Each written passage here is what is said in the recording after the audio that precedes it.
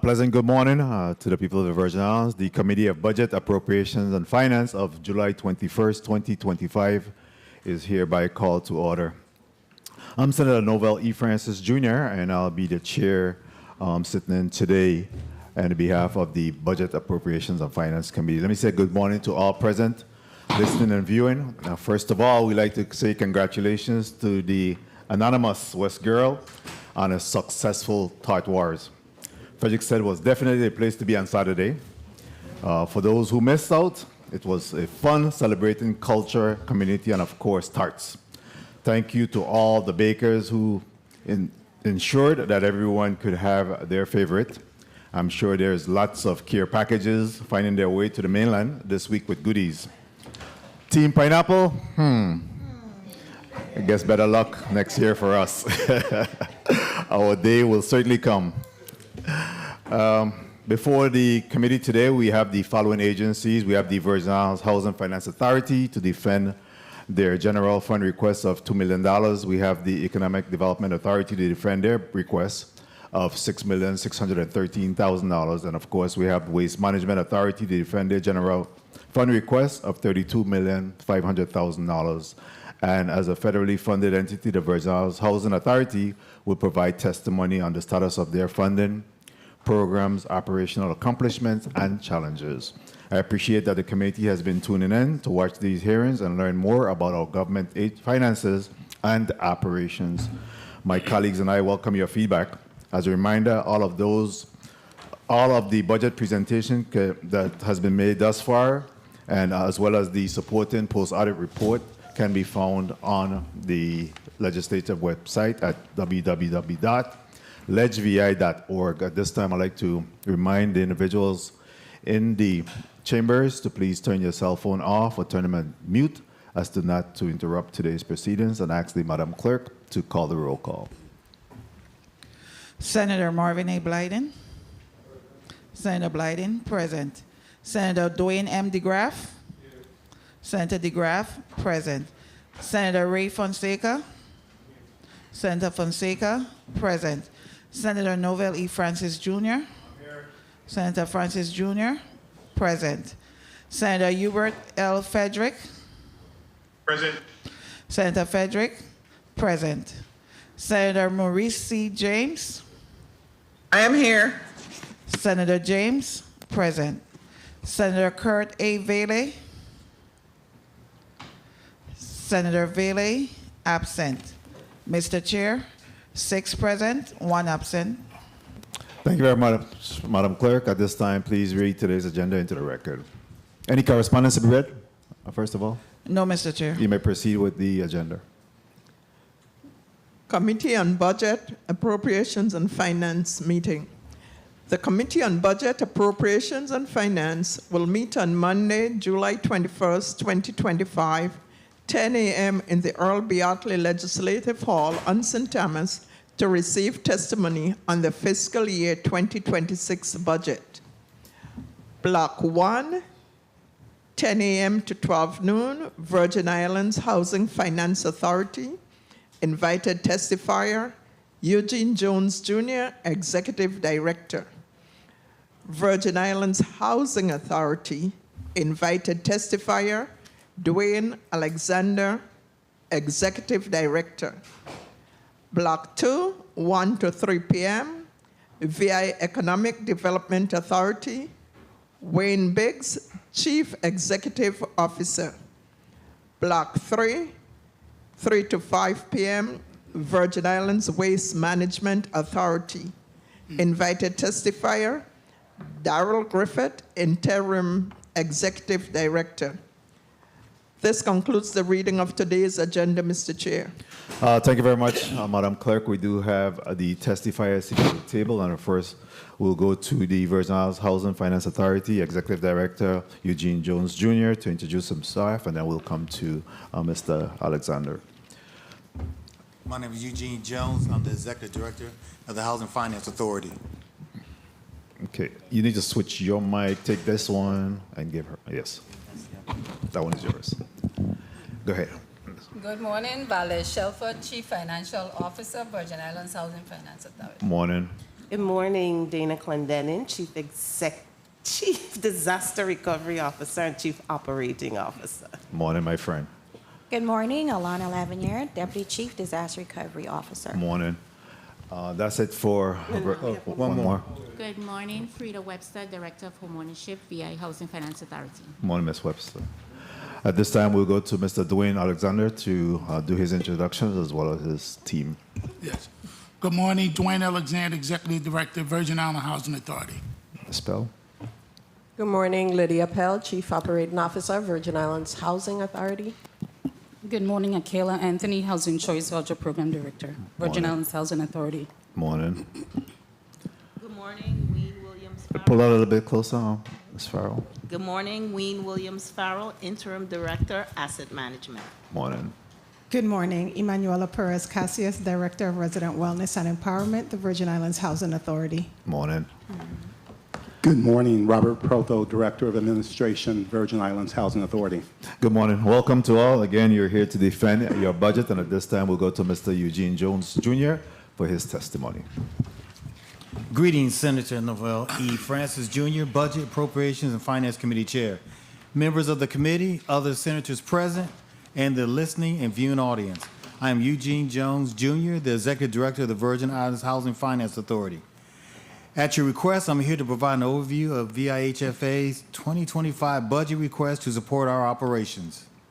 Budget overview. VIHFA proposed operating budget for fiscal year 2026 is $28,924,234. This includes $2 million from the general fund and additional revenues from stamp tax collections, home sales, commercial leases, mortgages, and federal reimbursements. The authority was projected to receive $5 million in stamp tax revenue for fiscal year 2024, along with another $6 million in fiscal year 2025. By way of background, VIHFA uses 12% of stamp tax revenues for administrative costs, which we have carefully budgeted approximately $720,000. We also anticipate approximately $2.7 million in home sales, 18 commercial leases of $150,000 per annum, mortgages of $350,000 per annum, and various federal reimbursements. Mr. Jones, please slow down just a little bit. Oh, Go ahead. federal reimbursements from CDBG, CDBG-DR, MIT, Electrical Grid, CDBG-CV, ESG-CV, and home of a little over $21 million. Our projected expenditures for personnel service for fiscal year 2026 are a little over $13.1 million, with $8.854094 for salaries and $4.2 million for fringe benefits. This represents an increase of $691,000 over the fiscal year 2025 budget due to filling a number of positions that were previously vacant. The budget also includes $103,000 for supplies, $1.2 million for rent, and $9.6 million for professional services, including consultants, construction management, and website management for all of our programs. We also have budgeted for systems upgrades of $875,000, utilities of $500,000, and other services and charges of $471,000. Over the past 15 years, VIHFA's annual appropriation from the general fund has been $2 million, used solely for salaries and fringe benefits. However, given the rising cost of health insurance premiums and employee retirement contribution, the $2 million today sustains salaries and fringe benefits for approximately 20 employees, leaving HFA to identify other revenue streams to defray the personnel expenses, salary plus fringe, for an additional 33 field positions that are not federally reimbursed. When staff work on activities which are grant funded, they are required to specifically allocate their time so that HFA can charge back the cost either to program administration or direct project expense as applicable. Of the 103 employees, 50 are federal funded, providing reimbursement for approximately $8 million. This highlights the HFA operating budget for fiscal year 2026. Human resources. The authority has a total of 103 employees, 60 in St. Thomas, St. John/Water Island District, and 43 on St. Croix. For fiscal year 2025, VIHFA has welcomed 13 new hires, executed 6 internal promotions, and processed 10 separations. An additional 2 hires are pending in August. Presently, there are 4 vacancies across the authority with an estimated budget impact of $235,000. Federal funding. The authority administers various federal grants as follows. The Community Development Block Grant, CDBG, is a HUD formula allocation grant based largely on population, property levels, and housing market data. The primary objective of the CDBG grant is to help facilitate the development of viable urban communities by providing decent housing, suitable living environments, and expanded economic opportunities. The territory CDBG allocation for fiscal year 2025 is $1.8 million. We have received 33 applications for the 2025 grant funds. The CDBG staff have vetted the applications, and the recommended projects will be submitted to the VIHFA board for approval. The amount that will be awarded to projects will be $1.4 million, which we will be divided equally among the 2 districts, $721,874.80 per district. The Home Investment Partnership Program, HOME, is an annual HUD formula allocation grant which serves to expand the supply of decent, affordable housing for very low and low-income families. Jurisdictions use home funds to support housing programs that meet local needs and priorities. Funds may help renters, new home buyers, or existing home owners.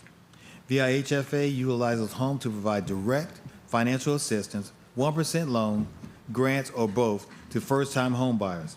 This has been based on the determination of need because of the cost of a modest home exceeds the affordability of working-class households. Home funds help bridge the gap between the purchase price of a unit and what the household can afford. Since 1995, Home has assisted 530 families achieve home ownership in the USVI. Funds are used directly for home buyer assistance. Home funds are not sub-granted to organizations. Use of home funds is governed by various key requirements prescribed by HUD to include household income limits, maximum home ownership value limits, maximum per unit subsidy, and mandated resale guidelines / recapture provisions to ensure that the units assisted with home funds continue to provide housing for the assisted household or another low-income household through resale for at least 20 years. The territory's home allocation for fiscal year 2025 is $796,475.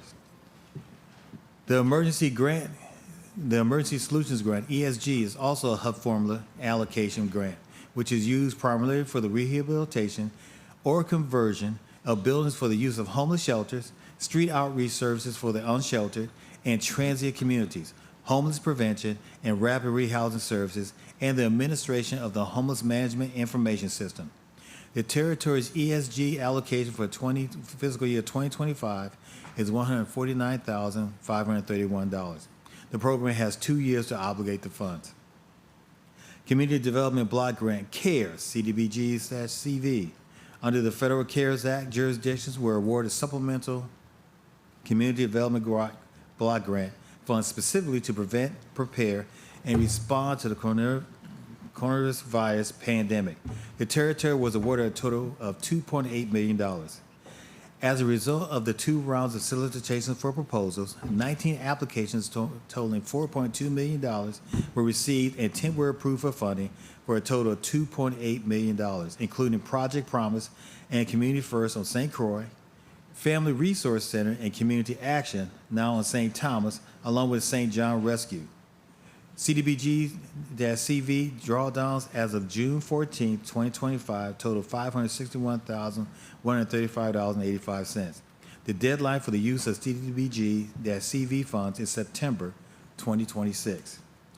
Emergency Rental Assistance Program, ERAP. The territory has received $23.3 million in funding through ERA-1 and ERA-2 grants, which offer vital support to eligible residents facing financial hardship during and after the COVID-19 pandemic.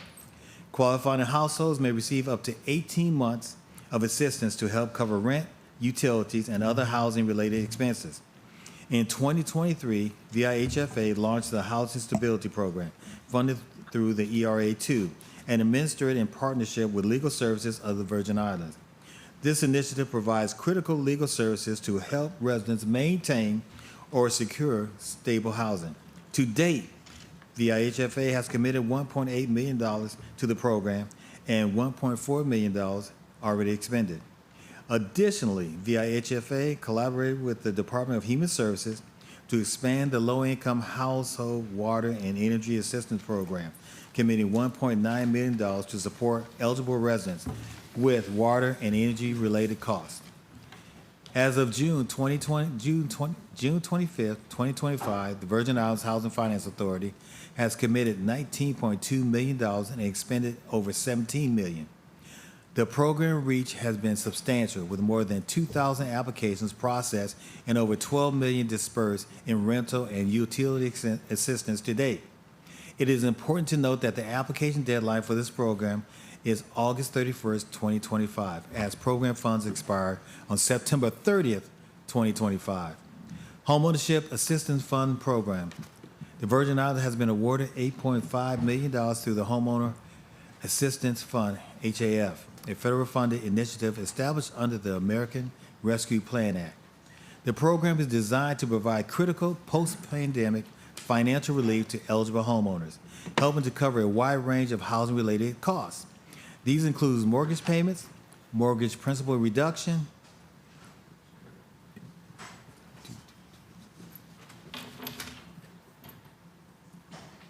HOA/condominium fees, property taxes, homeownership and insurance, foreclosure prevention, and utility assistance. Additionally, the Virgin Islands Housing Finance Authority, through its homeownership division, offers housing counseling services to support homeowners in financial distress. Eligible homeowners may receive up to $65,000 in financial assistance. To qualify, the applicants must demonstrate a financial hardship experienced after January 21st, 2020, such as loss of employment, reduced income, or significant health care expenses related to COVID-19. Additional eligibility requirements include demonstration of ownership and occupancy of a home as a primary residence. Household income must not exceed 150% of the area median income, AMI, as determined by HUD, and the property must be located within the U.S. Virgin Islands. As of June 25th, 2025, VIHFA has processed more than 200 applications and has expended over $4.7 million, including over $3.8 million in financial assistance to qualifying homeowners. Program funds will remain available until September 30th, 2026. CDBG-DR Mitigation Electrical Grid.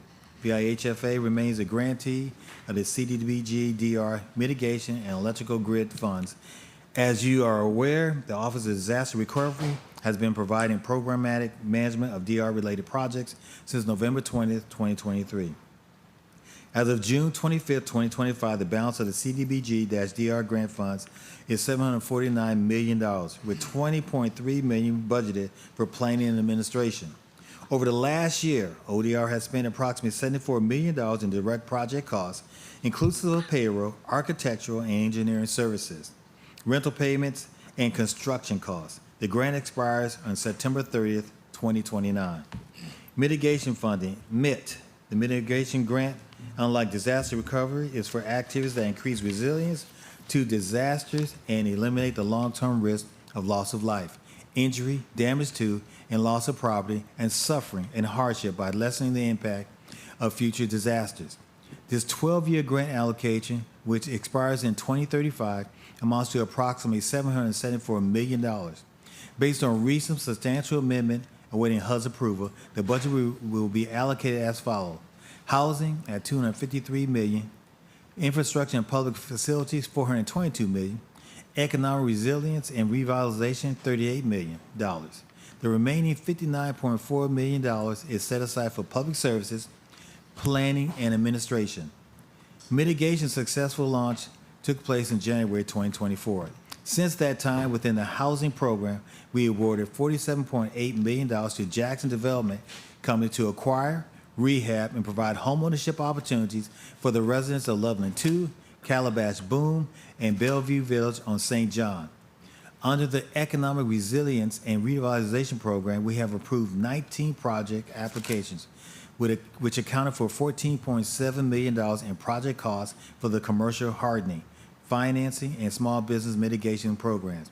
We approved and made payment of $145 million for the propane infrastructure acquisition and approved and allocated $124.4 million for Phase 2 of the Veterans Drive Mitigation Project. Electrical grid. With the electrical grid grant, the total budget is $67.6 million.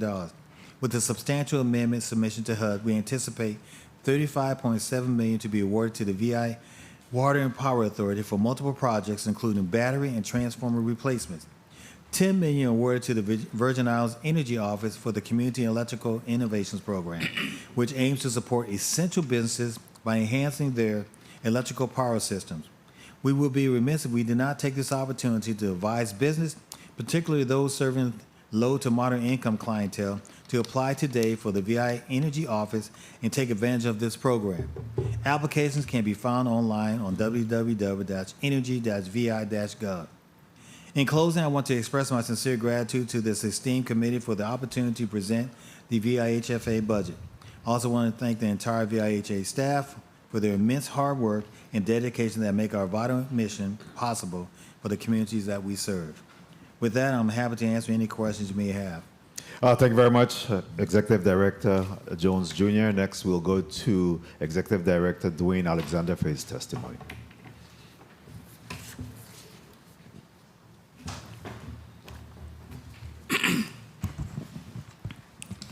Thank you. Good morning, Honorable Novell E. Francis Jr., Chairperson of the Committee on Budget, Appropriations, and Finance of the 36th Legislature, Vice Chair Marvin A. Blyden, committee members, Senator Dwayne M. DeGraff, Senator Ray Fonseca, Senator Maurice C. James, Senator Kurt A. Violet, and Senator Hubert L. Frederick.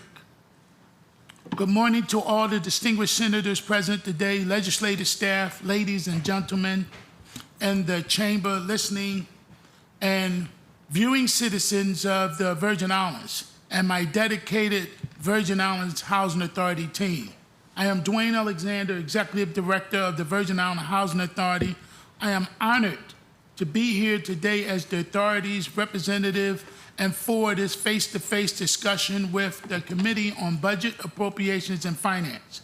I am joined here today by Ms. Lydia Pell, Chief Operating Officer, Mr. Robert Protho, Director of Administration, Ms. Akela Anthony, Director of Housing Choice Voucher Program, Ms. Emanuela Perez Cassius, Director of Resident Wellness and Empowerment, and Ms.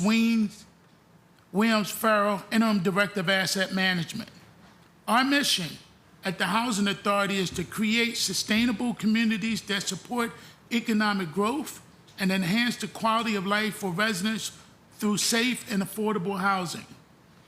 Additionally, we provide various services designed to empower our public housing residents, promote self-sufficiency, and establish resident councils for our valued tenants to have a united voice within each community.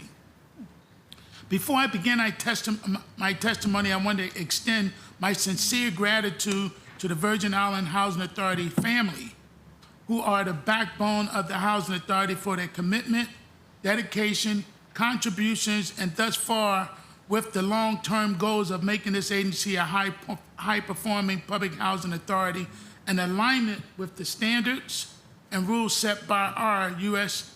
Department of Housing and Urban Development, Puerto Rico Field Office. In addition, I would like to recognize the Virgin Island Housing Authority's Board of Directors for providing strategic guidance and oversight. The agency is better as a direct result of the board's commitment, governance, and guidance led by the board chair, Mr. Simba Abith. The Virgin Island Housing Authority continues to have clean audits with no financial audit findings. HUD's Public Housing Assessment 5 scores public housing agencies on 4 key indicators: physical conditions, financial conditions, management operations, and the capital fund program. The financial conditions indicators assess the Housing Authority's financial health and stability with a maximum score of 25 points. For the fiscal year ending 2022, based on the authority's last audited financial, the Virgin Island Housing Authority received a score of 22 of 25 total possible points. The fiscal year ending 2023 scores have not been received. The financial condition indicator, along with the other 3, contributes to the Housing Authority's overall 5 score, which determines its performance designation. It's either high, standard, substandard, or troubled. The Housing Authority currently has a designation of troubled. However, we are very optimistic that we will move from the troubled status to a standard performance sometime soon. Today, we will present and discuss the authority's 4 major programs: low-income housing, 1, 2, capital fund grants, 3, the central office call center, and 4, the Housing Choice Voucher Program. We will also discuss other financial reporting areas of the authority that are critical to VHI's ongoing daily operations. Today's presentation, I will provide an analysis of the U.S. Department of Housing and Urban Development, HUD, budget trends and their financial implications on the Virgin Island Housing Authority, current year and fiscal year 2026 funding. It is essential to note that the VHI's fiscal year differs from the government of the Virgin Islands, which begins on January 1st and concludes on December the 31st. VHI's Board of Commissioners approved the agency's 2025 annual budget on December the 18th, 2024. To establish a budget framework each year, we assess federal funding trends from HUD. Funding received is based on congressional appropriations. The VHI team will continue to monitor and assess the potential impact on its funds to be received from HUD. HUD program funding. The President's 2026 proposed budgets include significant cuts aiming for a 44% reduction in funding for HUD.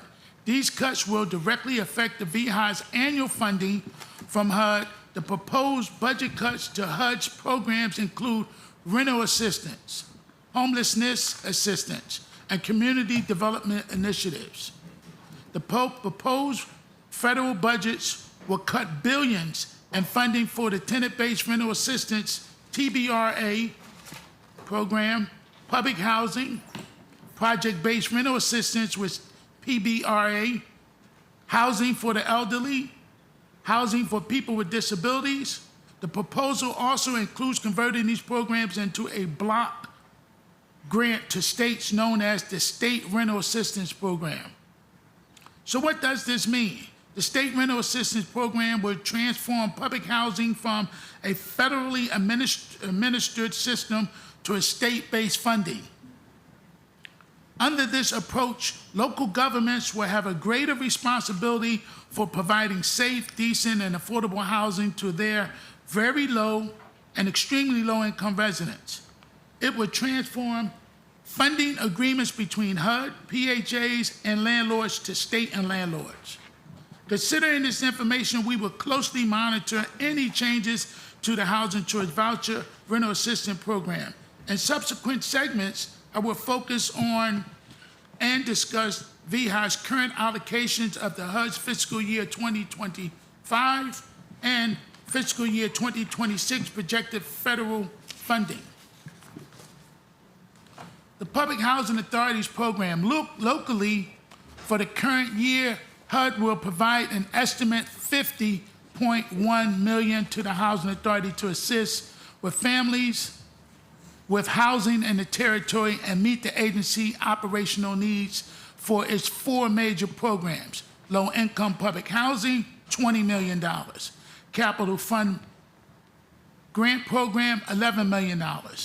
The Housing Choice Voucher Program is $17 million and $1.9 million respectively, and the Central Office Cost Center, which is $1.1 million, included in the CFP grant.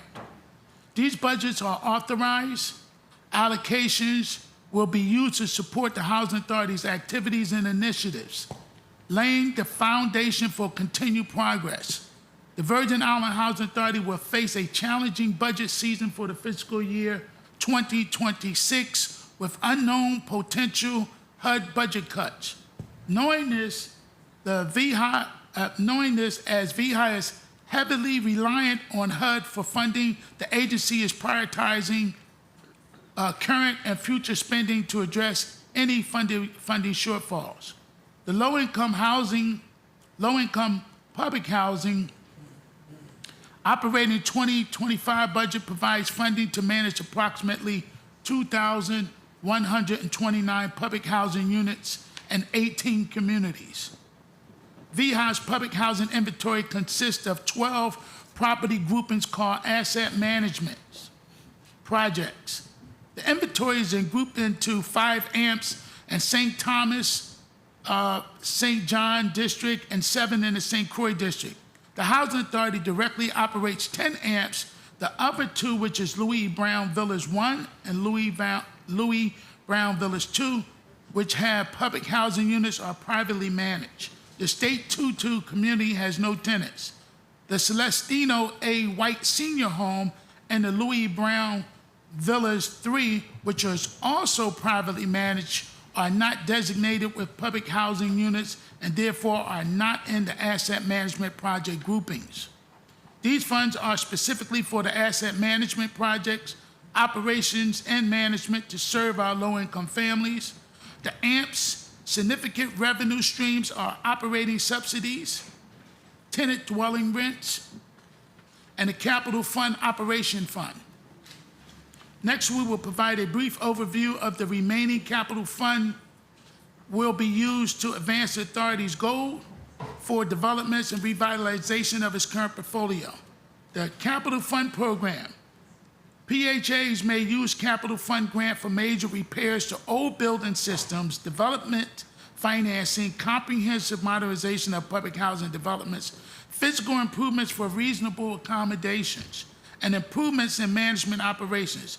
HUD authorized $11.3 million for the 2024 Capital Fund program to be expended in the fiscal year 2025 to maintain the authority's public housing inventory.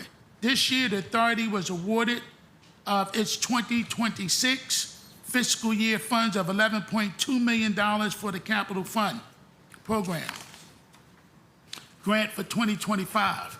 VHAR will use these funds to achieve the authority's goals as they relate to improving dwelling units for our residents, increase public housing occupancy, reducing water costs, preserving existing assets, and partnering with developers to build new affordable housing. Over the last 4 years, HUD provided $44.7 million in capital fund program money. As of May 2025, VHI expended $18.4 million, or 41% of its authorized funding, with $26.4 million unexpended. By prioritizing the use of these available funds, VHI has consistently met HUD obligations and expenditures deadline for all its capital fund grants. VHI has 24 months from each grant start date to obligate a minimum of 90% of authorized amount of each capital fund grant and 48 months to expend 100% of the grant. The remaining $26.4 million in unexpended capital fund grants will be used to rehabilitate vacant units, pay architectural and engineering fees, repair hurricane damaged roofs, cover relocation costs, upgrade and modify Section 504 units, address internal property deficiencies, remediate mold issues, repair water lines, and pay other eligible capital expenditures. Next, we will provide a brief overview of the Housing Choice Voucher Program. The Housing Choice Voucher Program, formerly known as Section 8, is the federal government's primary program for assisting very low-income families, the elderly, veterans, and people with disabilities, and affording decent, safe, and sanitary housing in the private market. Eligible families receive vouchers that can be used to pay for or a part of their rent in a home of their choice.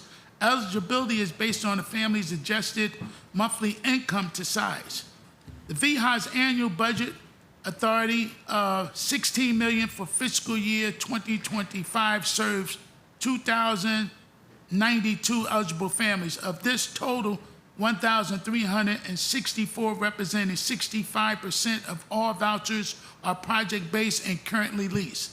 In May 2025, monthly housing assistance payment, which is the HAP, to private landlords total more than $1.6 million to support affordable housing. Utility assistance payments were issued to 412 participants, totaling $111,000. The year-to-date through May 2025, the authority has received $7,535,395 from HUD and has paid $7,367,774 to landlords. The program goal is to maintain at least 99% voucher utilization. However, due to the severe shortage of available rental units in the territory, the families continue to face challenges and locating apartments. This dynamic continues to the shortage of available units and eligible families on the waiting list combined. The program tenant-based and project-based waiting list totals more than 3,577. 2,532 in St. Thomas, St. John districts and 1,045 in the St. Croix district. Within the voucher program, there are 5 smaller but significant grants with allocations totaling $754,528 for special needs families, which are as follows. Foster youth to independence, which we receive $154,650. Currently, the voucher program receives 24 foster to youth independent vouchers, which are tenant-based vouchers to partner with public child welfare agencies. These vouchers are designated only to assist youth aging out of foster care and are at risk of becoming homeless. VHI has housed 3 participants working with the Department of Human Services and other partners we expect to utilize available vouchers within the next 12 months. The mainstream program, in which we receive $20,433, these tenant-based vouchers are designated to assist non-elderly persons with disabilities. The funding provides 75 vouchers effective January 1st, 2021. To date, 17 families have been housed. The emergency housing vouchers, we received $398,023. These 20 vouchers are designated to assist the following family types: homelessness, recent homelessness, and at risk of homelessness, and families fleeing or attempting to flee domestic violence, dating violence, sexual assault, stalking, or human trafficking. The Housing Authority has 13 families housed. We are working with the Continuum of Care partners to ensure families receive the help they need to find units. The single-room occupancy, we receive about $45,539. This program provides funding for about 8 families. There are 5 families housed. To use these funds, the authority is partnered with the Meeting the Needs of the Community program to house families or individuals. The Veterans Affairs Supportive Housing, which is known as the VASH program, we received $37,000 for this program. These 24 vouchers are designated for homeless veterans through the Veterans Administration Program. 5 families are housed, with 3 families projected to be housed within the next 60 days. The authority is working collaboratively with the Veterans Administration, Veterans Affairs Office to improve recruitment to the program. The Resident Opportunity and Family Self-Sufficiency, we received $98,883. The funding pays for salaries and benefits of the VHI Family Self-Sufficient Coordinators. The Family Self-Sufficiency Program has 31 individuals participating, 17 in public housing and 14 in the Housing Choice Voucher Program. A 5-year plan of action consistent of immediate and long-term goals is developed with the participants tailored to their specific needs. Before I begin the overview of the revenues and expenses for the Housing Choice Voucher Program, I would like to acknowledge and commend Ms. Kayla Anthony, director of that program, and her exceptional team for achieving a perfect score of 140 out of 140 from HUD on the agency's fiscal year 2024 Section 8 Management Assessment Program, thereby earning a high performer ranking. The high performance status is the highest rating from HUD to a public housing agency for financial management, operations, and regulatory compliance. Achieving such an outstanding performance is a testament to the meticulous effort and collaborative spirit exhibited by every team member. HUD evaluates performance of public housing agencies in administering the Housing Choice Voucher Program using 14 indicators. These indicators covers areas such as waiting list management, rent reasonableness, income verification, and property inspections. The Housing Authority self-certified these performances on these indicators, which HUD field offices then verify. This is an excellent accomplishment that reflects their hard work and dedication, and as director of this agency, I'm very honored and proud to be part of this team. The overview of the Housing Choice Voucher Program for fiscal year 2025 and fiscal year 2026 revenues and expenses. The Housing Choice Voucher Program budgeted operations revenue and expenses for fiscal year 2025 are $1.9 million. The revenue and expenses for fiscal year 2026 is also projected at $1.9 million, based on the 2025 actuals. The funding is needed for operation needs to cover salaries for the programs and employees. For fiscal year 2024, the Housing Choice Voucher Program received housing assistance payments from HUD at $16.3 million. Based on the payments received year to date through May 2025, the HUD payments annualized may be close to about $17 million. Next, we'll provide a brief overview of the Central Office Call Center. The Central Office Call Center provides fiscal operations, oversight, and information technology services to the asset management program.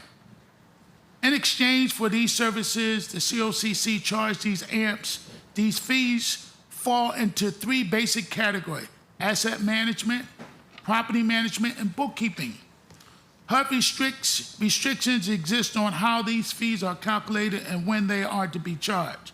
The COCC has component units, which is the Executive Office, Accounting and Procurement, Information Technology, Human Resources, and Modernization Department. The overview of the COCC fiscal year 2025 and 2026 budget revenues and expenses. The total fiscal year 2025 revenue and expenses for the COCC is $4.8 million. The central office primary revenue is earned from asset management fees received from managing the communities. The other primary revenues driver is the administrative fees earned from the Capital Fund Program. Under HUD's asset management rule, the COCC earns 10% of the total annual capital fund grants. For fiscal year 2025 and fiscal year 2026, the total grant authorized by HUD were more than $11 million for each fiscal year. The COCC also receives management fees from Housing Choice Voucher Program. The higher of one, either 20% of the annual administration fee, or two, up to 12% monthly per voucher lease. Additionally, the Housing Authority may earn $7.50 per voucher leased as bookkeeping fees. Personnel. For 2025, VHI staffing levels was approved at 200 full-time employees. There are 168 positions filled with 32 vacancies, with 85 exempt and 115 non-exempt roles. At this time, the Housing Authority must realistically consider how the current administration funding decisions may impact the staffing levels of 2026. However, despite the uncertainty of the future of HUD decisions, the Housing Authority remains committed to hiring and retaining qualified individuals to meet the demands of maintaining the current public housing portfolio and ongoing development of new and affordable housing. Other federal grants, the Housing Authority has entered into a loan agreement totaling $101 million to develop the Walter M. Hodge and for the redevelopment of Dunu development. To date, the authority has received from the Federal Emergency Management Agency, which is FEMA, Community Development Block Grant Disaster Recovery Funds totaling $73,208,683. The Housing Authority has articulated a robust set of goals, objectives for the fiscal year 2026, carrying forward the accomplishments and strategies from the fiscal year 2025. These objectives are to further our mission of rejuvenating and enhancing public housing within our communities. Committed to addressing the agency's current challenges, the Housing Authority is refining its performance matrix to achieve standard performer status under HUD guidelines. At the core of this effort is the ongoing execution of the Housing Authority's portfolio reposition strategy. This initiative is revitalizing housing developments on both St. Croix and St. Thomas while ensuring alignment with federal regulations and control standards. In partners with prestigious developers, the Housing Authority is advancing the 6 critical projects, continuing the construction of the Dunu redevelopment project, which encompasses phase 1 of the 2-2 high-rise replacement with 84 rental units, which we closed on May 30th, 2025.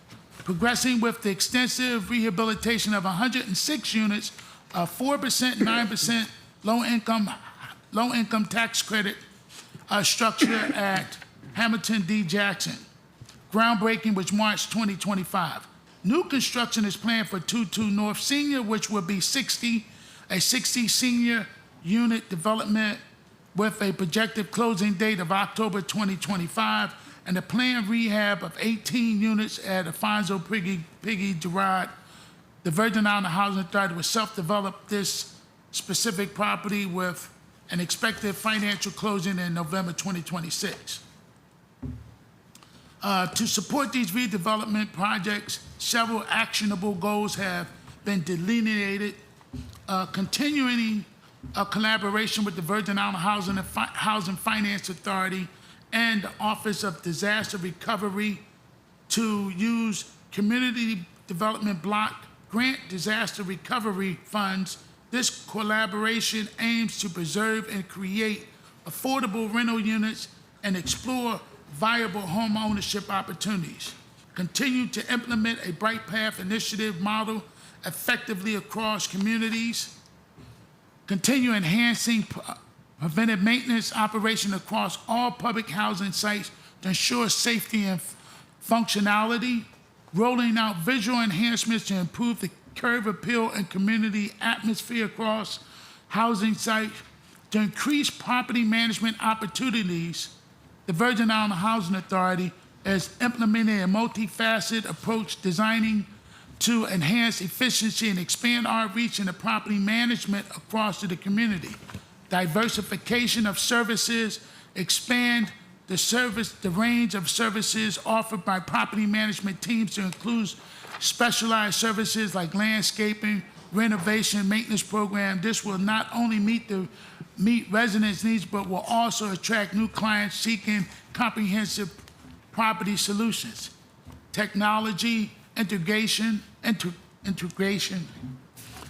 training and development, marketing and outreach, improving resident services. Leveraging funds opportunities to utilize available funding from federal and local sources to invest in infrastructure and property upgrades, thereby making our properties more attractive to potential residents and investors alike.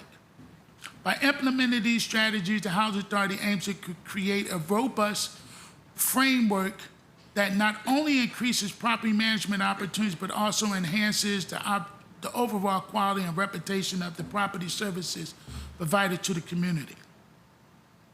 The Housing Authority commitment to fostering household self-reliant and improving communication through strategic initiative. The Stay in the Loop campaign is designed to keep the residents and community partners engaged and informed, building a stronger sense of community. Active efforts are underway to establish elected resident councils throughout the territory with preparations for Phase 3 elections intended to empower these councils to advocate effectively for their communities, to promote home ownership and comply with the Housing Opportunity Through Modernization Act, which is known as OPMA. The Housing Authority has organized educational work sessions and focus groups to help residents gain the tools and knowledge they need to achieve home ownership. Additionally, a grant from AARP has been secured for 200 residents aged 50 and above identified as vulnerable through wellness assessments. The grant aims to improve their quality of life with features such as multi-sensory doorbells that promote safe and independent aging in place. These strategic initiatives underpin our unwavering commitment to enhancing resident lives and their overall quality of life within our communities. The Housing Authority is well equipped to achieve these goals by focusing on effective day-to-day operations, maintaining public housing conditions, and leveraging funds from FEMA, HUD, and private financing sources. These efforts are aimed at delivering sustainable, energy-efficient, and aesthetically appealing affordable housing that prioritizes residents' well-being, all adhering strictly to federal regulations, directives, and notifications.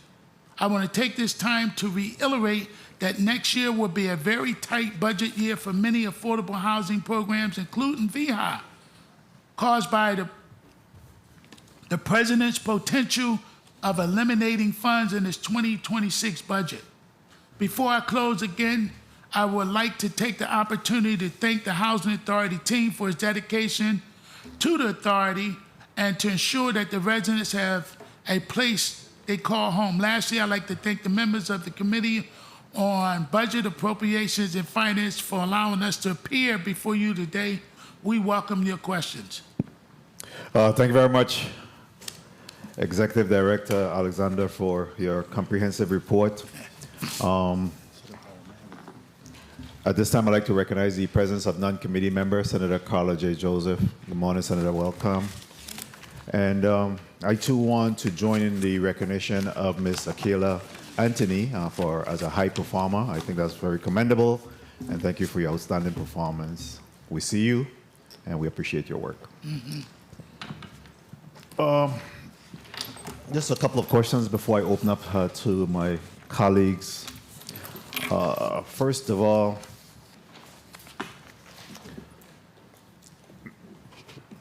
Executive Director Jones, I know you spoke about the anticipation of this $5 million in stamp tax. Can you expand what's happening within that space and your level of communication with the Office of OMB in respect to that money? Great question, Chair. We've sent information to OMB. As you know, one of our board members is the director of OMB, and so we had a conversation. And so he is going to check in with the finance department to see if he can allocate some money of the close to $20 million that's owed to us. So we've been talking to him on a weekly basis, trying to get an update. And how has this funding impacted your ability to function, not having this funding? Our personnel expenditures is tight because that's what we use those funds for, and also to create and acquire home ownership opportunities. Okay. In terms of, so your appropriation, at least of the $2 million, have you received that funding to date? Yes, we have, on a monthly basis. On a monthly basis. And vendors payment, how much do you owe in vendors payment, or do you owe any vendors? We owe no vendors. Great. All right. Do you have any federal funding in jeopardy at this time? Well, I don't like to speculate like my colleague here next to me, but we've been through this before when new administrations have always threatened to cut the HUD budget. So it's like a wait and see. I don't cry before I'm hurt. I'm just going to wait and see what pans out, because at the end, I'm pretty sure they're not going to reduce it at 40%. They will reduce some of it, but I think there's some opportunities in which we can facilitate some type of narrative to Congress, especially the appropriators. Okay.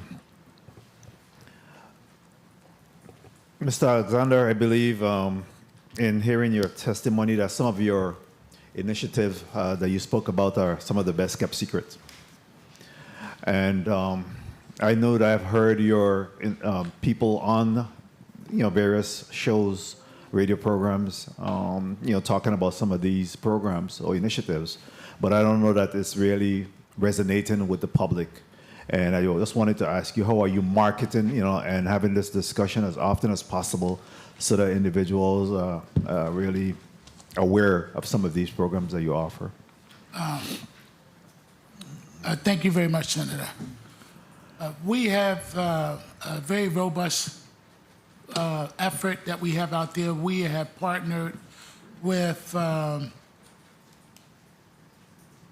PR team to make sure that we get the information out there. We just last year started a newsletter that we have been filtering out into the public.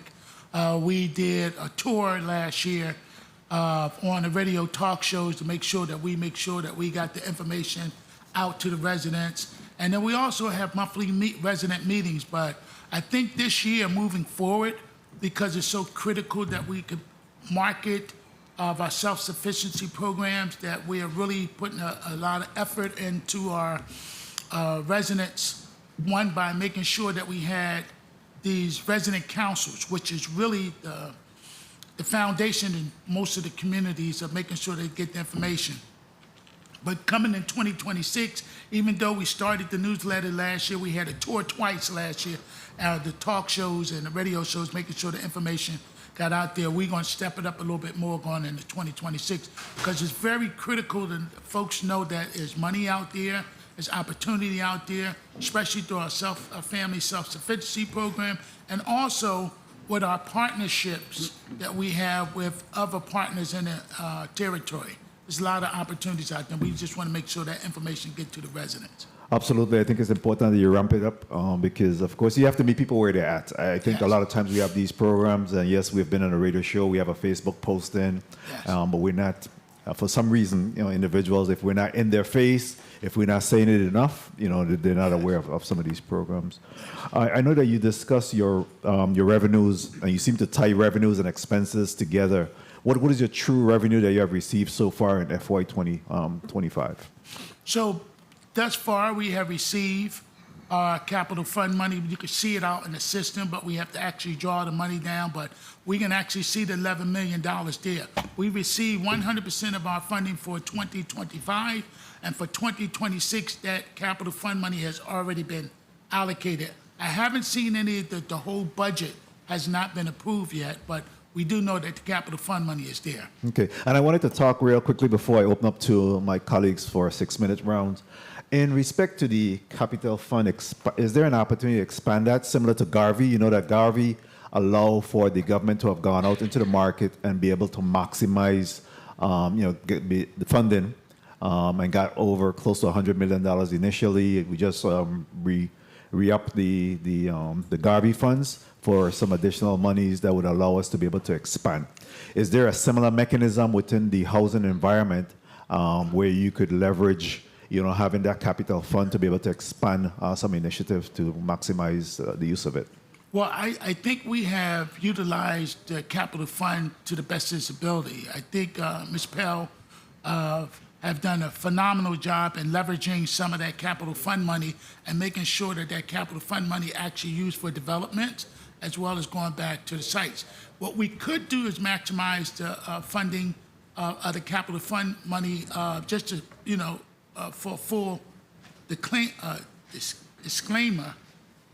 We get about $11 million. The government can always take the opportunity to match that $11 million with the $11 million that we get, and we can utilize that money to do a lot more things than what we're already doing. Mm-hmm.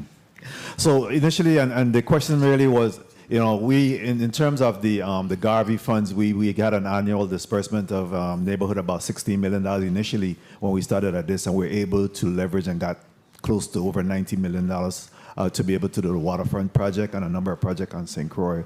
I was wondering whether or not there is a similar mechanism where, besides you could leverage that $11 million over the next 10 years, for example, because it's consistent, to be able to perhaps get a $100 million, housing initiative going.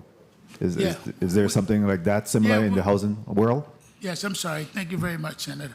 Yes, the tax exempt bonds, and we're also looking into the possibility of maybe the agency of looking into MTW. That's why it's so important that our programs be standard programs, because we want to be able to do something with MTW down the road, because typically public housing money have to be used for public housing money, and Section 8 money have to be used for Section 8.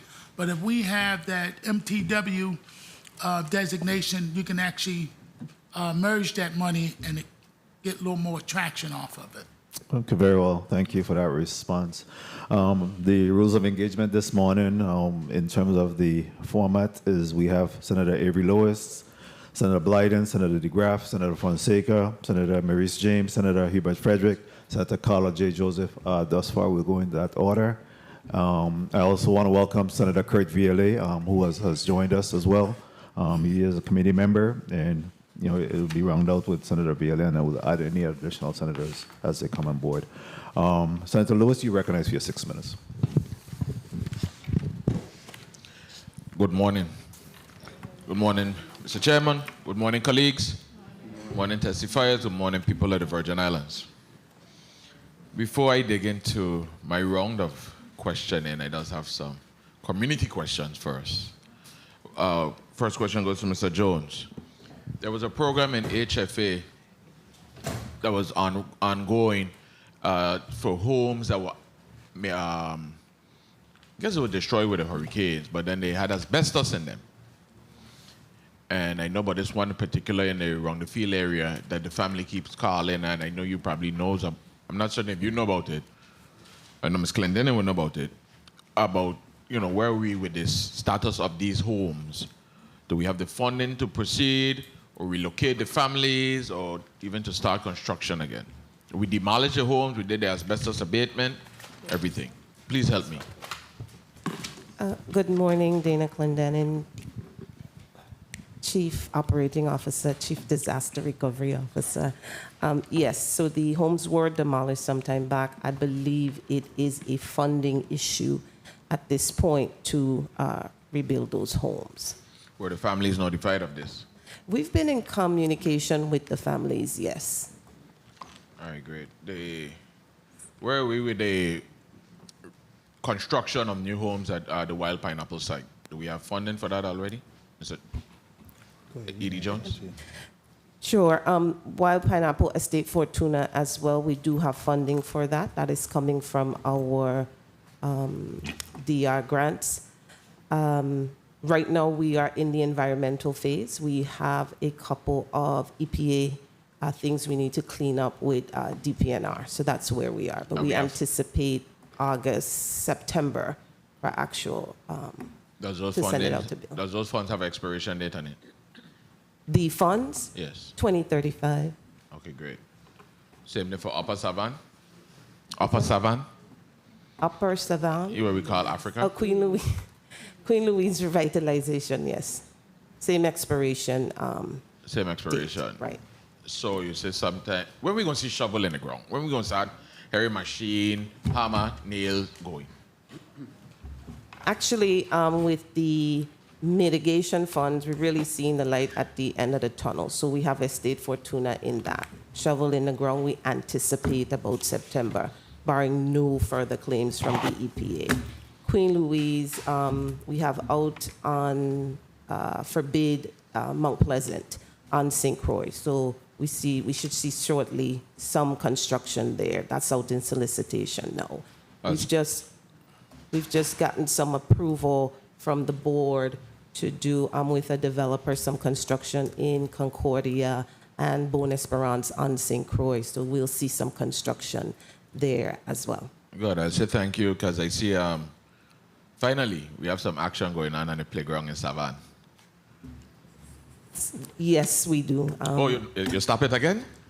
The project is completed. Yes. Mm-hmm. Completed. Thank you. Thank you We're for supposed to that. have a ribbon cutting ceremony, I want to say the first week of August. No, we ribbon cut until we fix the road. Okay. 'Cause I ain't coming up there to cut no ribbon and the people asking me about the road.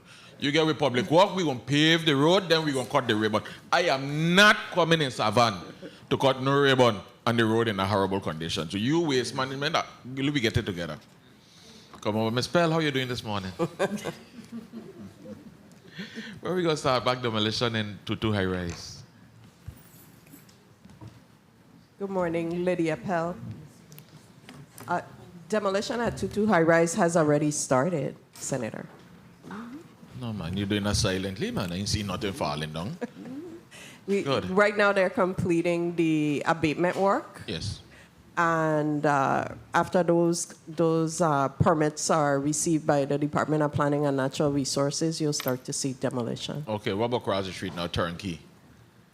Turnkey, no work has started on Turnkey. We're still redesigning and redevelopment, doing some testing and some design work in regards to that. That'll come later I down. asked this and I really questioning, querying about either for middle income and low income, the additional homes is that, when we ask our young people to return home or we ask them not to leave, those are one of the things, they ask about homes and housing. They plan to start a family and they want to move over from their mom and dad to, so I am inquiring for them, being that voice today. Good. Mr.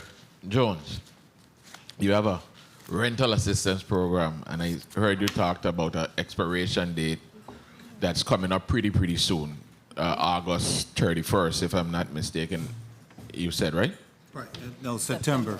September. Sorry, I apologize. But there wasn't an August something, a deadline or something?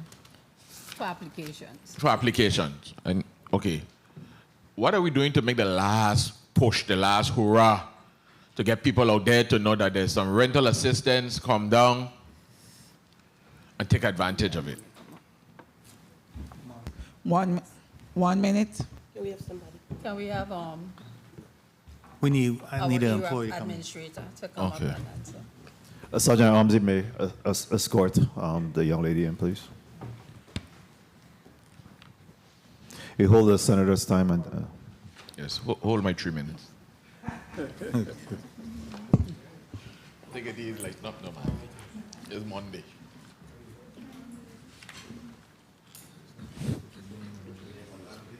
Ma'am, please get close to the mic and put your name on the record. Good morning. Go ahead.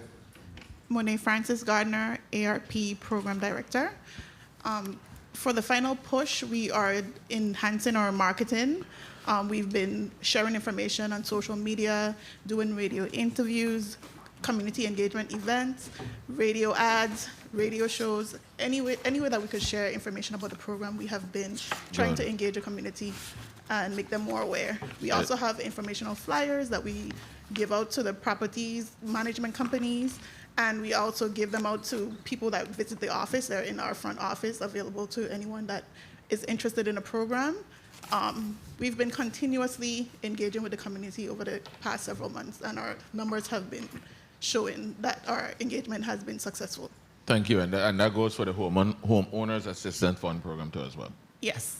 Thank you very much. Mr. Jones, are you currently in any kind of negotiations in terms of salary, collective bargaining, any of that? No, not at all. So no salary adjustments this year? No. So everybody's well paid in HFA? Well, I wouldn't say they're well paid, but they're paid. They're paid? Yes. 30 seconds. I see Ms. Glendon smiling. Anyhow. Mr. Chairman, I'll come back next with my budget questions. Thank you very much. Thank you very much, Senator Lewis.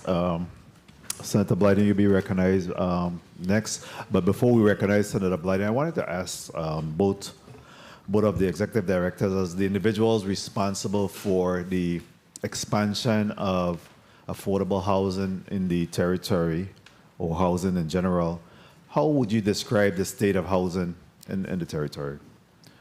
I'll go with you first, the Executive Director Alexander, and then I'll come to Mr. Jones Jr.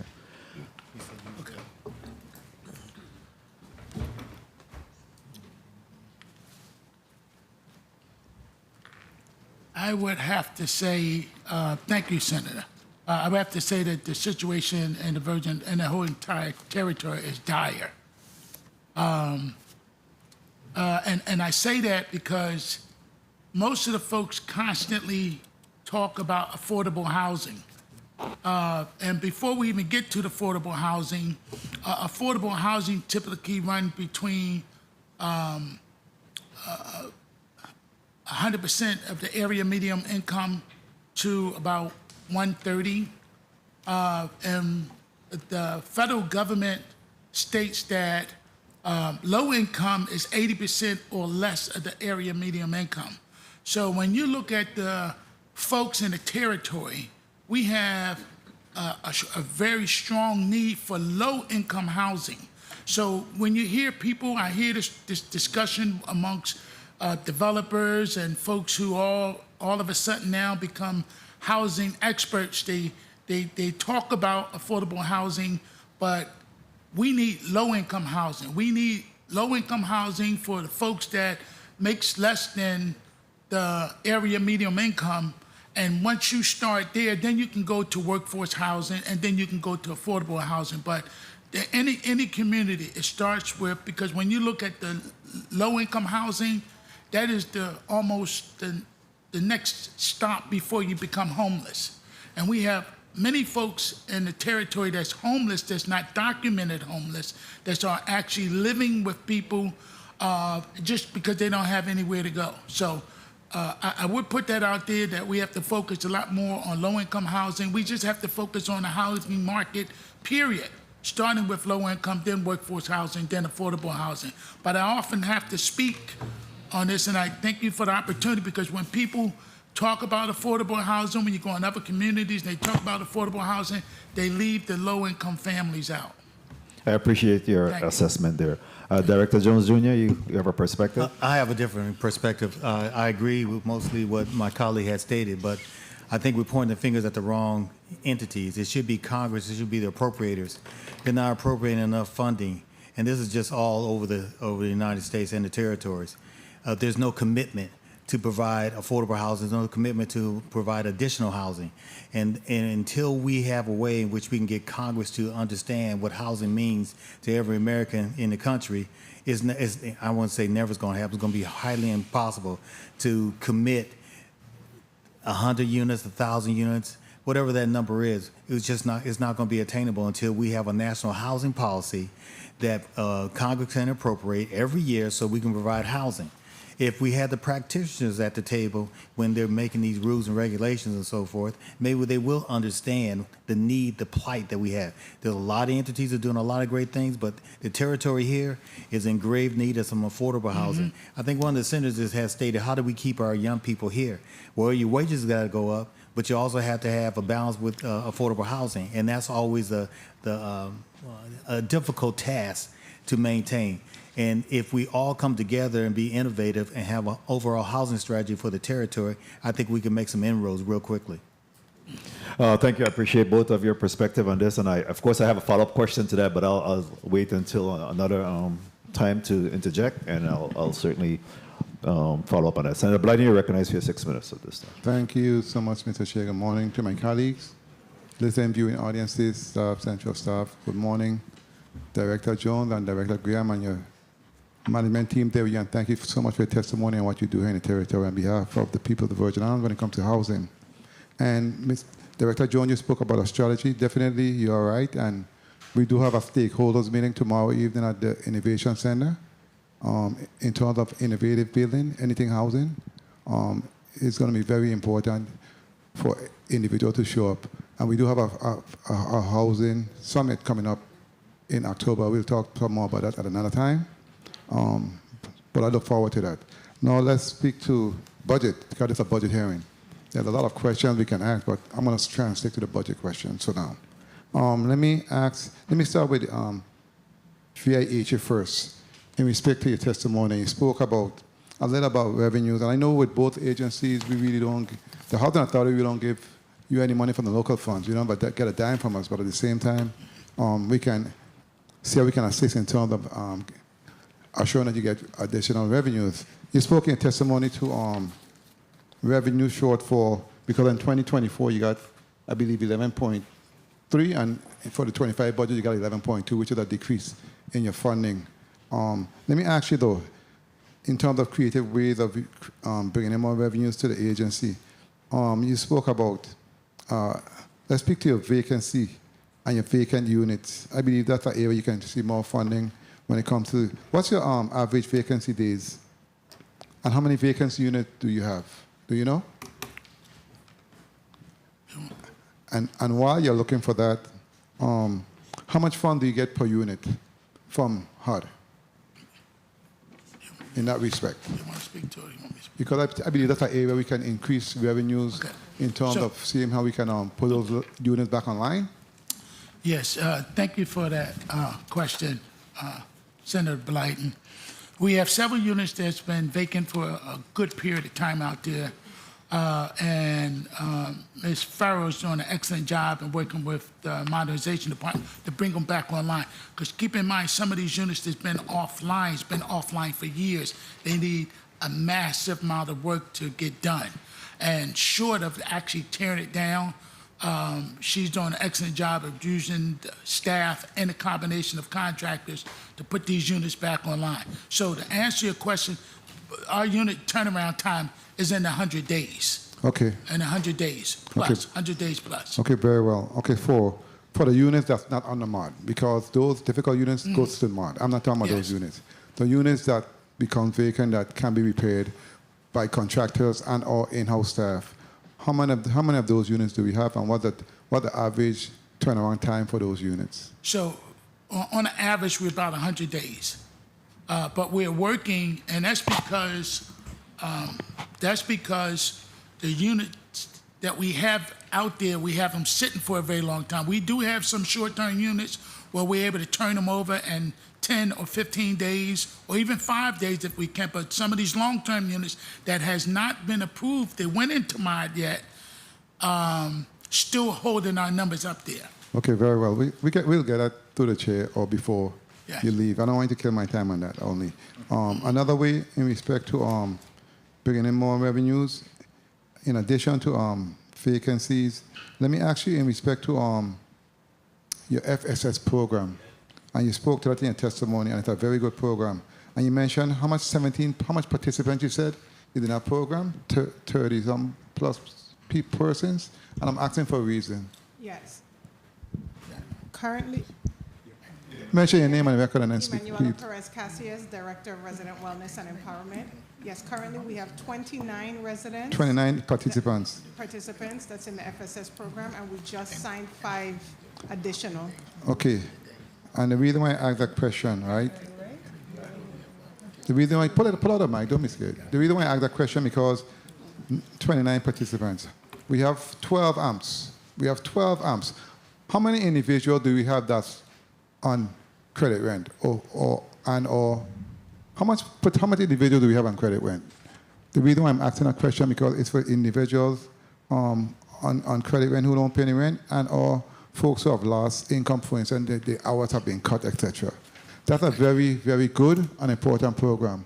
We have 12 amps. We're saying 29 individuals. I think that number needs to be 10 times more. The reason being, when I was there, every single person that lost their job will come to the office and on a recertification. Yes. I'm going to put them on a program. They need to be part of that program automatically. So we need to work on that. That's very important in terms of outreach and leadership. What I mean by leadership, managers, property management technician. The other one should be pushing and driving this to the individual, to the coordinator. That's the way it works. That needs to happen. I'm not going to go any further there, okay? Yes, sir. Thank you. Now let's speak to rent collection. That's another place you can increase your revenues. Yes. What the outstanding balances in terms of rents collected? What the number? What the percentage? How much money do we have out there that's not being collected? We have a substantial amount. How much? We're in a budget hearing. I need numbers. Over $1 million uncollected rent. To my point, and that can do a lot in terms of repairs and other duties in the housing authority. That's critical. Rent collection is another area that we need to improve in terms of assuring that you do your part in order to help the tenants, to help you, to help us all. Okay, so we need to focus on that. Let me go to via HFA. right quick before my time is up. I know you spoke earlier to my colleague from the West about the different programs, and he talked about you talked about marketing and how you're marketing those programs. 1 minute. I know last week I went on Papiloche in St. Croix. That's a Spanish station, the #1 station in terms of Spanish-speaking population. And they were surprised in terms of what I told them on your behalf, really, and what is available for them. So I met with Ms. Gordon, and she will be having her team go on this week, because it's important. It's not about me or them, it's about getting the message out there, making sure we use every dime. That's critical. 30 seconds. So it's important. Those programs are so important to me. It's critical that the message gets out. The Housing Assistance Program and the ERA program. I'm not going to get into it because it's been out there.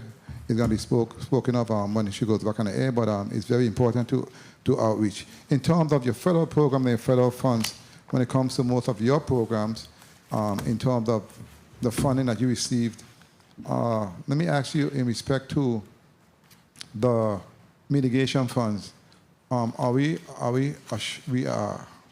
on point to assure that all of those funds will be utilized by the deadline, expiration date? Because those are some very good programs that those MIT funds are slated for, and the opportunities for people to get the assistance they need is very high importance. Can you speak to that, please? Yes, we briefly? will. Thank you, Senator. We will. Okay, and let me ask about the funding for new homes or home ownership opportunities, and also you have a lot of different programs. In terms of the outreach, and in terms of the individuals qualifying for these programs, are you seeing any hurdles in that respect, or is it a seamless process for individuals to get assistance with these programs? I think it's a seamless process. It's just getting people through to make them sure that they understand what they're doing, what they're responsible for. There's a lot of need, there's a lot of want. We have people just waiting on the sidelines, like in a football game, waiting to be called in. And so we're encouraged by that, and they encourage us to find and acquire and build homes. And in closing, Mr. Chair, I know you spoke to the stamp tax, and you did reach out to me, and I did reach out to the director, Reimer, and he promised that he was going to meet with you and see how much he can get you, because his thing was he was not seeing enough homes being built, and that's what the fund is for also. I told him that's not the point. The point is it is slated for you guys in order for you to build the homes. So if that's the case, give you guys the money, because we are talking about homelessness. We are talking about opportunities for individuals in terms of being able to stay here in the territory, because, as was said by the chair, folks leave all the time because they don't have a place to stay. So that's what that money is for. But at the same time, I will continue to reach out and work with anyone in respect to assuring that you get the proper funding you need in order to do your job, because if you don't have the funding, you can't do your job. Thank you, Senator. But Mr. Chair, I want to thank you so much for the time, and thank you for your responses. Thank you. Thank you very much, Senator Blyden. The chair would also like to recognize the presence of non-committee member, Senator Clifford Joseph. Senator Carla J. Joseph, you had a point of information? Thank you so much, Mr. Chairman. A pleasant good day to everyone. My point of information is to follow up with a good gentleman from NADA question regarding the stamp tax to Mr. Jones.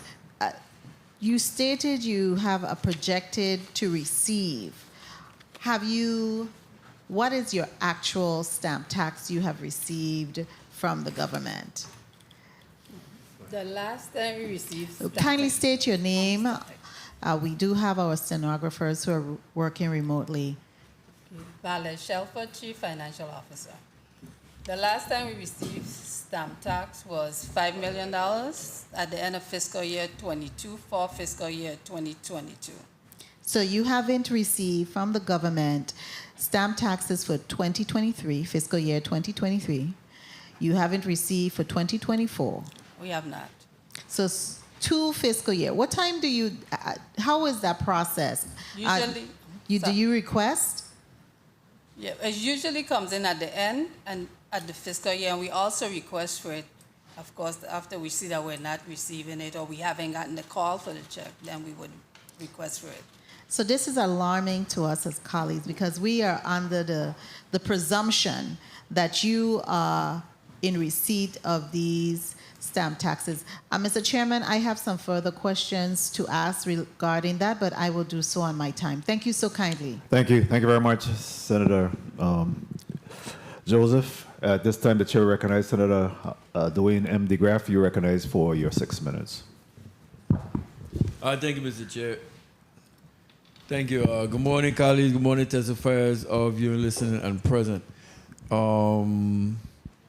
Director Jones, you are asking for $2 million for 26? That is correct, Senator. Okay, so for 25, you're supposed to get $3 million. But you never received the 50% stamp tax or, what is it, 50% from the land bank funds? Nothing at all. Just the $2 million you received. Yes, that's what's up. Introduce yourself. Valerie Shelfer, Chief Financial Officer. The $2 million is our ceiling that we received. The $2 million is the ceiling that we received from the government appropriation. So Right, for personnel and fringe. So what is your actual presently for personnel that you've expended thus far in 25 for personnel and fringe? Second. Yes. How many vacancies? How many vacancies under 35,000 if you have? How much persons under 35,000 if you have? Do we have? What is your total amount of employees? We have 11. No, we have 111 103, employees. 103, I'm sorry. And we have 6 vacancies right now. Wait, 103 employees? We have 6 vacancies. We have actually 105 employees, and we have 6 vacancies. So that's 111 total. Okay. Now, how many vacancies under 35,000? Only 2. 2. How many persons under 35,000 period? Two employees so far. 2 employees, but you said vacancies, 2 employees and 2 vacancies? Not vacancies, just employees. 2 employees under 35,000. Are there any vacant positions under 35,000? No. No. Okay, you ready for your actuals on personal and fringe? Yes. So it would be approximately $7 million that we paid Okay, out. so could I get it the breakdown? How much is personal, how much is fringe? Okay, personnel was $6.3 million. Give me the actual number. $6,336,432. And fringe? $2,458,481. 481, you said? Yes. Okay. You had 105, 25, you had 96 employees. You got 105, so you got up 9. And you said no one received wage increases in 25. Has anyone received wage increases in 2025? No, Senator. No. Okay. Has anyone owed any retro money? No, Senator. Okay, so, but in the 26 budget, they look for the acts for personal and fringe. It's different from 25. How come it's different? How come it's higher? It's higher because in 26, between 25 and 26, we have had hires for positions that were vacant, and also the positions. We lost some positions that went over to ODR, and since then, with MID coming online and E-Grid, we had to hire more people for some positions in those areas. Okay, so the 2 million will still cover your. Well, the total? 2 million covers like 20 employees that would be, say, locally funded employees. Oh, okay. So out of, but the 2 million is for local employees, period. Under Yes, general that's what fund. we use it for. It Right. goes directly So- into our payroll account, and we have the employees that it covers. So you went up 9 employees from last year. They're all on local side or split? 50. It would mainly be on our federal funded side because under the local side, of course, we would have a problem with the funding. We have put a freeze on hiring on the local side. Okay, unless it's really a critical position. See, like I say, what's confusing is looking at the 25 post-auditor's report, you had 25 vacancies. The 25 post-auditor report stated, 96 employees, and 25 vacant positions. Housing Finance Authority had 96 filled positions, 60 St. Thomas St. John. 1 minute. 36 St. Croix. Page 5. 96 are the total, and 25 vacant positions. That was last fiscal year? This fiscal year, you know, the 25, which is the last, yes. It's not on that, but No, I have the okay, actual you one. have- So I'm saying, so you're saying your vacancies right now only 6 Yes. on your local end. So then you say, It's not just, it's combined. okay, but your hires were just on the local side. 30 seconds. No. It Right, was that- also combined. Right, that's what I actually said no. So that's what I'm trying, okay, that's what I'm trying to get straight. My apologies. Okay. In closing, Housing Finance Authority, the date I had for the Savan basketball court was the 29th. Has that changed? You said no, early August? I think it's the first week of August, Senator. Okay, and I respectfully differ from my colleague. We want the groundbreaking now. We ain't Time. worried about the flow down the road mashup. Let's keep going. If I may wrap up, Mr. Chair. Yes, sir. Let's get it done. It's been down too long. Let's get that done. So early August, fine. We worry about the road after. And in closing for the Miss Anthony, job well done. Keep doing that 140 or 140. That's great. And Miss Williams Farrell, in regards to the Tadman, what official date do we have for naming of the basketball court in Otto Harris Court? Good morning, Wayne Williams Farrell. Wait, pull it closer. You've been here for donkey years. You know how it works. Good morning, Wayne Williams Okay. Farrell. We haven't set a date as yet with regards to the naming of the basketball court in Oswald Harris Court. We're still waiting to get information from the vendor to create the monument. Okay, and you still have all the funding? Yes, sir. Good. Thank you for the time, Mr. Chair. Thank you very much, Senator DeGraff. Senator Viola, you have a point of information? Yes, Mr. Chair. You're recommended. Thank you so much. Good morning to the people out of the Virgin Islands. Good morning, testifiers. Good morning, colleagues. Housing Finance Authority, the third page of your testimony, you have a chart there in which you have the core and the federally reimbursed employees. For core, you have 33 on St. Thomas and 20 on St. Croix. What do you mean by core? Is core general fund? Yes. Or it would be employees that are not, I'm sorry, Valerie Shelfer, Chief Financial Officer. It would be staff that's not on the federally funded side, like the DR staff, other staff that's federally 100%. So hold on. So you testified that the $2 million covers 20 employees. Yes. That is 53 employees you have in the core. So the next 33 is covered by what? It will be covered by whatever other revenues we receive. It would be also be. What does that mean? What does that mean? I'm trying to make sure that these 53 employees are not on the general fund budget They and are actually not. being paid from Department of Finance on a regular basis. They are not. So what is the cost of those 33 employees? And give me the source of funding to pay those 33 employees plus fringe benefits. Okay. So for the 33 employees, we may have some that are some of their funds are partially funded from federal based on how we allocate the funds, but most of them are covered by whatever other revenue we might receive or whatever other Okay. collections we have. So I can get you that information. I really don't have it in front of me. But we have also indirect Mr. cost employees.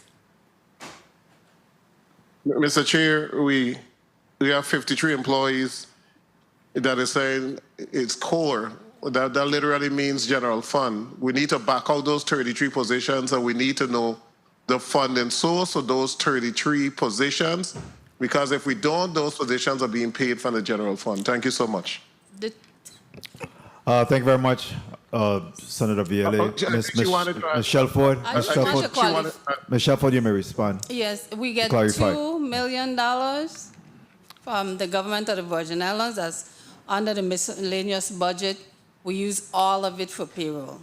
It can only cover at least 20 people. Yeah, the question is what happens to the other one second, Ms. Shelford. The question is how do you account for the remaining 33? I think that's what the question is. And you spoke about several other revenue that Yes, is we have- utilized for it. So we need some clarity in terms of what those revenues are. Okay, we have other revenue streams. We have funds that we receive from mortgage collections, funds that we receive from rental.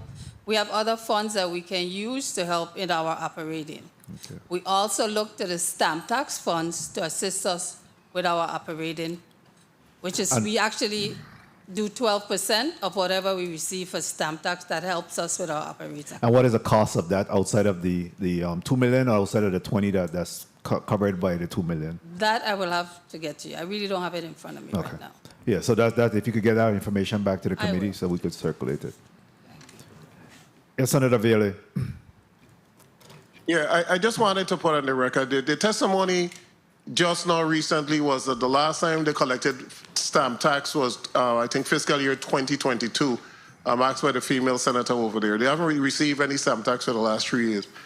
Additionally, the stamp tax is not just supposed to be used for administration, it's supposed to be used for infrastructure and other areas as prescribed by law.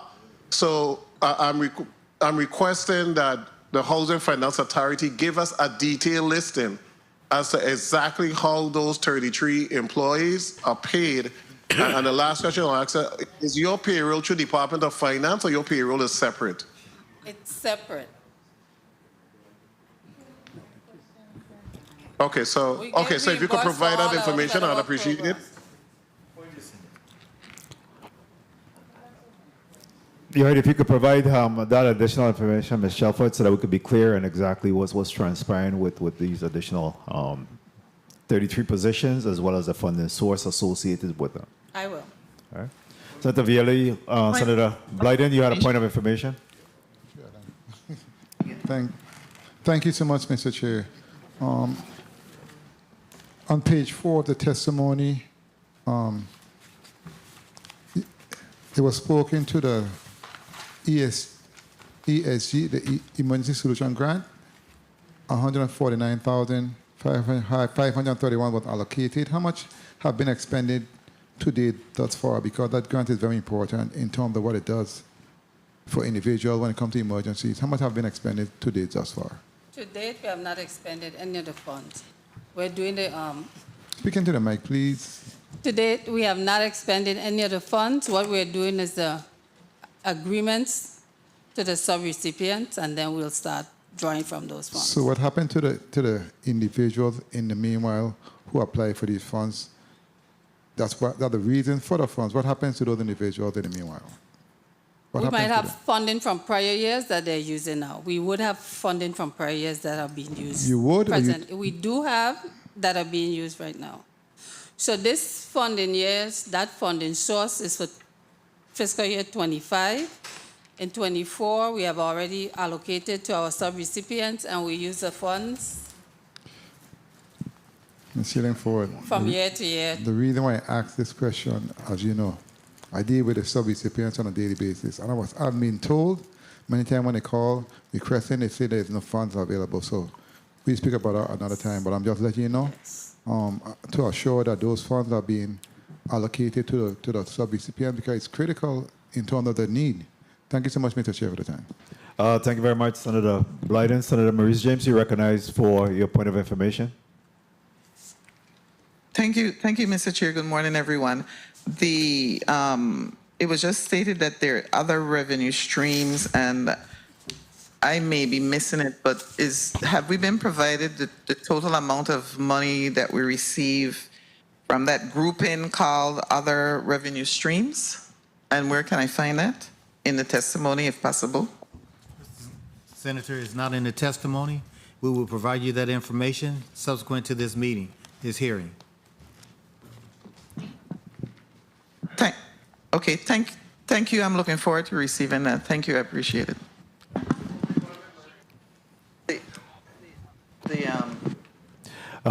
Point of information, Senator DeGraff. Yeah. Thank you, Mr. Chair. I looked at, like I said, with your personal and fringe. My thing is since nobody had no wage increases, when are wage increases due? And does that $22 million cover the wage increases at least for those 20 from the general fund going forward? We make a decision if we're attempting to put salary increases to our employees. Okay. We base that on evaluations that we do every year and determination, can we afford it through our budget? We always have a range between 1%, maybe as high as 3 to 4%. So we have not made that determination yet, okay, but we will take that into consideration. Okay, you have the money. Thank you, Mr. Chair. Thank you very much. So to be clear again, you get $2 million from the general fund at this time, correct? That's correct. So any additional, even for those 33 other additional individuals that's not being paid, obviously is not coming from the general fund. That is correct. Okay. When was your last audit? HFA. Fiscal year 2023, and which we have not published as yet. You have not published the 2023 yet? No. Why not? It's finished? It's completed? It is completed? Completed in draft, but based on some other legal issues, we have not. Okay. All right, so you can't speak to any findings or anything like that at this point because, again, it's still in a draft phase. Not at this point. All right. Senator Fonseca, you recognize for your 6 minutes. Good morning. Thank you, Mr. Chair. Good morning to the viewing and listening audience. Morning testifiers. Good morning, colleagues. Good morning. Okay, I'm going to start with Mr. Jones. Okay, on page 3, the CDBG allocations. So for fiscal year 2025, you got 1.8 million and you're awarding 1.4 million. So there's a difference of 356,250. Why can't you award the 1.8 million? It's part of the difference between the administrative costs to monitor and also to respond to HUD about the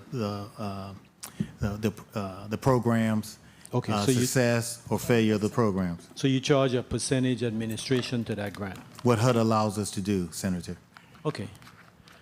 But I just want to add that $1.8 million is just not enough for the territory.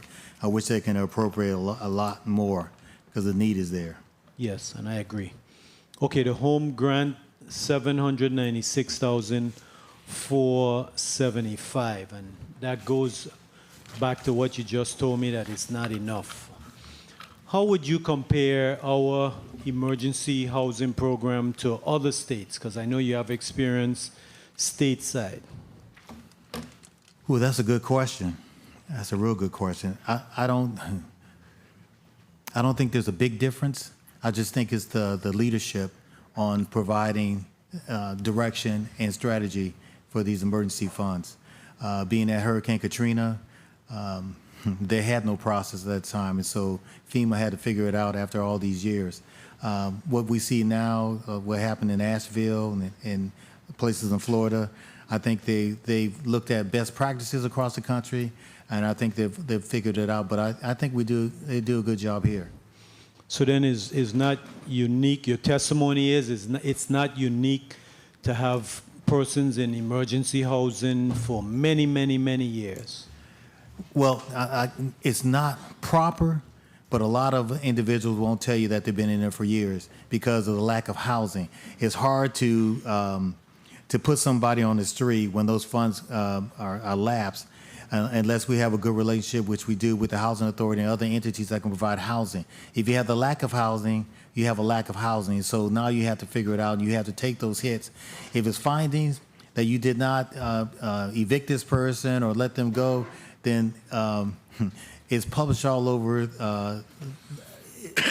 It's a negative picture when you have to evict somebody when the time frame is up and they have nowhere to go.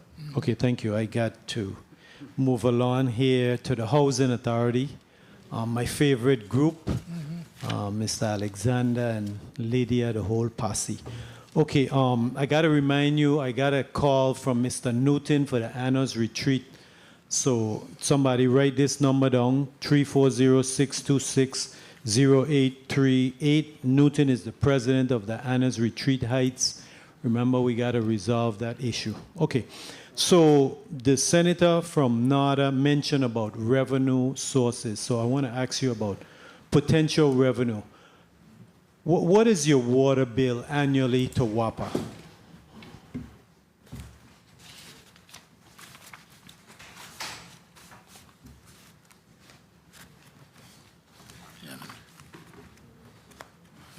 Mr. Chair, can you hold my time? Timekeeper, please hold the time. Okay, while you're looking for that, Yes. do you have an accounts payable for your water bill for WAPA right now? Yeah. Can you hold my time? Okay.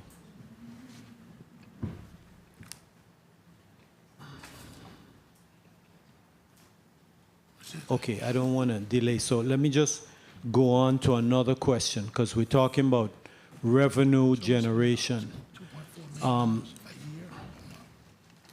You got it? Yes. Yeah. So, Yes, go ahead. thank you, Senator. Yeah, we spend about $2.4 million a year on our water bill. 2.4 million. And how much do you owe WAPA right now? A year? There's sorry about that, that's 7.8. 7.8 million? Yes. Okay, that's what I was saying. I was going to ask you.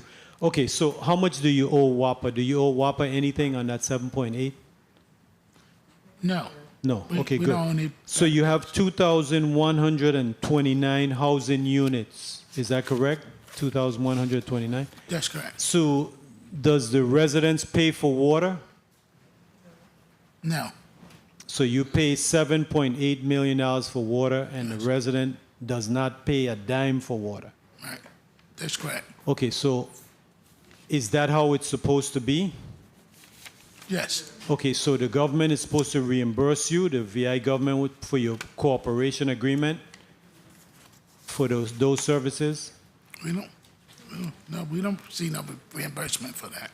For the cooperation agreement, the government of the Virgin Islands is supposed to provide what services to the Housing Authority? Trash pickup. Trash pickup, that's it? Yes. No water? No water. Okay. Okay, so I want to go now, your 2026 budget. You don't have any idea on the specific cuts that's coming down? So, for overall, it's supposed to be about 44%. It was stated about 34 or 35 billion dollars in terms of public Section 8 and about $8.5 billion in public houses. But as my colleague, Mr. Jones, spoke earlier, we've been down this path before about them stating that making cuts. And I would say on the record, the Housing Authority is in good position financially in terms of looking at our cuts. 1 minute. We will be very concerned about the HCV program, even though we have a high-performing HCV program. In terms of public housing, we are doing fairly decent there. We don't want to endure any cuts, but in the past, based on our experience, we have seen the proration go down quite a bit over the years.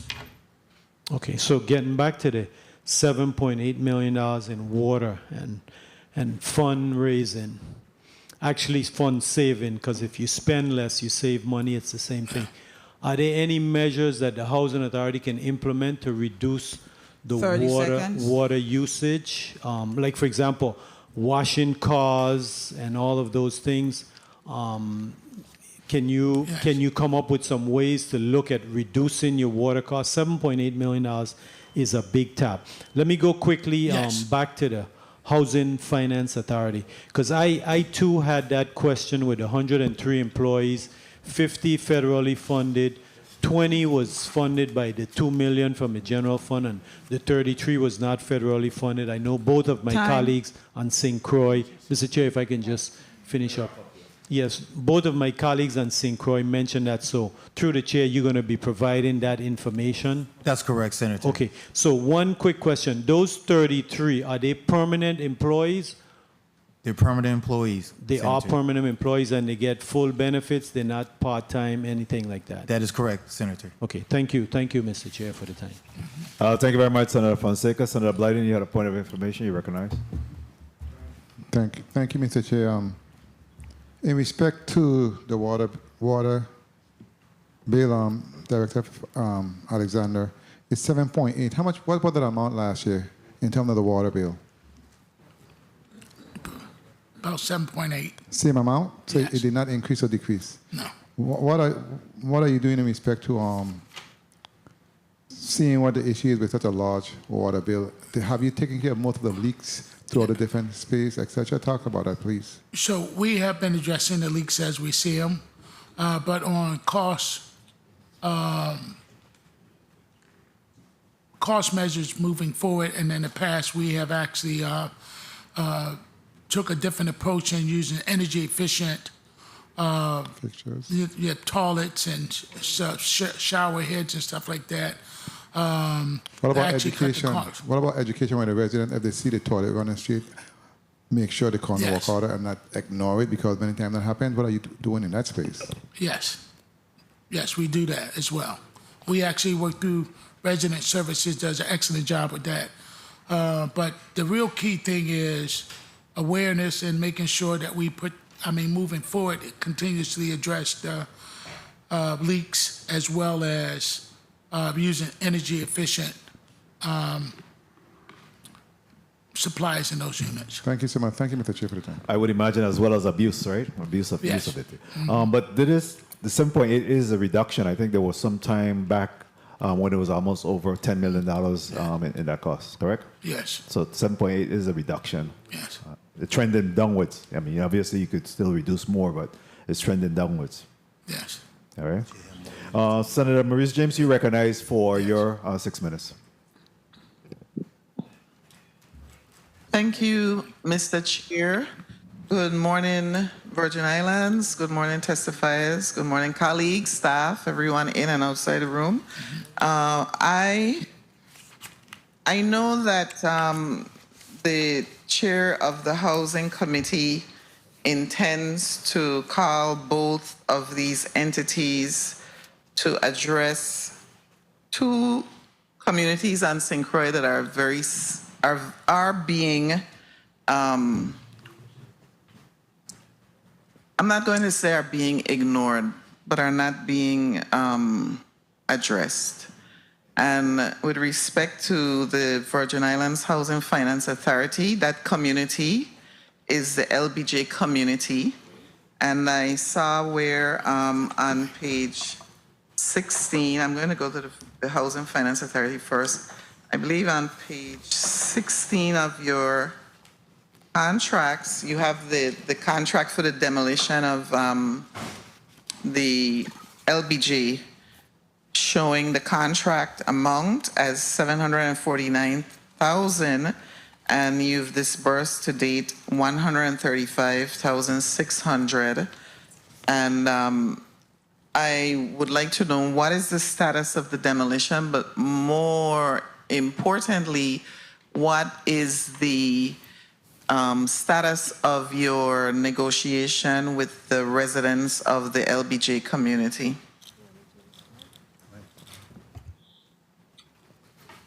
Dana Clendenin, Chief Operating Officer, Chief Disaster Recovery Officer. Senator James, so with LBJ, the demolition will restart in early August after the tenants have been, homeowners rather, have been notified as per our request for information as to who's interested in any possible acquisition of their property. We've only had 3 responses, and they are to be, we just procured an appraiser, so they will get their properties appraised within the next week or so. So they're going to be paid the appraisal value? Yes. The Community First and St. Croix, what's the status? Oh, well, let me go back. The funds for the payment of the LBJ residents, where is that coming from? We are still awaiting the approval of our third substantial amendment. Third substantial amendment with mitigation funds. Was there a specific amount requested in that request that you made? How did you determine how the cost or the amount of funds you would need to resolve the LBJ community matter? We just did a bucket. We looked for, we put together just a bucket of funds that we would use for acquisition. Okay, I have a question. You just said that you are the Chief Disaster Recovery Officer for the Housing Finance Authority, correct? Yes. Okay, it's not, I was told earlier that it was Octilin Williams Octilin, but you are the Chief Disaster Recovery Officer for the Virgin Islands Housing Finance Authority. I just wanted to make sure that I get that cleared. That is correct. Okay, I thought so. So I was correct. Now, for the Virgin Islands Housing Authority, no news is good news, they say, but I haven't been receiving any information from your agency with regard to how many of the 20 families that were issued grant letters September of 2024 have actually closed on their homes, and how many have you issued letters for going forward with the next 20? I was told I would be receiving a list of those, but I haven't gotten any information. Can you bring me up to date on that?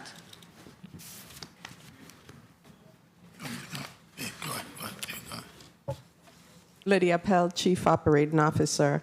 As Senator James, to date we have 37 homes that are sold. Of the 20, the first 20, there are 5 persons remaining to close. Those closings are going to be scheduled on July 29th. 1 minute. Okay, let's go back. I'm not concerned. When you said 37, you meant before the grant letters, correct? You meant before? That's correct. Or including those? That's correct. So Okay, with I'm the only 5 remaining, I'm focused on 15 have closed. Okay, 5 remaining of the 20 that were given grant letters, correct? That is correct. And how many more have been issued grant letters from the governor? No other families have been issued grant letters from the governor.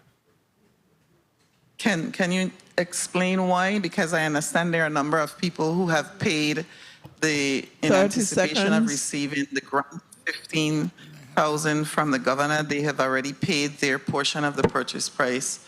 Can you tell me what's the status of those grant letters to be received from under this initiative?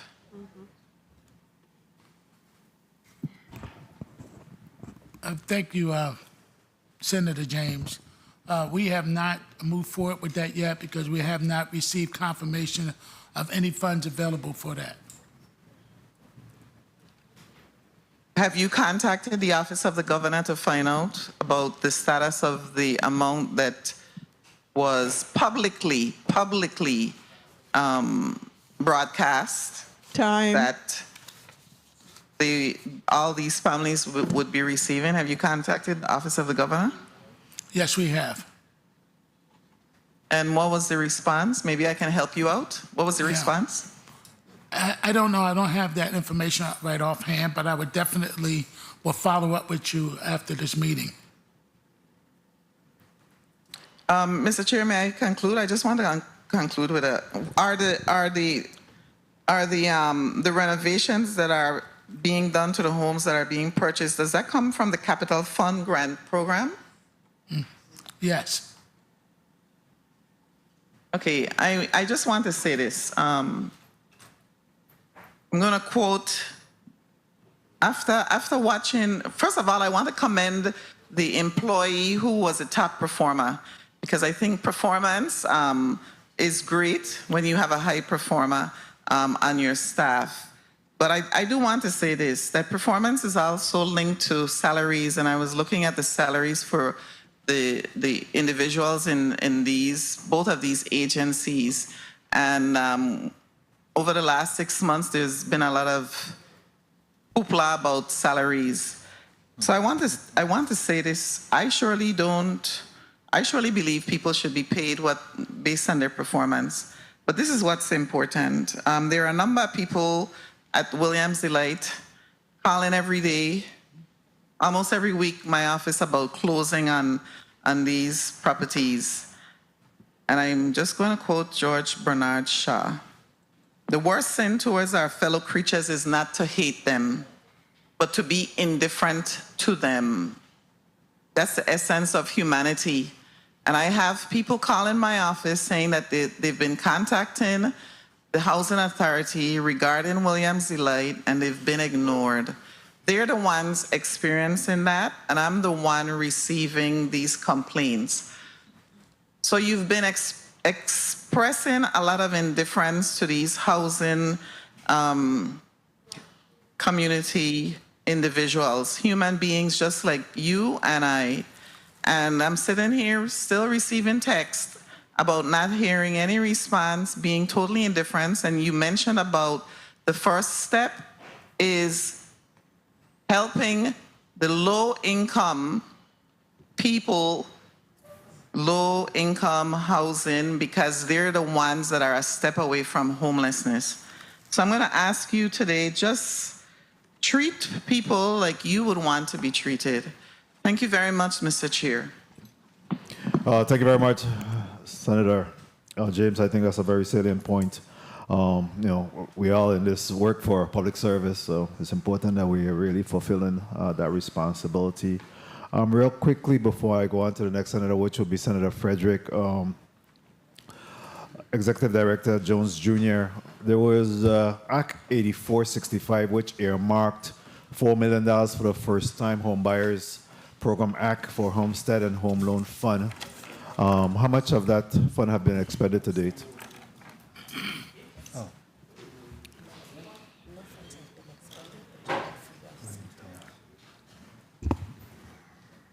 Senator Dana Clendenin, Chief Disaster Recovery Officer, Chief Operating Officer. No funds have been expended for that, but I could let Ms. Webster expound on what she's found as to why, even despite our advertisement, promotions, etc. Ms. Webster, Hi, please. good day, Senator. Frida Webster, Director of Homeownership. We have actively marketed that $4 million program ever since the inception. We've had some inquiries. We've never received an application. Reason being that program is designed as a loan program, secondary financing as a loan program. And as you know, it was launched at the same time, months prior actually, to a competing program that is a grant program. In addition to that, individuals that were interested in the program were more so trying to obtain housing from VIHFA. And at the time, we did not have anything readily available and still do not have anything readily available for those clients. We encourage them to seek opportunities in the open market, and to date, we have not received an application. Do you all have a recommendation of how this fund could be better utilized to meet the needs of our community? Yes, we've explored among ourselves the opportunities of, the possibility rather, of finding other, probably in the open market, if there are any, homes that addresses that need. At what point will that recommendation come forward to the legislature so it could be acted upon? Once the executive director and his team have decided that this is a path that we would like to pursue forward. So we have $4 million just sitting in a holding pattern until such time. The legislation, as you know, is very specific. Yes. Yeah, very well. Thank you. As in addition to that, we have Act 8881, which was passed in 2024, which conveyed 25B Hill Street to the Housing Finance Authority. And at that time, there was a discussion in respect to holding some town hall meetings and having a public discussion of how best that building could be utilized. Have there been any movement in the use of that thus far? No, Senator. Okay. We have the Krongata Inn, again, a transitional home, which was purchased quite some time ago in the town of Christiansted that should be used for transitional housing. Do we have any movement in that? We've actually had to withdraw that application. It was a part of the disaster recovery application because the structure, when they went in and did an assessment, it was not, it's not a viable project. So we've swapped it out. We are now looking at a property, Smith and Strawn, to help in that regard. So there'll be no movement on Krongata Inn. So we continue to have this circular discussion about no movement in a number of different areas that this legislature have supported. The entities that's responsible for expanding housing in this community. I heard one of the executive director describe it as being dire. The other one spoke about the Congress and others need to prioritize the need for funding for affordable housing in this community, and we see that we continue to have funding sitting there and no real movement there. So I don't know how serious we are about really moving this issue of the crisis that we're experiencing regarding housing. I tell you that at the end of the day, it's gonna slap us all in the face. It's going to slap us all in the face. At this time, Senator Fonseca, you recognize for your point of information. Yes, thank you, Mr. Chair. To Director Jones, to Frida Webster, the director, I want to follow up on what the chairman just mentioned, that $4 million. So you've received the funding and you actually have it? You've received the funding?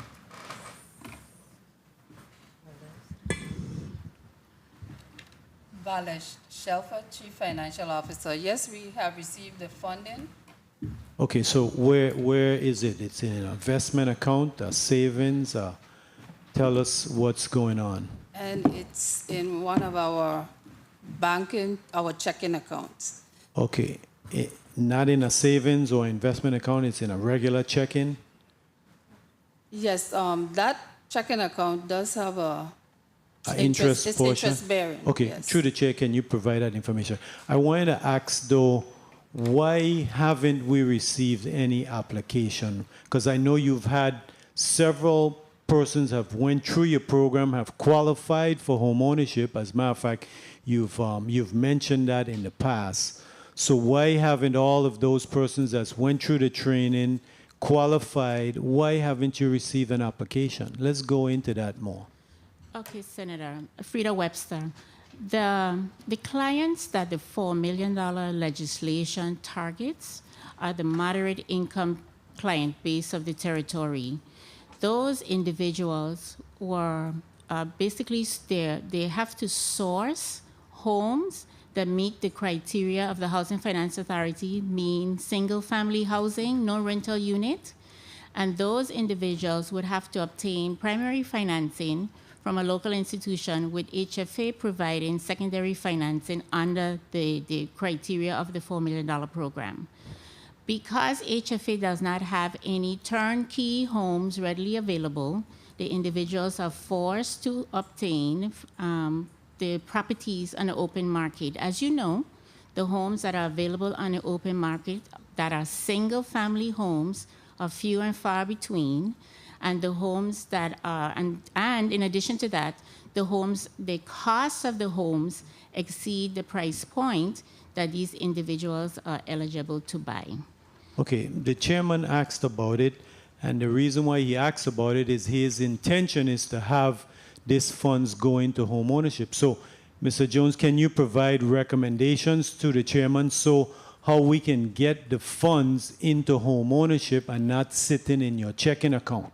Thank you, Mr. Chair, for the time. Absolutely, Senator. Thank you. Thank you very much, Senator Fonseca. I just wanted to add that, in fact, when this discussion was had, it wasn't one that was done by just the legislature.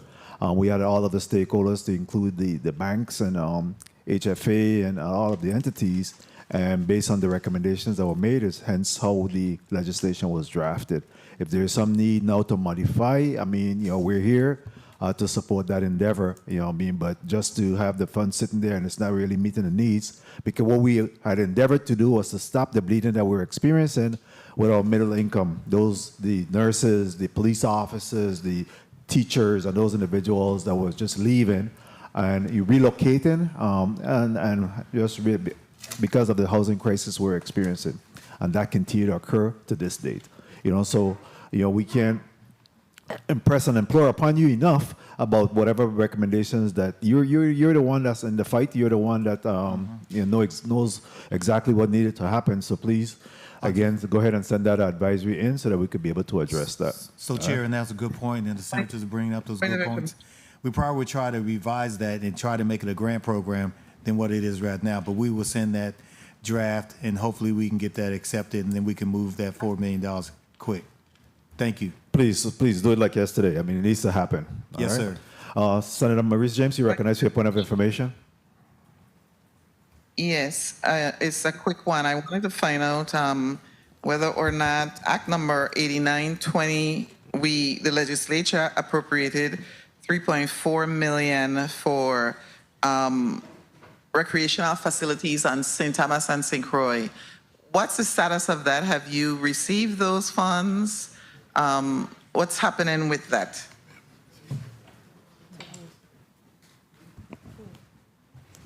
Okay. Thank you, Senator. Have you made a request? We have not received those funds as of yet. Have you made a request for those funds? Yes, we have. Didn't you? You have? Yes. And you got no response?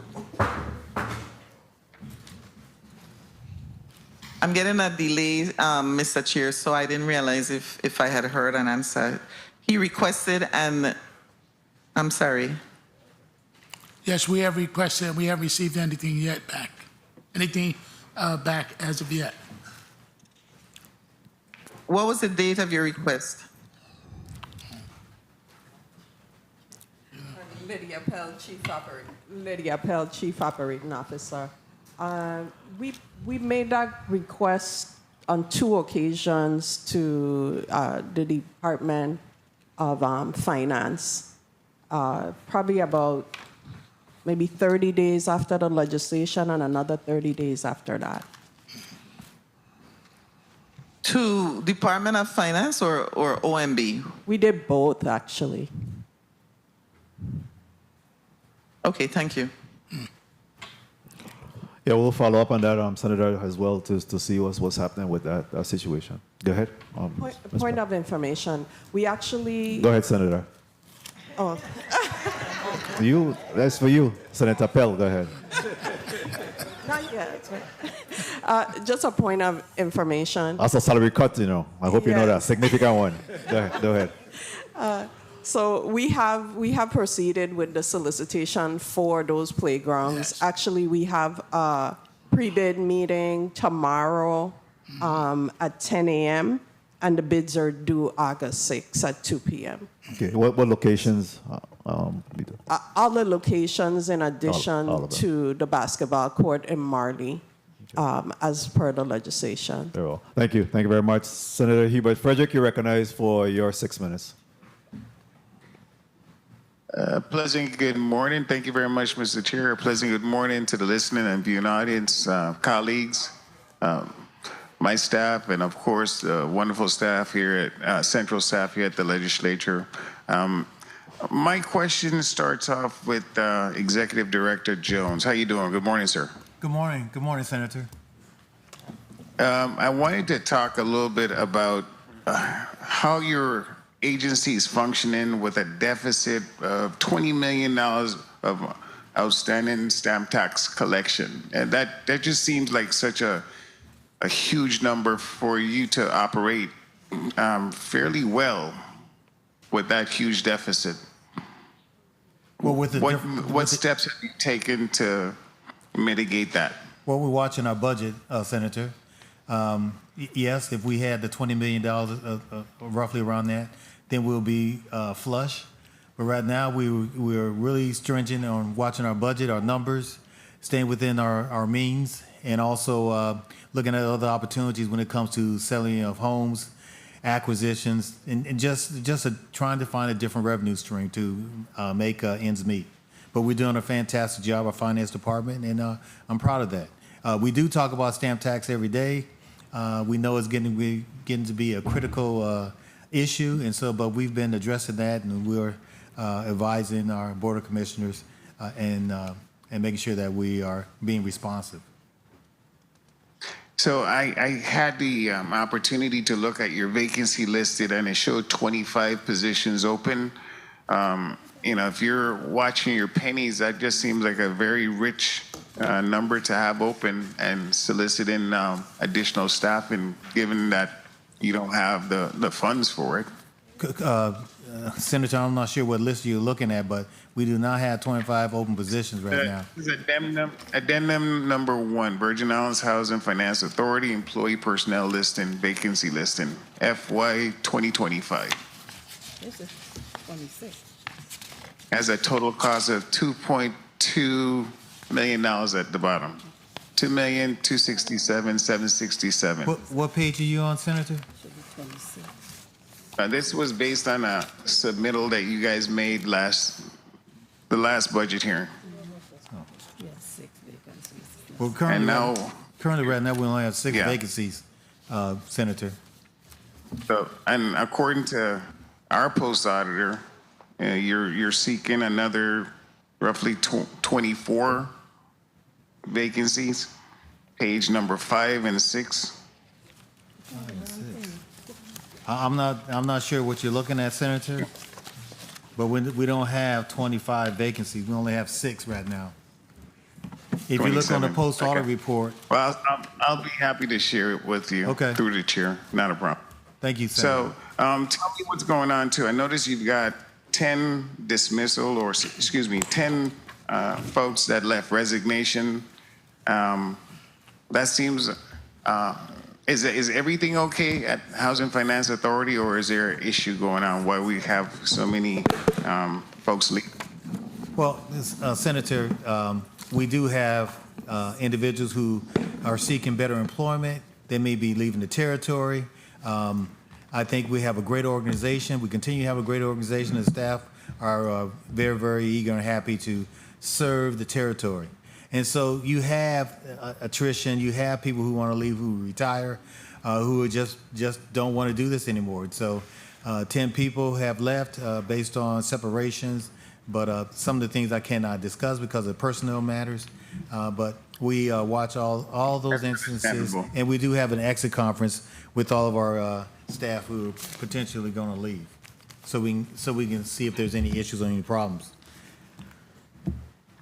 Well, I commend you in the work you're doing. I think your agency has a lot of challenges, money being one. I think you should continue to walk very carefully, considering that you're underfunded and it's expected that you will not gain any additional revenues given the national appetite for grant funding. So be very careful how you proceed going forward. I think under your leadership, it shows that you've been very steady, so keep up the good work. Thank you, Senator. Mr. Alexander, Executive Director Alexander, how you doing, sir? I'm doing great, sir. Thank you. Thank you very much. I'm going to start talking about the same issue again, vacancies. I see where you've got 27, is that correct?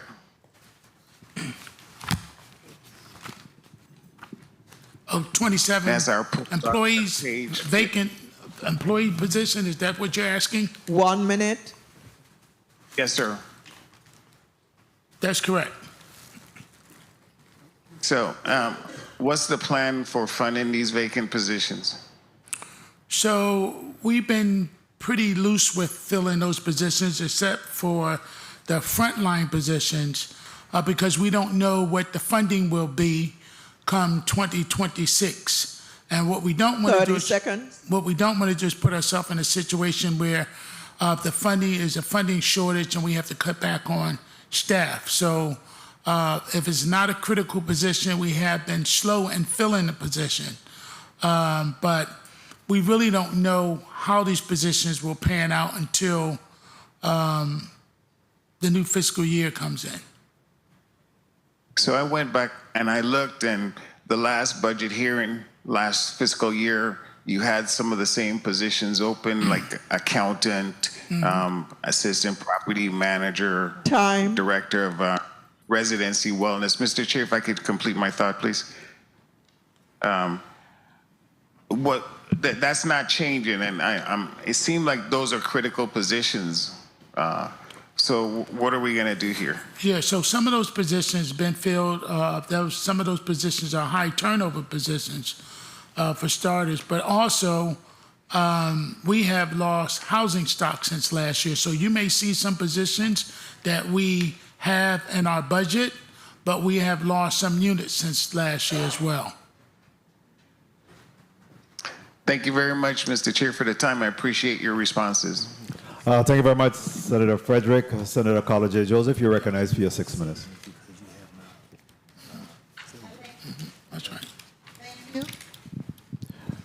Thank you, Mr. Chairman. A pleasant good afternoon to you, my colleagues, as well as the testifiers from the Virgin Islands Housing Finance Authority and the Virgin Islands Housing Authority and the listening and viewing audience. I want to definitely begin my statement and add to my statement, congratulations to your hardworking team. I know there's a lot of work that is done in the trenches to move a lot of these programs, and I really want to commend you.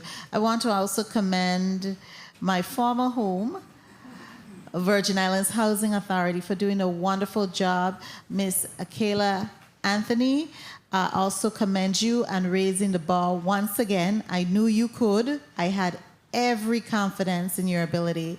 And also I want to commend Ms. Cecilia Tong Foy, who is not here, for continuously and consistently having audits without any finding. And I want to commend you on keeping up to date on your audits. You're one of the few agencies, the Virgin Islands Housing Authority, that do that. And I know you do it because you are supported 100% by federal funds, and that is a requirement that you continue to be up to date with your audits. So I really want to commend you and the team, and also the men and women on the ground who are working to rehabilitate all of the vacant units.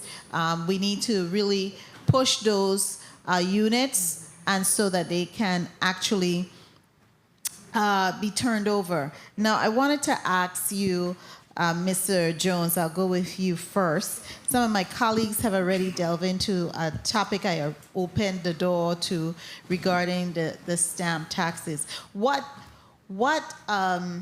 new housing initiatives that are coming up to address some of the, and specifically where it relates to affordable housing, what are some of the new areas you're looking at for affordable housing and to address it? I know when you came here before, you talked about working with our construction industry partners to get some of the costs down to build per unit, per square feet. How are we looking with that? So, great question, Senator. There are a lot of things that we're looking at to address the housing need here on the territory. Funding has not been an issue, but capacity has been an issue. I think Senator Blyden already mentioned we're doing a housing summit sometime in October, so we can invite developers from not only from the territory but from the mainland to come up with a strategy of how we can use their resources and our resources to build affordable homes on the territory. I think we have solicitations probably once a week. After this board meeting here, we have a meeting with a potential developer who says that they can build, they have a better product that they can build here on the territory, so we're anxious to hear about that. So we get solicitations about once a week. We entertain them. The issue is that they have to seek an application so we can see if they have the capacity and the resources. And so our staff has been very, very busy entertaining those. We're looking at Thatch Farms, which is over there by the airport. We have Fortuna.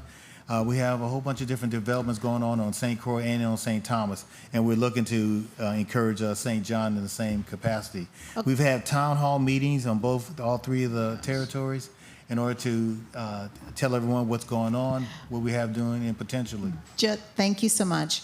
I wanted to also ask you on the financial side, do you have any finances or funding that is in reserved or required to be in reserved?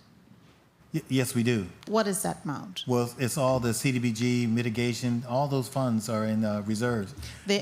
And you have a required amount that needs to be in reserve that you cannot touch and that is restricted? No. That's what I'm getting at. Okay, so let's talk about also your audit. I know your last fiscal year audit was in 2023. That's correct. Okay.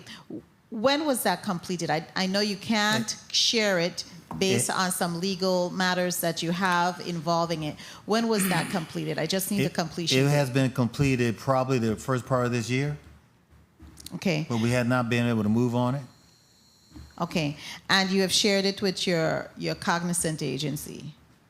With HUD. Have you shared it with HUD? No. Okay. Are you required to? Yes, we are. Okay.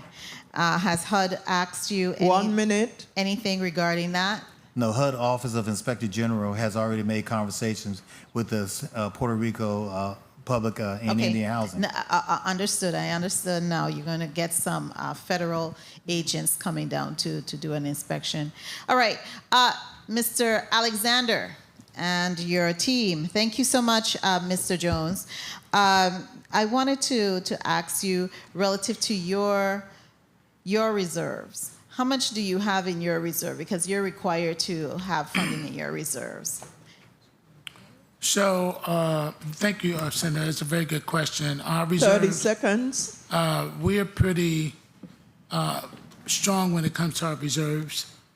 Typically, we look at it at our MENAR, which is our month-end net asset ratio in terms of public housing. How long will we be able to survive if we didn't receive any federal money? I understand. So can you give us a number? Yeah, so if we didn't receive any federal money, we can survive in public housing alone for 20 months. 20 months? Yeah, average of 20 months. That's good. Now, you also are a developer, the Housing Authority. Do you receive income, and where is that income placed here? So we have received some money from some of the developments that we have. That money comes in, and that money goes into the Virgin Islands Revitalization Corporation.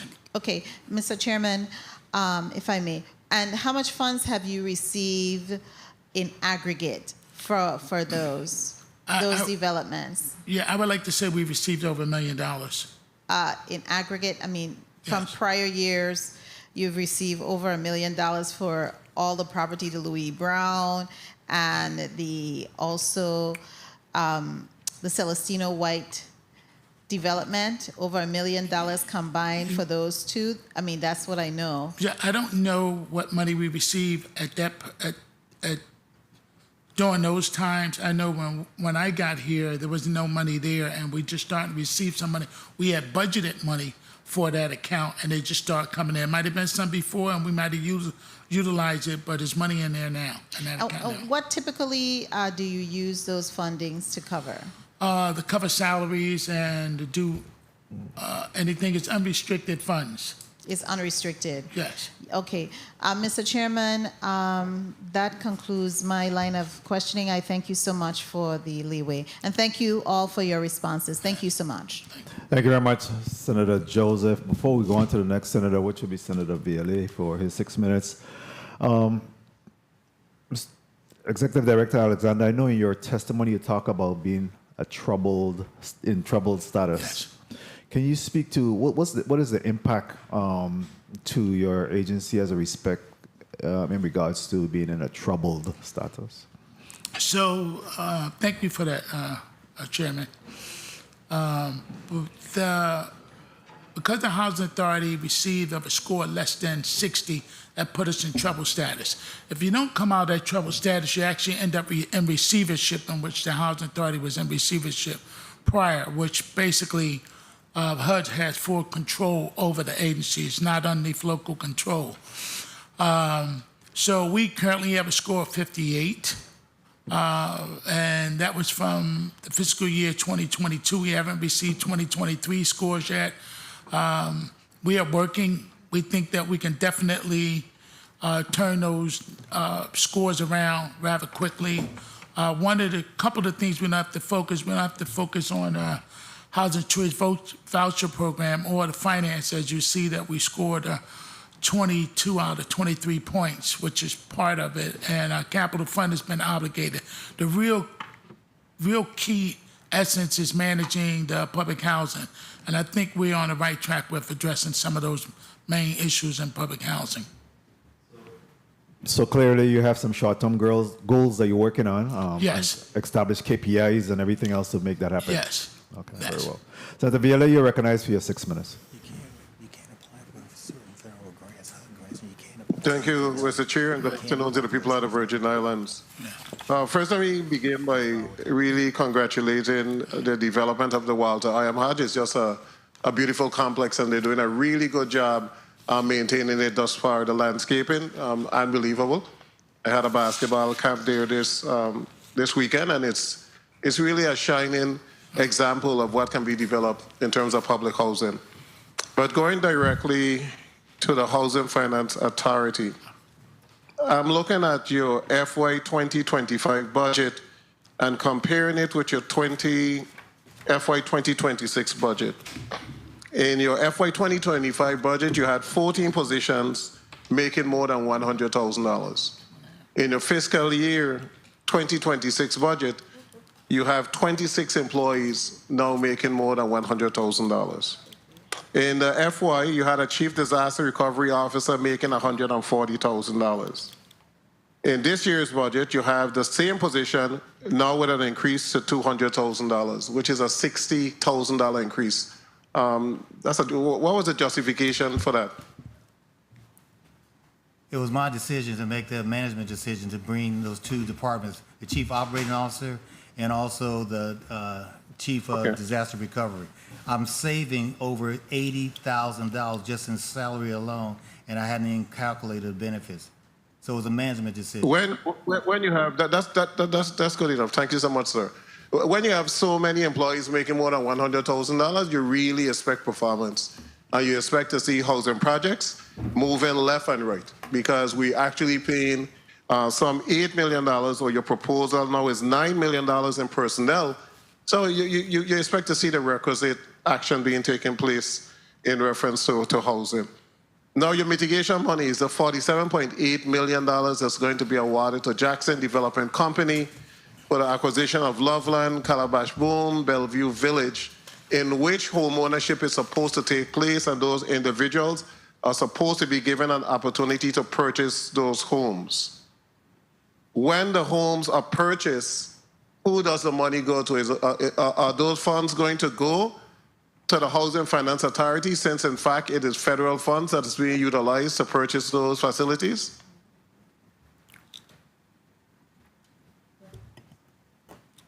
Good afternoon. Good afternoon.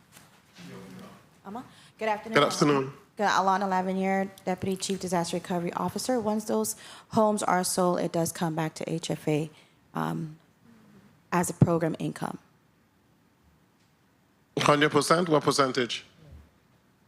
100% comes back to HFA as program income. I can't hear you well, you said 100%? 100% comes back to HFA as program income. Okay. What's the estimated revenue to be collected from that? I don't have that information in front of me, but I can get that for you. Okay. When should this be executed in reference to the acquisition and for those individuals to begin to purchase the homes? The acquisition of the properties has already occurred. Starting on July 7th, they started the resident engagement, giving residents the first dibs as far as the home ownership and preparing those residents. That will run for 30 days, and it is concurrently happening right now. Do you have a proposed price for the homes? I do not have that right now. Was that a part of the contract with Jackson? Did you develop a pricing scale in reference to how much these individuals are going to pay? Since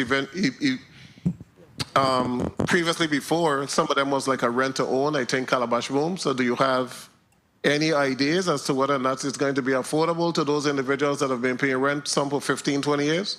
We do not have a pricing scale. However, it must be affordable housing where low to moderate income individuals can afford that housing, which is part of the reason why they are first going to the residents of the community, and they're currently working with them and preparing them for home ownership.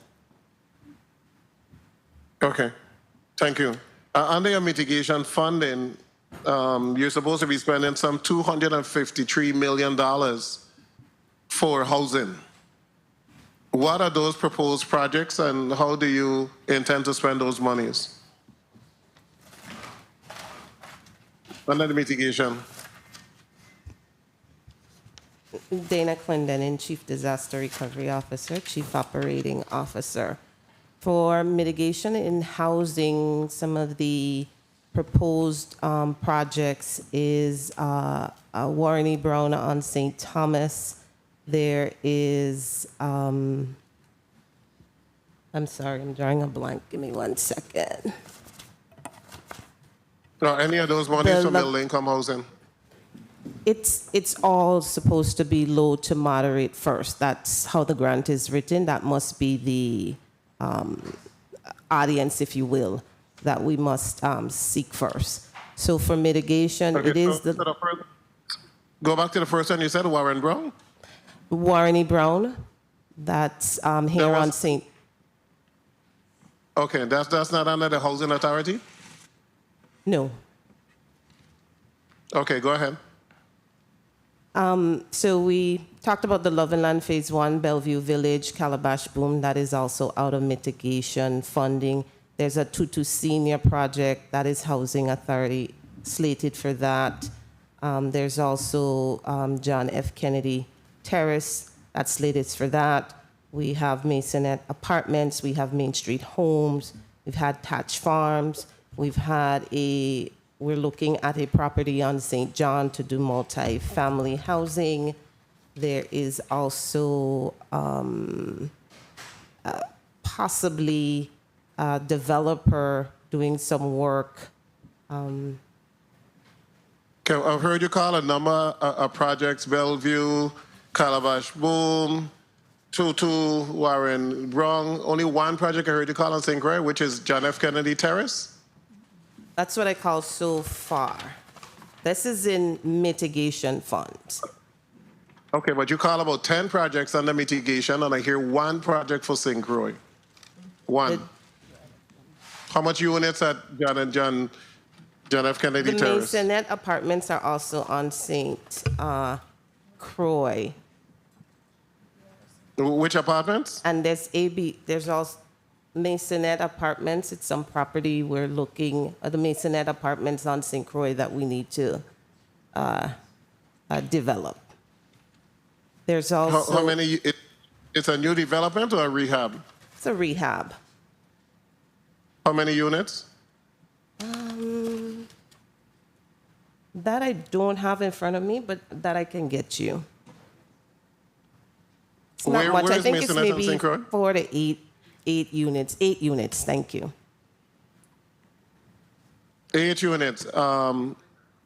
Loveland, Calabash, Bellevue, how many units? Loveland, I think, was 99 units. Bellevue was 72 units. And Calabash was 42 units. Okay, and the terrace on St. Croix, you said Jackson or John F. Kennedy Terrace? Which terrace you said? John F. Kennedy. How many units? That I'm not sure of. But Housing Authority, 100 units, thank you, 100 units. And that's under the Housing Authority? That's correct. So we're using the mitigation funds to renovate the Housing Authority properties? We could use the mitigation funds for any entity that can apply. I wanted to hear some middle-income homes. I wanted to hear about home ownership. You know, we have that opportunity, and I just wanted to hear a bit more about home ownership. But I'm hearing a big trust because you name projects, and I hear 2 for St. Croix, Masonette 8 units, and John F. Kennedy 100. But when I begin to count the units for St. Thomas, it's in the hundreds. Just the Calabash, Bellevue, and Loveland is more than 200. And then you're talking about Warren E. Brown, you're talking about Main Street, you're talking about hundreds of development on St. Thomas, unlimited on St. Croix. And I also know that in the same thing, I got to look for the number. I saw 100, I think, and $24 million for phase 2 of the waterfront project. And they're getting $48 million in Garvey funds that this body appropriated. That's $172 million for that road project, while St. Croix got $28 million. And I ain't saying this to be divisive, I'm just saying what is factual. St. Croix getting crumbs in all aspects, and it's just not fair. I mean, who sat at the table to do that distribution of properties under the mitigation fund for housing? You know, St. Croix always got to get the drugs. I mean, I don't need a response, but it's just not right what continues to be done on a regular basis in terms of development on this island. Thank you so much, Mr. Chair. Thank you very much, Senator Viale. May Ms. Glendon, you might respond. Yes. Sure. With mitigation funds, it is open to any developer, entity, anybody that wants to apply, and I want the public to know that. We do have other developments So right the now that's comparisons, not mitigation funds. The such comparison that's being made is that you have developers interested in St. Thomas and not in St. Croix. I think that's No, actually, we found that a lot of our developers are interested in St. Croix, actually, more, but they may not be doing it through the mitigation program. For example, our board just approved last week or week before Friday a 36 development in 2 phases on St. Croix, in Concordia, and Bon Esperance. So what is the other phase that's being capitalized on? So the first phase is what? Developers. They come, they bring their funding, they ask us for infrastructure funding to help support projects. So I was just giving that as one example. Okay. Senator Maurice James, you recognize your point of information? Thank you, sir. Just a quick question, well, 2. Where is Vincent Masonette located? And the second question, which really should be the first, is the John F. Kennedy project going to be a home ownership opportunity?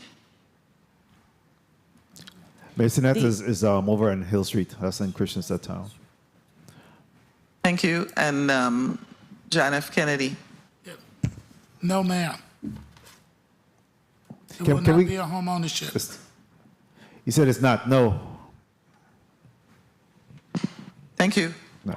Can we get update? Can we get update on what's happening with the JFK, and then we'll need to take a real short break for the change, and then update on what's happening in the JFK space right now. Lydia Pell, Chief Operating Officer. On John F. Kennedy right now, we have about 50 units that we're using and have renovated for relocation of the families as we complete the phases of D. Hamilton Jackson. The remaining families, we are working with them for relocation out of what has been designated as the blast zone area in the JFK until we can start new construction. So once the D. Hamilton Jackson is completed, then you put those individuals back into D. Hamilton Jackson, and Correct. then you'll start to work on JFK? Correct. Yes. All right. The committee will stand in recess for 2 minutes. Committee of Budget, Appropriations and Finance stands in recess for 2 minutes.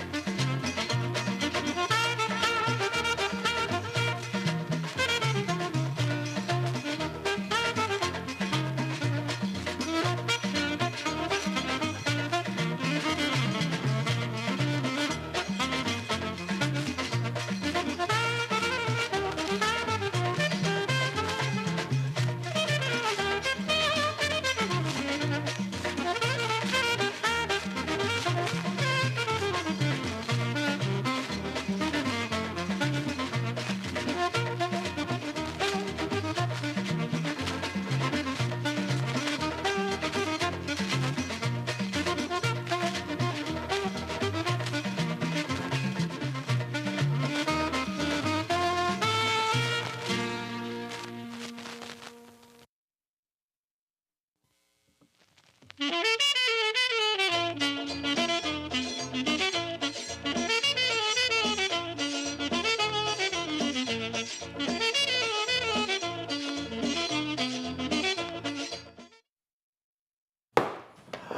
Committee of Budget, Appropriations and Finance is out of recess, and before we go to the next senator, which will be Senator Clifford Joseph, I wanted to ask you, Director Jones, in respect to your CDBG, I see that you have already expended $561,000 of the $2.8 million.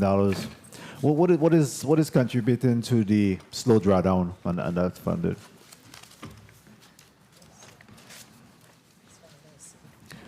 I know that you have an expiration date of 2026, deadline on that. For the CDBG, Valerie Shelford, Chief Financial Officer. CDBG, CV. For the CV. We're continually drawing down as soon as we get the draw requests from our sub-recipients. Okay. We do the drawdown. So we should be on point. Some of the funds that's like a big bulk of the funds, we just got board approval for the transfer of, what was the Villa Morales? Yes. For that transfer to Liberty Place or Community First. So that's going to take up like at least, I know they're slated to get $1.2 million from us. Yeah. Okay. In terms of grant funds. So as soon as we do finish the sub-recipients agreement and get that going, but we got board approval on the 11th to do the transfer. Okay. So that's in place now. As of today, how much unobligated or unspent federal funds do you have across your portfolio? I will have to get that back to you. Can you calculate that for me, please? We will get that back to you. You'll have to get it back to me? Yes, Okay. because it's different funding. So. Yeah. Okay. All right. The chair will recognize Senator Clifford Joseph. You're recognized for your 6 minutes at this time.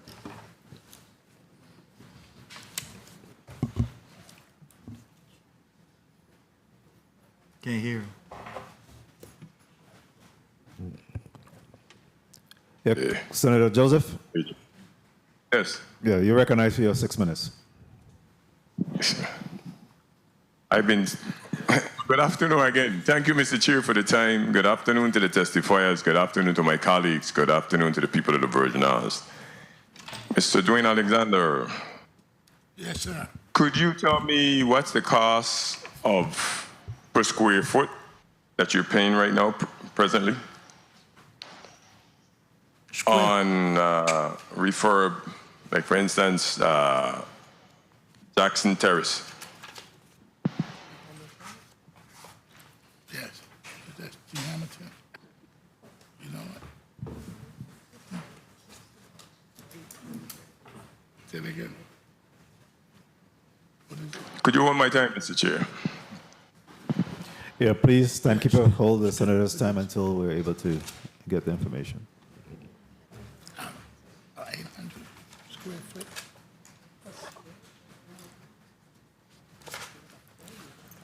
I'm not, excuse me, Senator, could you ask that question again? I'm not clear on that question. No, I was asking what's the square footage that you're paying presently? Maybe you could explain what you're paying on St. Croix versus what you're paying on St. Thomas for building. No, What's the square? Yeah, I can get that information. We don't really have it. We actually based, we don't do square footage. We actually do unit size. Okay, so what's the unit size at Jackson? Like, what's the square footage in one of the apartments? No, but let me rephrase that. Not unit size, bedroom size. So it's either 1 bedroom, 2 bedroom, 3 bedroom. That's how we base our funding or cost on those when it comes down to bedroom size, not specific square footage or anything along that line. Okay, then you broke ground recently in the Hamilton Jackson, a project according to the published reports for rehabilitation that is 121.6 million for 106 units. So the reason why I want to know the square footage, because at that cost, you know, at 121.6 million for 106 units. I'd like to know what was the actual square footage, because at that particular number, we're spending what? $1 million per unit. $1 million roughly per unit. That's correct. So, I mean, if we start to talk about affordable housing in the Virgin Islands, I don't think that if we clear some land, that we'll be spending a whole $1 million per house, even at 2 or 3 bedrooms. So I think we need to really establish what we're really doing going forward. Yes, I know we have a housing crisis, and maybe you might be looking at it from that standpoint. Maybe you could say that. But overall, if we're trying to get folks in homes, if we're spending $1 million per apartment to repair, might as well we be building homes.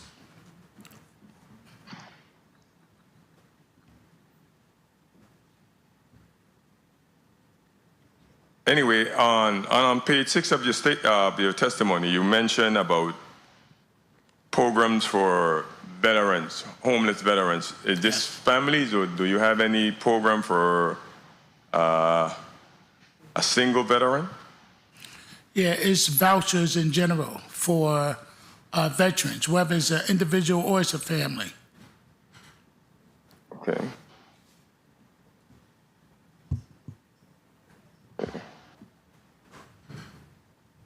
Okay, since earlier I heard you guys spoke about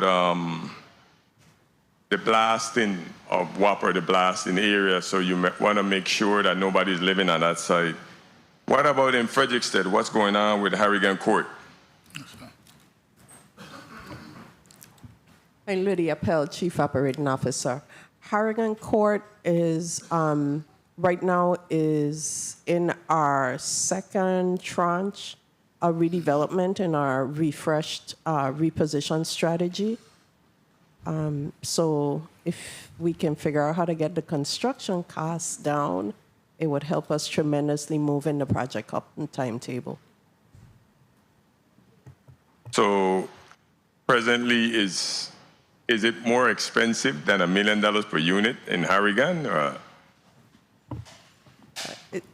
Right now, Senator, the construction costs, and please understand, when we talk about $1 million per unit, we're talking about what we call the soft cost and the hard construction cost. It's not just the construction cost. So soft costs includes things like civil engineering, architecture, all the design and insurance costs, et cetera, are included in that cost. Until that number goes down, that's how we're strategically planning each project based on that cost.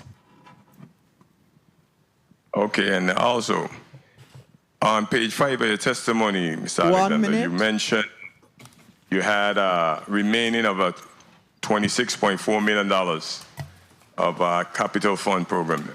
How you plan to expend that money before the time? For the most part, we will spend that money in addressing the conditions of the units that we have in our portfolio. Okay, well, thank you for your response. Thank you, Mr. Chair. I think that's it for me. Thank you, Mr. Chair, for the time. Thank you very much, Senator Joseph. Mr. Alexander and Mr. Jones Jr., what is your undertaking? What is your goal? What are you going to be working on over the next 6 months? What is the priority items to be undertaken over the next 6 months? I'll go with you first, Mr. Jones. The first and foremost is to make sure that I maintain my staff who are currently working for HFA. That is very, very important. I don't want to lose any staff. I want to make sure that I keep the staff, have them trained. My next 6 months is to provide those opportunities, those ribbon cutting opportunities to acquire or develop housing, if that's multifamily or if it's single family. I'm a proponent that I want to build more single family to provide home ownership because that's when they can build wealth. But I also need to come up with a sweet point about square footage. My sweet point right now to provide affordable houses is probably 3 to 350 square foot. that will be under the max that we can finance for home ownership. If we can keep the prices under that, I think we can build more. We have the land, we have the opportunity, and so now we got to put our staff together and figure it out and look at the environmental issues that that are always before us. But we have good staff, and I just want to make sure that we tell the territory. We continue doing town hall meetings. We continue advertising of what's going on, what we do, what we're responsible for, how we're in conjunction with the Housing Authority, and also other partner in ODR. Yeah, thank you, Senator. Yeah, our main focus over the next 6 months, for the most part, is continue with the construction that we have with these two main developments that we have, one over in St. Croix and the other one in St. Thomas. But also at the same time, we want to focus on make sure that we continue with restoring the conditions of our units, because one of the key points of us getting off this trouble status is making sure that we increase our store. But once we get ourselves off this trouble status, we have an opportunity to bring other opportunities of money back into the housing authority, because when you're on the trouble status, HUD sort of limits whatever opportunities you have in getting more grant money. So that would be the focus of, one, get ourselves off the trouble list and continue with construction. Okay.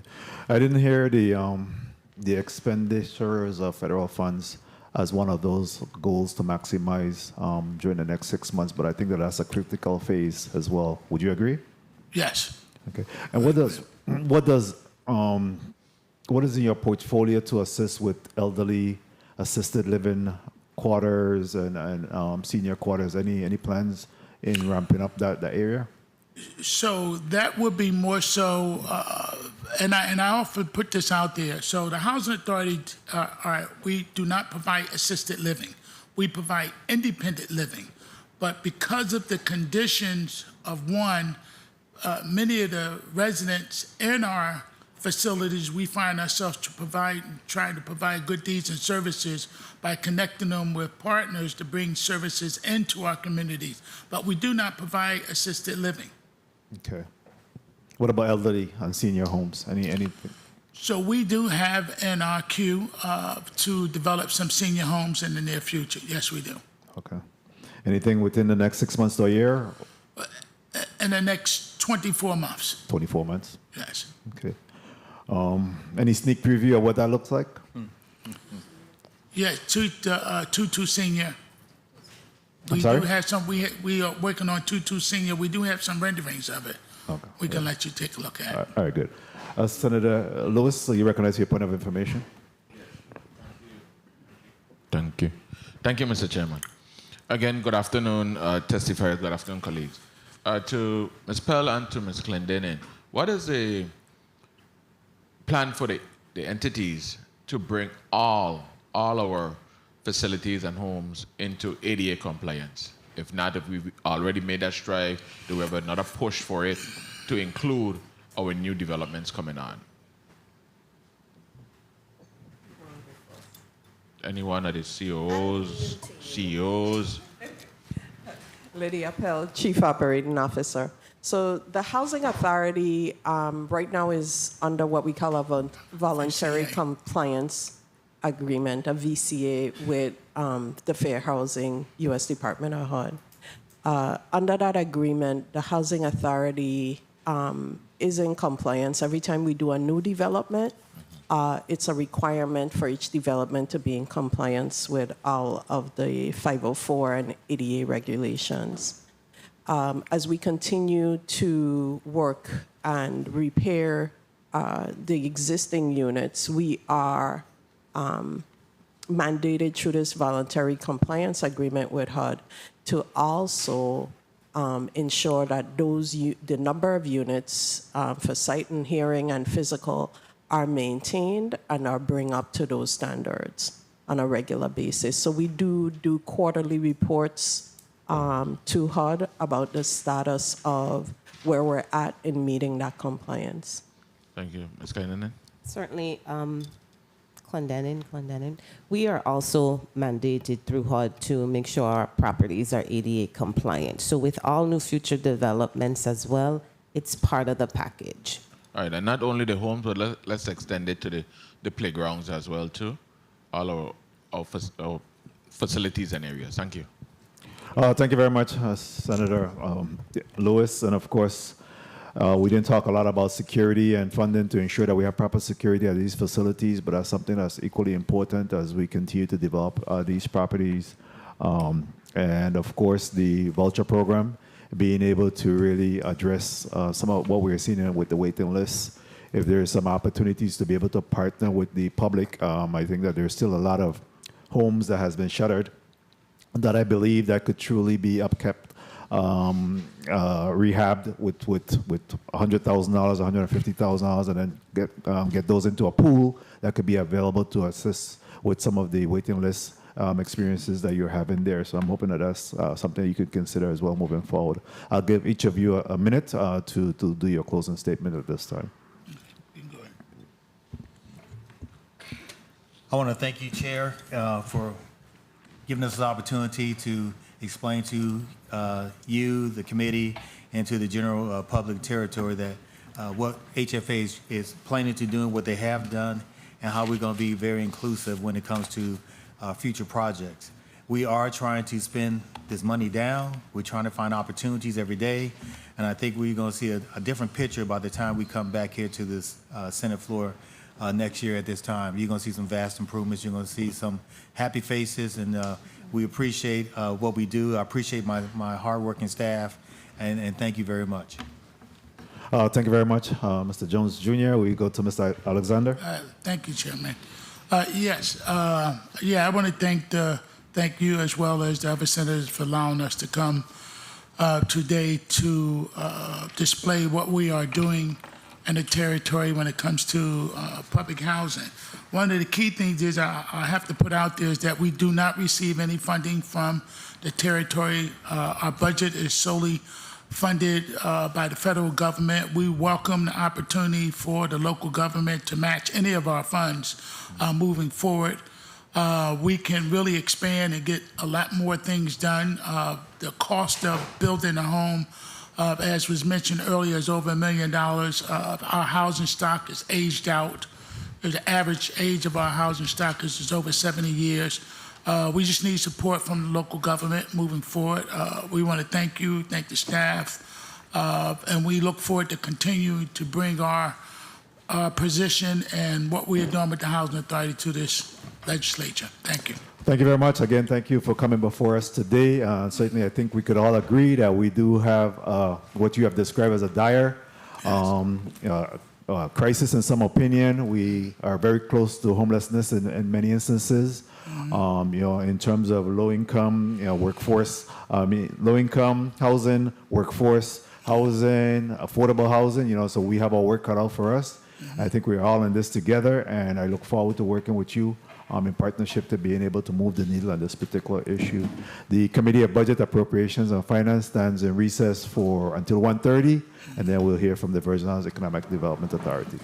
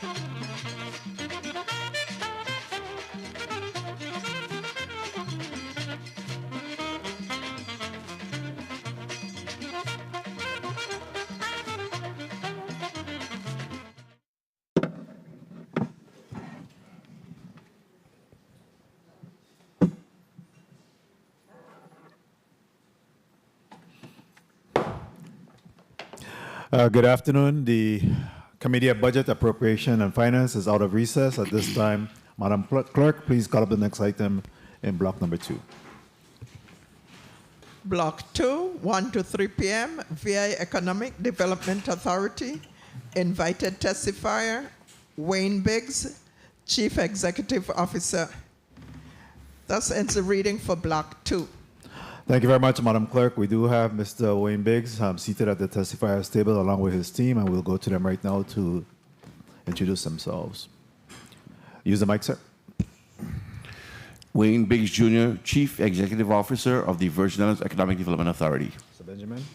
Dwayne A. Benjamin, Assistant Chief Executive Officer, Economic Development Authority. Ms. Bola. Tracy Lynch Bola, General Counsel. Kelly Thompson Webb, Chief Financial Officer.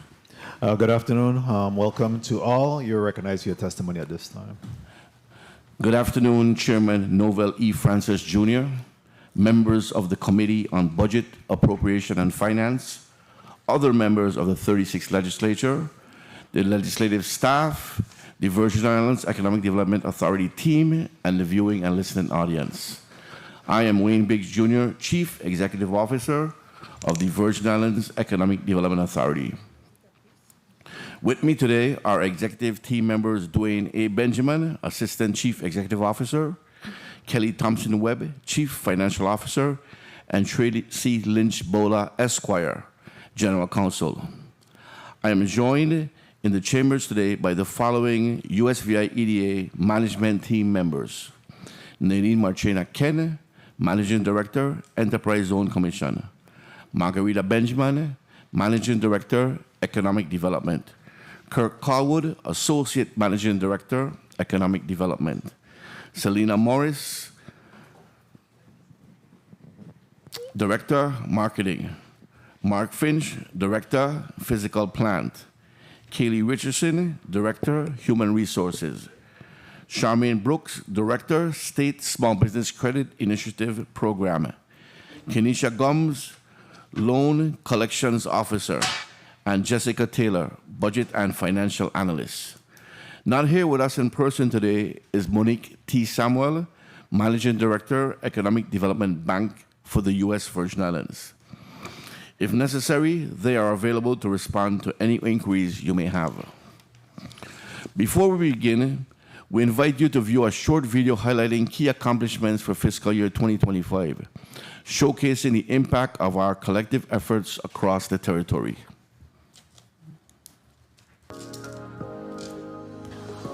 they have taught us to dream big. To dream, and as we dream big, make it even bigger. Our thought process is now global, thanks to the EDA. In fiscal year 2025, the Virgin Islands Economic Development Authority didn't just dream big. We turned ideas into action for our clients, our communities, and the future of the USVI. We kicked off the fiscal year with impact, hosting an investor roundtable for the South Shore Trade Zone. 12 companies from around the world joined us to meet key stakeholders and tour the zone. The highlight? Announcing our first approved trade zone client, In the Mix Cakery, a St. Croix-based business setting up at the William D. Roebuck Industrial Park. We maintained that momentum by remaining laser-focused on promoting the USVI as a destination for investment. From Alice Cala in Miami, and the Select USA Investment Summit in National Harbor, Maryland, to the Trade and Investment Convention in Trinidad, and uncorrelated Puerto Rico in San Juan. We positioned the USVI on the global stage. St. Thomas tends to be the more metropolitan type area. St. Croix is a little more rural, and St. John's three-quarters national park. So beautiful islands, good place to do business, lots of emerging industries right now. Next up, we head to the 29th Annual International African American Hotel Ownership and Investment Summit in Miami this week. The USVI was featured in respected industry outlets like Area Development and Business Facilities Magazine, and we appeared in a special edition of the Miami Herald focused on the USVI. We have also been interviewed for upcoming editions of Newsweek and the national PBS show Viewpoint with Dennis Quaid. Our efforts generated 20 qualified investor leads, representing over $650 million in potential investment.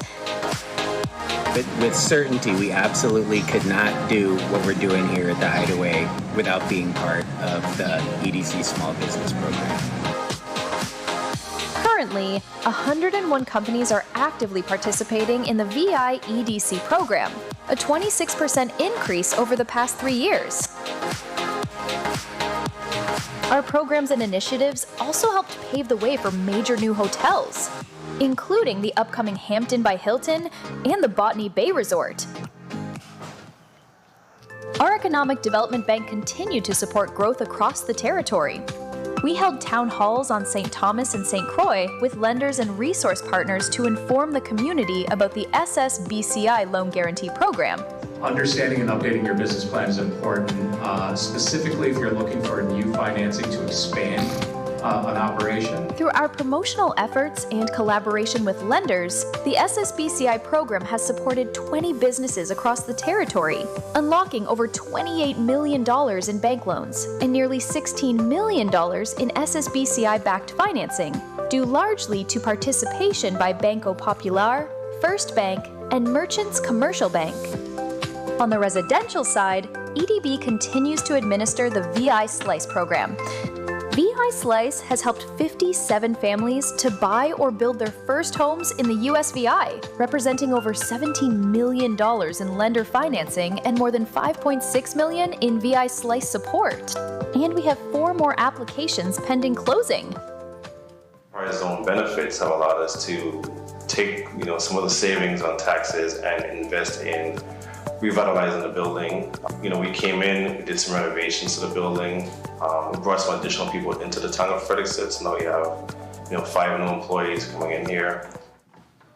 This year, the Enterprise Zone Commission celebrated 25 years of revitalizing historic communities and recommended expanding enterprise zones in St. Thomas and Frederickstead, as well as proposed new commercial zones in Charlotte, Amali, and Cruz Bay. EZC continues to advance community development, with one focus being agro-processing anchors on St. Thomas and St. Croix. This year, EZC acquired the Padilla Complex in Frederickstead, future home of the Agro and Food Innovation Center. As part of the Agro and Food Center initiative, EZC launched Tech Time with the Grisella Lois Foundation to foster a tech community for students and adults. EZC also supports local businesses grow and export, with 11 manufacturers gaining valuable exposure at the Trade and Investment Convention in Trinidad, potentially expanding throughout the Caribbean market. When we began to explore where we would build our facility on St. Croix, we actually came to this industrial park probably 3 different times. Super important, though, is the location. So being able to get trucks, tractor trailers in and out of here and down to the port with ease is really important. The Economic Development Park Corporation manages 3 properties, including industrial parks on St. Thomas and St. Croix, and the Fleming Building, our main St. Croix office location. Our industrial parks remain fully occupied, and we are investing in capital improvements to support tenants and long-term resilience. On St. Thomas, Phase 1 hurricane repairs are complete, and Phase 2 will bring a new 10,000 square foot facility, future home of our USVI EDA office. On St. Croix, EDPC is finalizing FEMA-funded repairs and, with the VI Energy Office, has installed Level 2 EV chargers, advancing a broader modernization and energy resilience strategy for all our properties. And thanks to EDPC site management, the William D. Roebuck Industrial Park was selected for major events, including a U.S. Coast Guard helicopter landing and skydiving sessions. We're proud of our FY 2025 accomplishments and their impact on USVI businesses and residents. Thanks to our dedicated team, we met key goals, used resources wisely, and earned our 14th consecutive unmodified audit opinion. And in FY 26, we intend to continue driving sustainable growth for the USVI. Great job, team!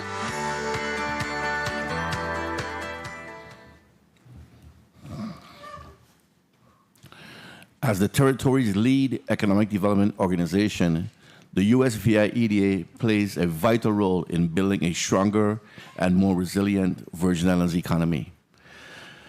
By uniting several programs and services under one umbrella, the authority offers a wide range of tools and programs to attract investment, support entrepreneurship, create and sustain jobs, revitalize neighborhoods, and expand access to capital. Additionally, USVI EDA provides affordable commercial space through its industrial park facilities, further enabling businesses, growth, and economic opportunities across the territory. At the core of our mission is a commitment to improve the quality of place for all Virgin Islanders. We do this by providing tools that support entrepreneurship and small business growth, creating conditions that attract private sector investment and generate job opportunities, fostering innovation, and driving sustainable long-term economic growth.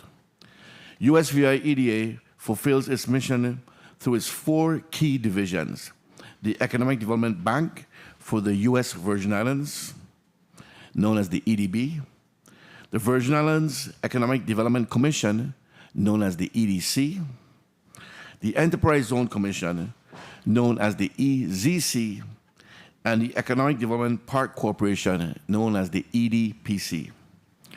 Together, these divisions operate under a single strategic framework designed to maximize impact, eliminate redundancy, and position the territory as a competitive destination for business and investment. Budget requests, financial management, and expenditure. For fiscal year 2026, the USVI EDA has developed a results-driven budget that is both fiscally responsible and strategically aligned with our mission. This budget is not solely about maintaining current operations. It is about building capacity, driving outcomes, and expanding our reach throughout the territory. The authority's fiscal year 2026 operating budget totals $7,316,891 and reflects our continued focus on performance, accountability, and economic impact.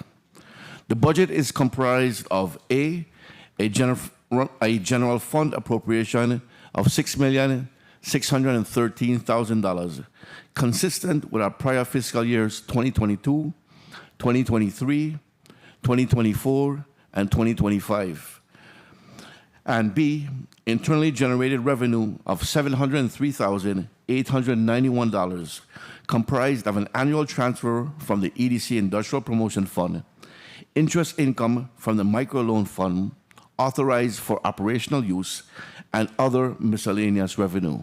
And at this time, I'd like to point out that our budget has remained stagnant over the last 5 years, although additional programs and mandates have been added to the EDA. This funding structure allows USVI EDA to build on its existing momentum while moving forward with key initiatives that improve access to capital, attract new private sector investment, and sharpen the territory's overall economic competitiveness. Personnel services. Personnel services represents the largest share of the authority's fiscal year 2026 operating budget, with a total allocation of $5,104,525, accounting for approximately 70% of total expenditure. This funding supports 46 full-time positions, of which 42 are currently filled and 4 remain vacant.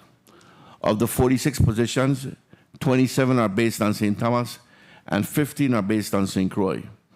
The 4 vacant positions include a compliance officer and loan officer on St. Thomas, and a compliance officer and paralegal investigative analyst on St. Croix.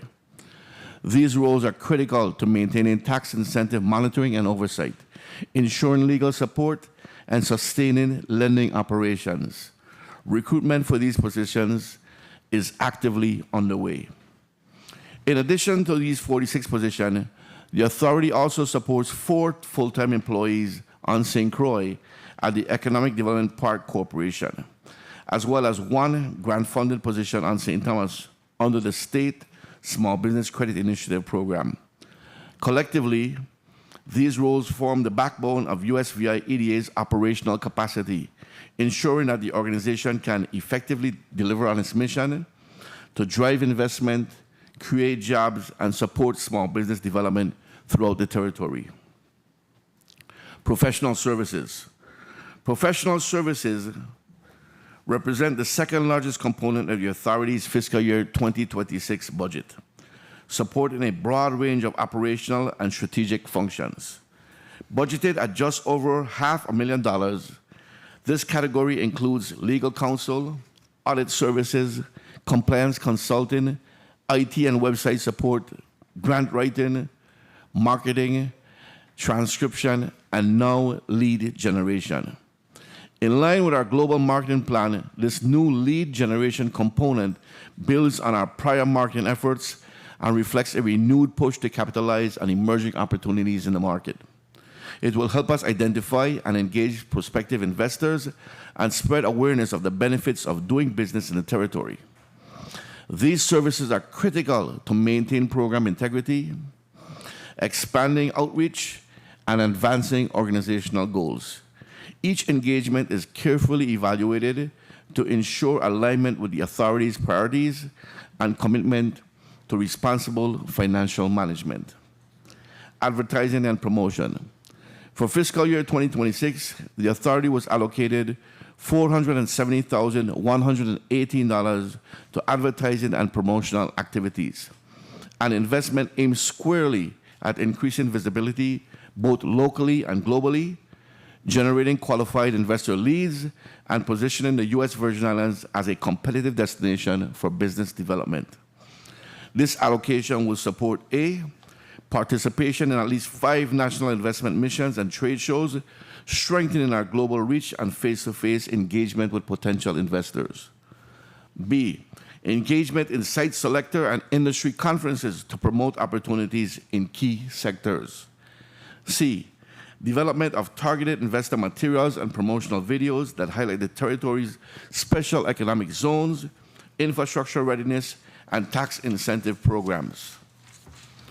D, expand national media campaigns and digital advertising across platforms that reach corporate decision makers, site selectors, and emerging industries. And E, territory-wide stakeholder engagement and outreach, included targeted media and events to connect with local entrepreneurs, returning residents, and the business diaspora networks. These efforts build on the momentum of fiscal year 2025 marketing campaign and directly support USVI EDA's global investment strategy. They also reflect a proactive approach to lead generation and brand positioning, ensuring the territory is effectively positioned in an increasingly competitive global and digital marketplace. Our goal is clear. When firms evaluate expansion opportunities, the U.S. Virgin Islands should not only be on the list, but rise to the top. By broadening our media reach and sharpening our outreach efforts, we are increasing visibility, building strategic connections, and aligning investor interests with the territory's economic strengths. As we move into fiscal year 2026, we view this promotional investment not as a cost, but as strategic leverage to attract capital, grow jobs, and expand the territory's economic footprint, both regionally and globally. Capital outlay. For fiscal year 2026, $40,000 is allocated under capital outlay to update our servers that support lending platforms, accounting software, and email communications to complement our recent laptop upgrades, enhancing cybersecurity, internal controls, and improving financial reporting. Fiscal year 2025 accomplishments, October 1, 2024 to July 15, 2025. While this budget outlines our financial strategy and key objectives, its real value is reflected in what we've already accomplished with the resources entrusted to us.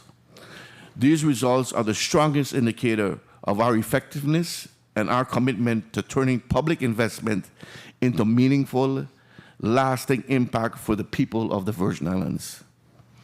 I am proud to report that from October 1, 2024 through July 15, 2025, the Virgin Islands Economic Development Authority has made tangible progress in advancing our mission. Across every division, from compliance to lending to investment promotion and community revitalization, our team has delivered outcomes that reflect discipline, innovation, and a strong commitment to the people of the U.S. Virgin Islands.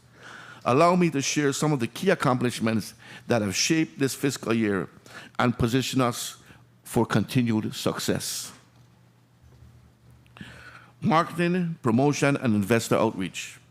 In fiscal year 2025, USVI EDA significantly elevated its national and international presence by prioritizing strategic promotion of both the territory and the authority's economic development programs. We use multiple platforms to amplify the message that the U.S. Virgin Islands is a serious, competitive, and attractive destination for global investment. We secured media placements and targeted features in high-profile publications such as Area Development Magazine, the Miami Herald, Newsweek, and Business Facilities, all of which are trusted sources for site selectors, business advisors, and corporate decision makers evaluating U.S. expansion. A major milestone this year was USVI EDA's participation in a nationally broadcast PBS documentary-style program, Viewpoint with Dennis Quaid. This feature, which profiles the territory as a rising investment hub, is expected to reach an estimated 60 million U.S. households across platforms such as CNBC, Fox Business, CNN, and Discovery. The production will highlight our business environment, incentive offerings, and lifestyle advantages, delivering a compelling message that the territory stands as a resilient and forward-thinking destination where innovation meets opportunity to an audience of investors, entrepreneurs, and industry leaders.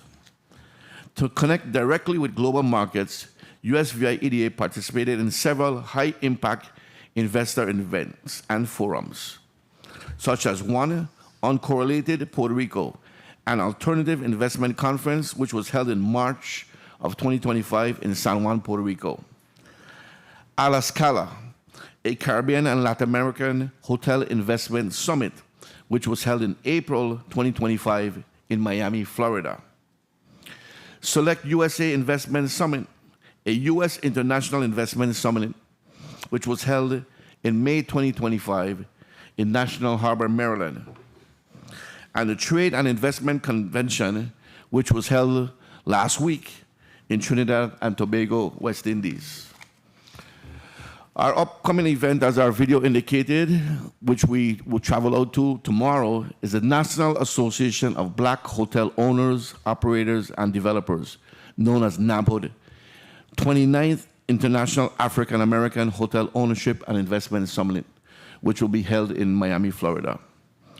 Through these efforts, our fiscal year 2025 marketing outreach not only improved USVI EDA's visibility, it reinforced the message: the U.S. Virgin Islands is a serious player in the global investment landscape, offering the value, stability, and support businesses need to succeed. Economic Development Bank for the U.S. Virgin Islands, fiscal year 2025 accomplishments. The Economic Development Bank, known as the EDB, continued to deploy targeted financing tools to support small business growth, promote home ownership, and advance energy sustainability throughout the territory. Through a focused and coordinated approach, EDB leveraged both local and federal resources to expand access to capital and deliver measurable progress in key areas of economic need. State Small Business Credit Initiative, known as SSBCI 2.0. The U.S. Virgin Islands was awarded $57.8 million under the State Small Business Credit Initiative Program, also known as SSBCI 2.0, a federally funded program administered by the U.S. Department of Treasury, designed to support small businesses and entrepreneurship. SSBCI provides loan guarantees that reduce lender risk, making it easier for businesses to access capital needed to launch, expand, and build resilience. SSBCI 2.0 represents a transformative investment in our territory's economic future. It expands access to capital, fuels job creation, and empowers local enterprises to grow. The funding is released in 3 tranches. The first tranche, totaling $18.9 million, was received in February 2023. Each subsequent tranche is contingent on meeting performance benchmarks set by the U.S. Department of Treasury, including demonstrating that at least 80% of the previous tranche has been deployed to eligible businesses. This phase structure ensures accountability and directly links funding to measurable economic outcomes. I am pleased to report that as of July 15, 2025, $15.7 million of the first tranche has been expended or obligated through small business loan guarantees. These investments are projected to create 109 new jobs and retain 100 existing jobs across the territory. Approved businesses represent a diverse cross-section of our economy, from aviation and construction to healthcare, marine services, social support, hospitality, tourism, and more. An additional $6 million in loan guarantee requests is currently in the pipeline, undergoing review by the participating financial institutions.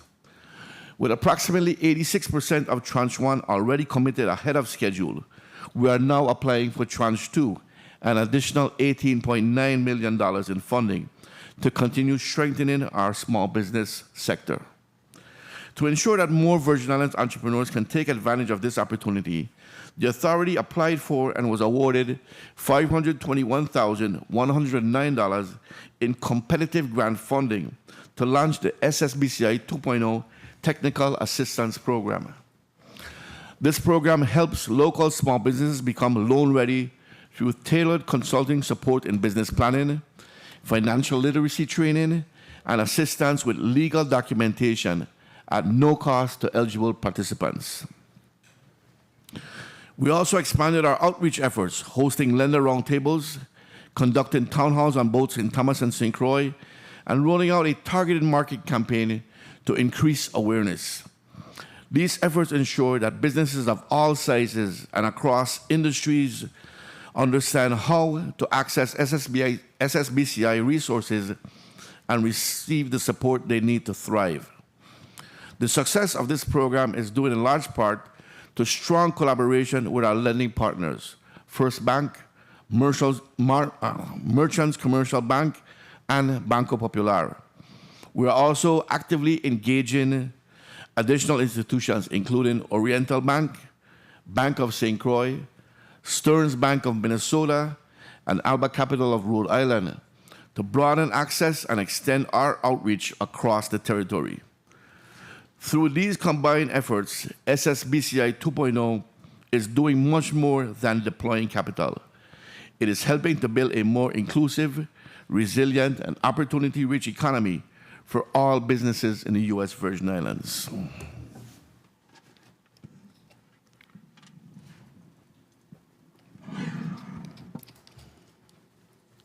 Direct lending and small business support. In addition to administering federally funded programs, the EDB continues to provide direct lending support to small businesses and entrepreneurs across the territory. These loans are essential for driving new business formation, supporting job creation, and advancing economic diversification, particularly in areas where traditional financing options remain limited. As of July 15, 2025, the authority approved $705,000 in new loans through its internal credit committee and governing board. These approvals led to the creation of 22 new jobs and the retention of 13 existing positions. Borrowers represented a diverse mix of industries, including food services, transportation, retail, and wellness, highlighting the responsiveness of EDB's programs to the territory's evolving commercial needs. We are also developing a program specifically designed to provide technical assistance and access to capital to our local fishers and farmers to grow and sustain their operations in collaboration with the Department of Agriculture, the Agriculture Business Center, the local Food and Farm Council, and other related stakeholder agencies. In total, EDB approved or committed over $16.4 million in financing through both direct loans and the SSBCI loan guarantees. These efforts are projected to create 131 new jobs and retain 113 existing positions, a clear reflection of EDB's critical role in supporting sustainable economic growth and financial empowerment across the territory. VI Slice Moderate Income Home Ownership Program. EDB also administers the VI Slice Moderate Income Home Ownership Program, known as VI Slice, which offers gap financing to qualified first-time home buyers. As of July 15, 2025, a total of 82 applications were received under VI Slice, requesting approximately $8.7 million in gap financing. Of these, 61 applications were approved, representing $6.2 million in gap financing, leveraging $18.7 million in primary lender financing. Approved applications included 44 properties on St. Croix, 16 on St. Thomas, and 1 on St. John.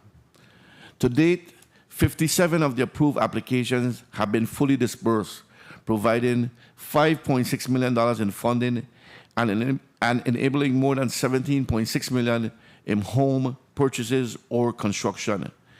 An additional 4 applications are pending closing due to title issues.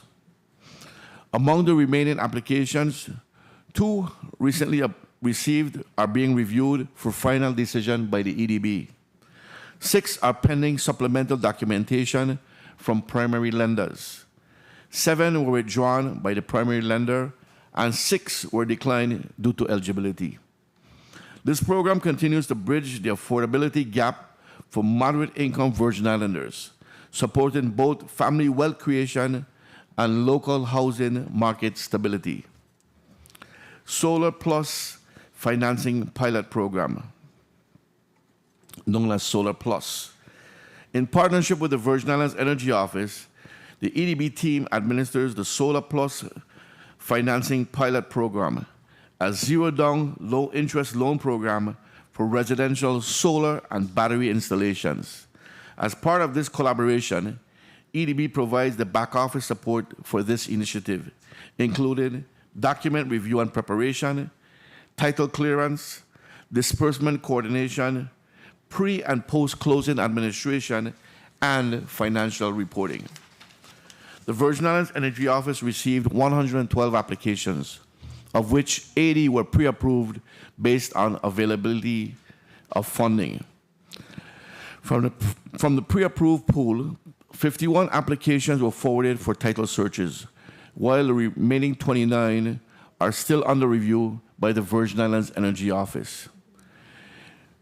29 of the 51 were cleared for processing and closing by the EDB. The remaining 22 were returned to the VI Energy Office for further action due to various title-related issues.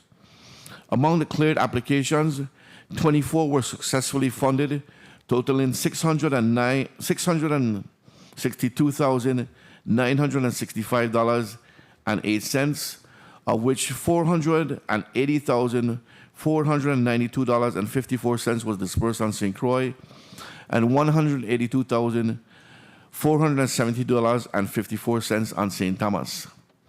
5 applicants withdrew from the program prior to closing. EDB remains actively engaged with the Virgin Islands Energy Office to advance the remaining applications and ensure the program's successful execution. Virgin Islands Economic Development Commission, fiscal year 2025 accomplishments. The Virgin Islands Economic Development Commission, known as EDC, continues to serve as one of the territory's most effective tools for attracting private sector investment, creating quality jobs, and fostering long-term economic growth. At its core, the EDC program offers strategic tax incentives to companies that relocate or expand their operations to the Virgin Islands. These incentives primarily apply to income earned from services performed within the territory for clients located outside of the U.S. Virgin Islands. Participating companies pay a minimum of 10% in income taxes on revenues or sales generated from clients on the U.S. mainland or abroad, injecting new money into the Virgin Islands economy. In return, these businesses establish operations locally, hire U.S. VI residents, and commit to a broader set of obligations, including investing in the territory's infrastructure, local procurement, employee benefit packages, and contributing to charitable giving and public-private educational assistance programs and initiatives. The EDC Tax Incentive Program attracts new money and job opportunities that would not have otherwise existed. More importantly, it adds new tax dollars to the territory's tax base, helping to fund essential public services without placing an additional burden on local taxpayers. By tying incentives to measurable economic outcomes, the EDC program helps convert beneficiary income into local opportunity, broadening the tax base, supporting entrepreneurship, job creation, and delivering meaningful benefits to the people of the Virgin Islands. This strategy is delivering results. As of July 15, 2025, the number of active VI EDC beneficiaries has surpassed 100 beneficiaries, up from 80 in fiscal year 2022. This 26% growth over 3 years signals strong investor confidence in the territory and reflects the success of USVI EDA's continued outreach and program modernization.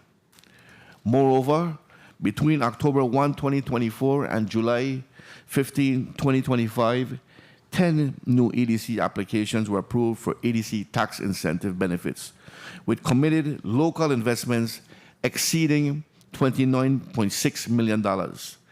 These companies are projected to create approximately 70 full-time jobs and generate significant wages and charitable contributions. In addition, 9 certificates were executed in this period, reflecting capital investment commitments of approximately $17.3 million, the creation of at least 65 full-time positions, and the injection of approximately $4.4 million annually into the local economy through salaries, wages, and charitable giving. The continued growth of the EDC portfolio has reinforced the critical role of the compliance unit, which ensures adherence to program requirements through orientations, site visits, and comprehensive compliance reviews. While we are encouraged by the program's progress, USVI EDA remains focused on continuous improvement. To meet the demand of the growing portfolio, we are actively pursuing opportunities to modernize, embrace technology, and improve operational efficiency, while ensuring greater accountability and long-term program effectiveness. In fiscal year 2025, the authority made significant strides in the area by developing a cloud-based compliance reporting portal to streamline beneficiary submissions and improve monitoring capabilities. However, it is with an increased number of beneficiaries come the need for additional resources. To maintain the standard of oversight required by the EDC program, there is an urgent need to ramp up staffing in the compliance unit. Additional compliance officers are urgently needed to sustain thorough reviews, timely reporting, and on-site engagement, ultimately preserving the integrity of the program. To ensure long-term program effectiveness, the authority has also begun discussions for a comprehensive update to its cost-benefit analysis model, known as a CBA model, to include integration of EDC and EDC program-specific performance metrics. These enhancements will sharpen economic impact assessments, improve transparency, and ensure decisions remain aligned with the territory's evolving developmental goals. We are currently negotiating a professional services agreement to support the execution of this initiative. In addition to administering the EDC tax incentive program, the applications unit also processes applications under the Hotel Development Act, HDA, the Sustained Tourism Through Art-Based Revenue Streams Act, STARS, Tax Increment Financing, TIF, and eligible supplier programs. These complementary tools are increasingly being used in tandem to accelerate high-impact development projects across the territory. In particular, HDA continues to serve as a powerful catalyst for advancing tourism infrastructure development. By offering tailored incentives to developers, HDA supports both new construction, reconstruction, expansion, and revitalization of existing hotel properties. Increasingly, developers are leveraging a combination of USVI EDA programs, including EDC, HDA, and SSBCI, to fast-track high-impact projects that yield broad economic benefits. Flagship projects benefiting from multi-program support include Haven Development LLC, doing business as the Hampton by Hilton on St. Thomas.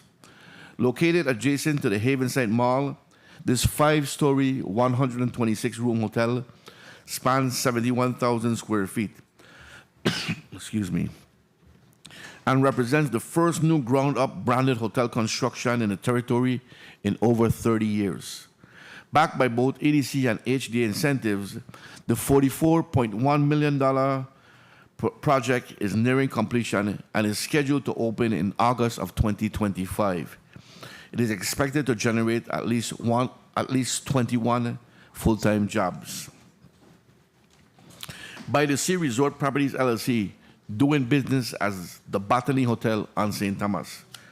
This planned $44 million, 68-key, 5-star boutique luxury resort is advancing with support through both EDC and SSBCI programs, and is also under consideration for HDA participation. Located at the Preserve at Botany Bay on the scenic west end of St. Thomas, the development promises world-class accommodations and long-term economic returns. With its distinctive character and upscale positioning, the resort will enhance the territory's luxury tourism offerings and strengthen its presence in the Caribbean hospitality market. DV USVI Investment LLP, formerly Sugar Bay Hotel on St. Thomas. This $12 million plus revitalization project aims to restore the former 294-room resort property, which is expected to reopen in late 2026. While still in early development, this EDC beneficiary may qualify for HDA incentives, highlighting our continued efforts to reactivate dormant properties and re-energize the tourism landscape. Historic Heritage Holdings LLP on St. Croix. This boutique hotel project was approved for EDC benefits. Project commitment include over 80 hotel rooms, $11 million in capital investment, 15 full-time hotel and 5 full-time designated services business jobs, and structured employee training programs in partnership with the University of the Virgin Islands and other local providers. And this is the historic renovation that's being done on Hospital Street in Christiansted. MJB Caribbean Ventures, Inc., doing business as Hotel 1829 and At Home in the Tropics on St. Thomas.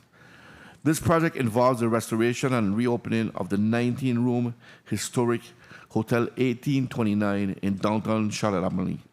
Supported by EDC incentives, this $4 million redevelopment is designed to invigorate the downtown area by attracting visitors that stimulate commercial activity in the historic district. Betty's Hope on St. Croix. Identified as a promising site for airport hotel or mixed-use tourism development, Betty Hope highlights territory-wide efforts to support infrastructure revitalization and attract new hospitality investment. The developer, having received the Virgin Islands Port Authority property lease, is actively engaged in discussions with USVI EDA regarding participation in both the EDC and HDA programs. These projects exemplify a growing trend of leveraging multiple USVI EDA programs to bring transformational tourism developments to life, aligning public policy, private investment, and community benefit within a unified strategic framework. As the territory continues to attract tourism-related capital, the EDC remains committed to refining the HDA process, deepening engagement with developers, and ensuring that hotel projects translate into long-term sustainable economic benefits for the people of the Virgin Islands. Together, these accomplishments reaffirm EDC's role as a cornerstone of economic development. Through targeted incentives, modernized platforms, and a strong emphasis on accountability, the EDC continues to drive business growth, job creation, and resilient economic progress across the territory. Enterprise Zone Commission Fiscal Year 2025 accomplishments. As we continue to attract new investment and grow key industries, we also understand the importance of restoring our historic neighborhoods that have long been the backbone of our communities. This is where the Enterprise Zone Commission plays a vital role. Through targeted revitalization efforts, business support, and community partnerships, the EZC is working to bring renewed energy and opportunity to communities that were once socially and economically vibrant. Neighborhood revitalization. EZC's core mission is to revitalize neighborhoods within the 4 designated enterprise zones: Christiansted and Frederickstead on St. Croix, the Savannah Down Street and Garden Street Up Street on St. Thomas. By offering customized tax incentives, the EZC helps bring these areas back to life through strategic support and cross-sector collaboration. Among the Commission's most impactful tools is the Rejuvenation Program, which offers financial and technical assistance to help property owners rehabilitate underused or deteriorating structures for business, housing, or community use. In fiscal year 2025, the EZC completed 10 of these projects, utilizing the Historic Recovery Grant administered by the Department of Planning and Natural Resources. Each project continues to contribute to the preservation of our historic architecture and the reactivation of local economic spaces. To support continuing revitalization efforts, the EZC Governing Board also approved recommendations to Governor Bryan to extend the Frederickstead and Sylvan Down Street enterprise zones and to establish new commercial zones in Cruz Bay St. John and Charlotte St. Thomas. These actions are intended to bring investment and resources to neighboring corridors that share similar conditions as the original zones. Agro and food centers.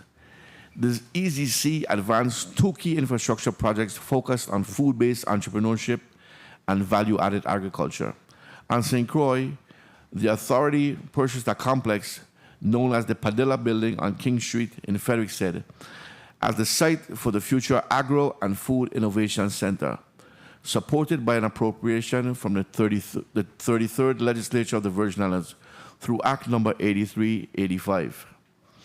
On St. Thomas, EZC is awaiting an assignment of the former Marcelli School facility where the Agro and Food Technology Center will be located. These 2 centers are designed to serve as hubs for agricultural innovation, offering technical assistance, commercial-grade equipment, and market access for entrepreneurs working in food production, processing, and packaging. Community-based initiatives. In fiscal year 2025, the EZC also conducted 2 innovative pilot programs that reflect its deep commitment to strengthening local infrastructure and empowering Virgin Islands. Tech Time Program.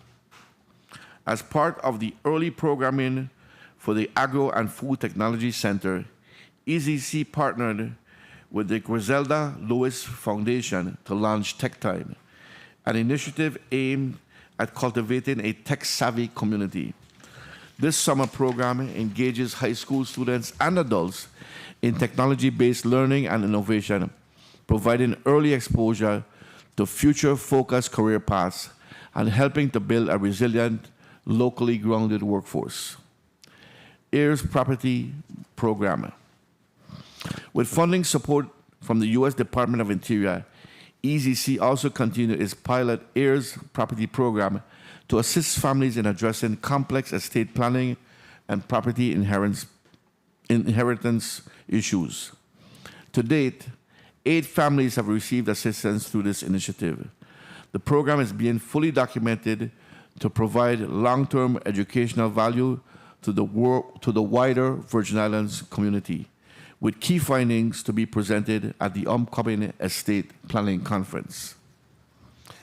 South Shore Trade Zone. In addition to its work in historic neighborhoods, the EZC is also laying the foundation for new centers of industry and commerce. One of the most promising examples is the South Shore Trade Zone, a designated economic area on St. Croix created to attract strategic investment and support long-term development in emerging sectors. A major highlight this year was the inaugural South Shore Trade Zone Investor Roundtable, a multi-day event that welcomed 12 prospective investors representing 10 companies across industries such as aquaculture, renewable energy, advanced manufacturing, and capital investment. Through site tours, panel discussions, and one-on-one meetings, the event spotlighted the zone's infrastructure, strategic location, and tailored incentives, reinforcing investor interest in the territory's newest development area. The authority received and reviewed its first South Shore Trade Zone tax benefit application from In the Mix Kikeri LLC, a local business based on St. Croix. This marked a key step in activating the zone and demonstrated growing confidence in the territory's broader vision for sustainable economic development. As interest continues to build, The EDC finalized South Shore Trade Zone's boundary mapping and collaborated with the Virgin Islands Port Authority to align infrastructure priorities with investor demand. This momentum is reflected in a rising number of inquiries from businesses and site selectors, especially as companies navigate global supply chain shifts and evolving trade conditions. Trade and export development. To support the expansion of Virgin Islands business in global markets, the EDC successfully closed out its State Trade Expansion Program grant, known as STEP grant, from the U.S. Small Business Administration. This grant enabled local entrepreneurs to participate in national and international trade shows, broadening their export capacity and positioning them for long-term success. Through this grant, the authority facilitated STEP client participation in two of the nation's most prominent trade show events held in New York City, Summer Fancy Food Show and New York Now, as well as the Trade and Investment Convention in Trinidad and Tobago. The Summer Fancy Food Show is the largest specialty food and beverage exhibition in North America, drawing thousands of buyers from restaurants, retail chains, and global distributors. By showcasing Virgin Islands-based food producers, the authority helped open the door to new markets and national distribution opportunities. Similarly, New York Now is a leading marketplace for home, lifestyle, and artisanal products. With the authority's support, Virgin Islands creative entrepreneurs were able to present their brands to top-tier retailers, expanding their customer base and building relationships that can drive future sales. In fiscal year 2025, the authority secured a new STEP grant and returned to the Summer Fancy Food Show, continuing efforts to promote export-ready products and further strengthen local presence in the nationally specialty food market. Building on this momentum, the EDC led a delegation to the Trade and Investment Convention in Trinidad and Tobago, one of the Caribbean's largest business-to-business networking events. Hosted by the Trinidad and Tobago Manufacturers Association, the convention attracted over 20,000 attendees and 30,000 registered buyers, featured 317 booths, and brought together regional policymakers and private sector leaders to discuss trade, investment, and market access. Participation served a dual purpose. 11 STEP clients exhibited and connected with international buyers and explored export opportunities, while the EDC promoted the South Shore Trade Zone as a dynamic hub for regional manufacturing, logistics, and commerce. The U.S. Virgin Islands delegation held a South Shore Trade Zone VIP networking event that had over 85 attendees, many of whom expressed interest in pursuing trade with and investment opportunities within the U.S. VI. The territory also gained visibility through multiple Trinidad and Tobago radio and newspaper interviews, as well as television and social media coverage. The Virgin Islands' presence was widely praised, generating enthusiastic interest from businesses across the region and affirming the territory's growing reputation as a serious player in Caribbean commerce.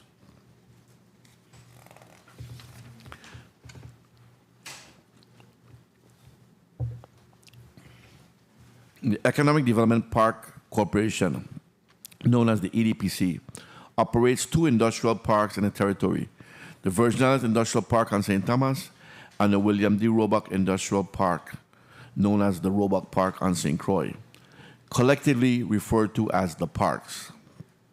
I am pleased to report that both locations are at 100% occupancy.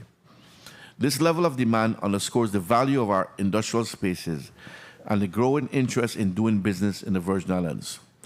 To maintain and enhance the quality of our commercial offerings, we are actively investing in capital improvements that support tenant success and long-term resilience. On St. Thomas, Phase 1 hurricane repairs at the Virgin Islands Industrial Park addressing damages from Hurricanes Irma and Maria were completed earlier this fiscal year. These repairs included restoration of 3 commercial bays and the installation of a new entrance gate. Phase 2 will include the construction of a new 10,000 square foot office facility, which will serve as the new home of the USVI EDA's St. Thomas office. The project is expected to break ground before the end of calendar year 2025. On St. Croix, we are working to finalize FEMA-funded repairs for the William D. Roebuck Industrial Park. Following multiple revisions, final project approval is anticipated in Q4 of fiscal year 2025. EDPC has also prioritized energy resilience as part of our modernization efforts. In partnership with the Virgin Islands Energy Office, 1 public Level 2 electric vehicle charging station was installed at Roebuck Park, supporting the territory's renewable energy goals and establishing the park as a modern industrial zone. We are also engaged in microgrid planning at the Roebuck Park, the Fleming Building, and the Virgin Islands Industrial Park to reduce reliance on the central grid and improve energy reliability. Working with the Virgin Islands Energy Office and an experienced design firm, we are identifying funding opportunities, including federal grants, to bring this energy transition to life. To meet sustained demand, EDPC is actively seeking funding to construct 2 new 40,000 square foot buildings at Roebuck Park. These spaces will support the growth of assembly, light manufacturing, and related industries on St. Croix. We continue to receive daily inquiries from businesses looking for space in the parks or for designated South Shore Trade Zone sites, underscoring the critical need for expansion. In Frederickstead, EDPC also manages the historic Fleming Building, which serves as USVI EDA's St. Croix headquarters. Bids have been received for hurricane-related repairs, and construction is anticipated to begin in Q4 of fiscal year 2025. Tomorrow, they do the bid evaluation for these repairs, and again, as soon as the bid evaluation is complete, we anticipate getting a contract in place fairly quickly. This restoration will protect a landmark structure while ensuring it continues to support the territory's economic development goals. Although EDPC operates independently and does not receive direct government funding, it remains an essential driver of USVI EDA's broader vision. Through strategic facility upgrades, energy-focused innovation, and strong tenant engagement, EDPC continues to deliver value, stimulate business growth, and strengthen the industrial ecosystem of the U.S. Virgin Islands. Financial management. In addition to our programmatic accomplishments, I am proud to report that the Virgin Islands Economic Development Authority received an unmodified audit opinion for the 14th consecutive year, and that was for our audit, which was recently completed for fiscal year 2023. This continued clean audit outcome reflects the authority's strong financial management, adherence to sound accounting practices, and commitment to transparency and fiscal responsibility. It also reinforces stakeholder confidence, both locally and externally, and underscores the integrity with which we manage public funds and federal resources. Other collaboration, agricultural and food systems investment. Equally important to our mission is our continued support for agriculture in the Virgin Islands. Recognizing its vital role in advancing food security and economic resilience. Through close collaboration with the local Food and Farm Council, the USVI EDA has partnered with the Virgin Islands Department of Agriculture to advance initiatives that directly benefit local farmers and fishers. Late last year, USVI EDA dispersed a $500,000 legislative appropriation as a component of the Virgin Islands Agricultural Plan to provide direct financial assistance to 14 farmers, helping to increase local food production and build the territory's agricultural capacity. Continuing this trajectory, we have requested a drawdown of the fiscal year 2025 $500,000 appropriation to provide direct financial support to qualified local farmers. These funds are essential to expand support for the territory's agricultural community, promote long-term food security and local self-sufficiency, and deepen cross-agency collaboration through sustained engagement with the local Food and Farm Council. These efforts reflect our ongoing commitment to build a stronger, more sustainable food system that empowers producers, reduces our reliance on imported goods, and contributes to a more resilient Virgin Islands economy. Looking ahead, priorities for continued economic growth. As we look to fiscal year 2026, USVI EDA remains focused on building an economy that is resilient, dynamic, and forward-looking. Guided by the progress made to date, we are advancing a set of targeted initiatives that will broaden the authority's impact, strengthen investor confidence, and deliver lasting value to the people of the U.S. Virgin Islands. Our top 7 priorities aligned with Vision 2040 include 1. Attracting a new hotel investment and new hotel brand. USVI EDA will actively expand its hotel development portfolio by supporting the completion of current projects and securing a new hotel flag that aligns with the territory's tourism goals. USVI EDA will continue to support hotel projects such as Historic Heritage Holdings, the Botany Hotel, Hampton by Hilton, and the former Sugar Bay Resort, representing hundreds of new rooms, substantial job creation, and renewed confidence in the Virgin Islands as a premier travel and business destination. In addition, USVI EDA will work to secure both a new hotel development and a new hotel brand for St. Croix, further diversifying the territory's tourism offers, stimulating economic activity on the island, and meeting the growing demand for high-quality accommodations. Our second priority, expanding participation in the EDC program. The authority will continue its outreach efforts to attract qualified businesses to the Virgin Islands through the Economic Development Commission program. This includes promoting the benefits of relocating or expanding operations in the territory. These companies inject fresh dollars into the local economy while committing to job creation, infrastructure investment, and procurement from local suppliers. Our third priority, launching the EDC Compliance Reporting Portal. In fiscal year 2026, we will launch a secure cloud-based compliance reporting portal for EDC beneficiaries. This platform will strengthen reporting, improve data integrity, and allow for more efficient compliance monitoring, ensuring the program continues to operate with accountability and transparency. Our fourth priority, strengthening small business access to capital through SSBCI. Building on momentum from SSBCI 2.0 Tranche 1, the authority will continue to work with local and other lending institutions, conduct outreach events, and expand technical assistance programs to help small businesses qualify for funding. These efforts are essential to accessing Tranche 3, a third an additional $20 million in capital that can fuel business growth, job creation, and entrepreneurship across the territory. Our fifth priority, expanding home ownership through VI Slice.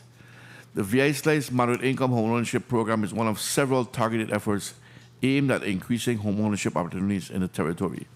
With funding set to expire in 2026, our priority is to accelerate the release of financial assistance for qualified applicants, whether for down payment, closing costs, new construction, or the purchase and rehabilitation of homes.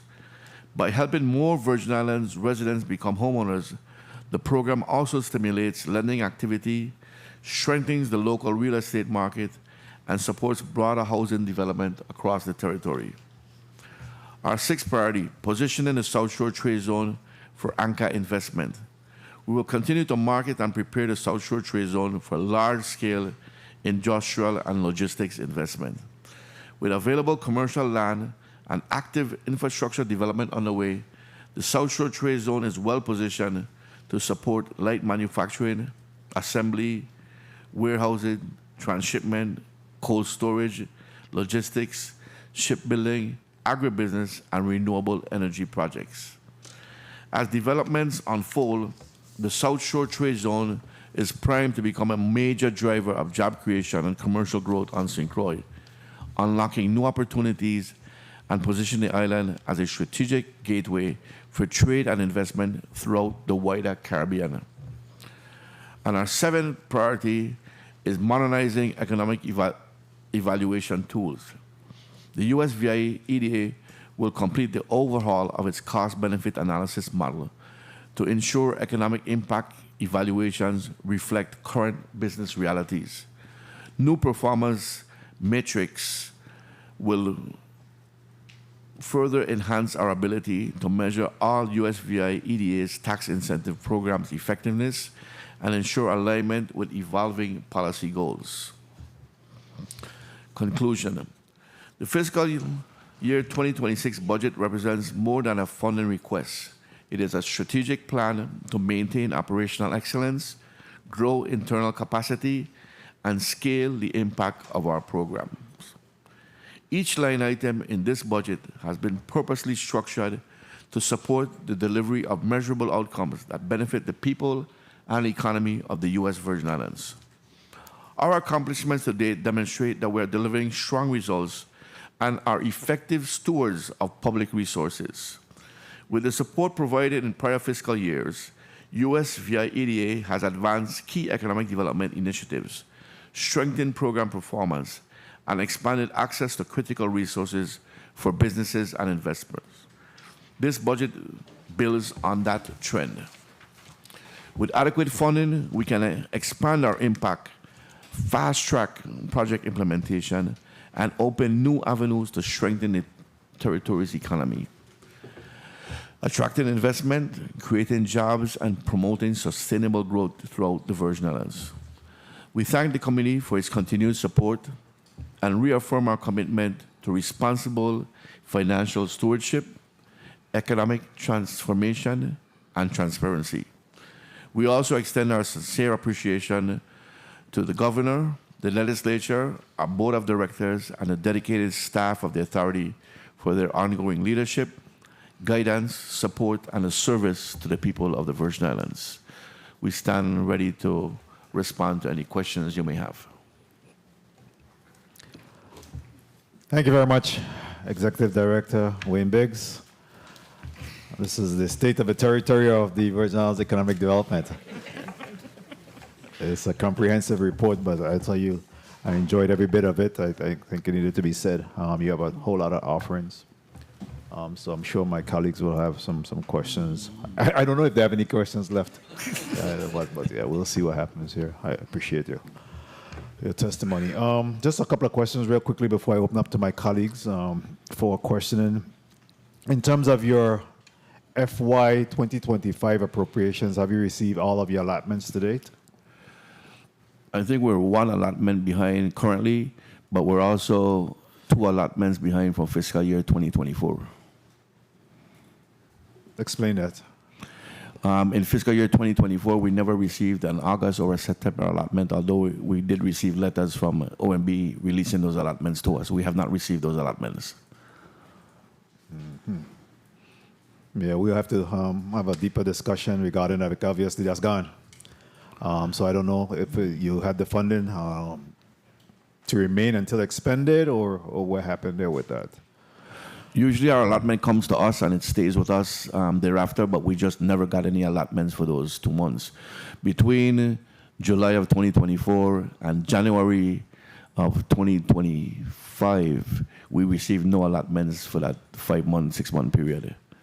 And then we got caught up in January, February, March, and April. So we're 1 month behind for this fiscal year, but we never received those 2 months of allotments in fiscal year 2024, which is really stemming our programs, because studies that we had planned to do with those fundings, we have not done. We've now delayed them to fiscal year 2025, and so it's going to eat up funding, which allows us not to necessarily have the additional monies for promotion and advertising the territory at various events. Yeah, we'll have to have a deeper discussion regarding that because that's going to require reappropriation, because that's past due amount. So we'll take a look at that. What about vendors payment? Are you up to date with your vendors payment? We're up to date with all payments. Are you part of the single payers utility? Or you pay your own? You pay your own WAPA bill, water bills, and light bills? Yeah, we pay our own WAPA bills and our own. We don't have water. Yeah, we pay our own water bills at the park also. Yeah, so yes. Okay. And you up to date with your WAPA bills? We're up to date with all vendor payments, all utility payments. Okay. What about revenues? What is your revenues thus far for FY 2025? I'll let our CFO, Ms. Kelly Thompson-Webb. Good afternoon, Kelly Thompson-Webb, Chief Financial Officer. Our revenues collected to date, our revenues come from, of course, the government appropriation. And to date, we've collected, one second.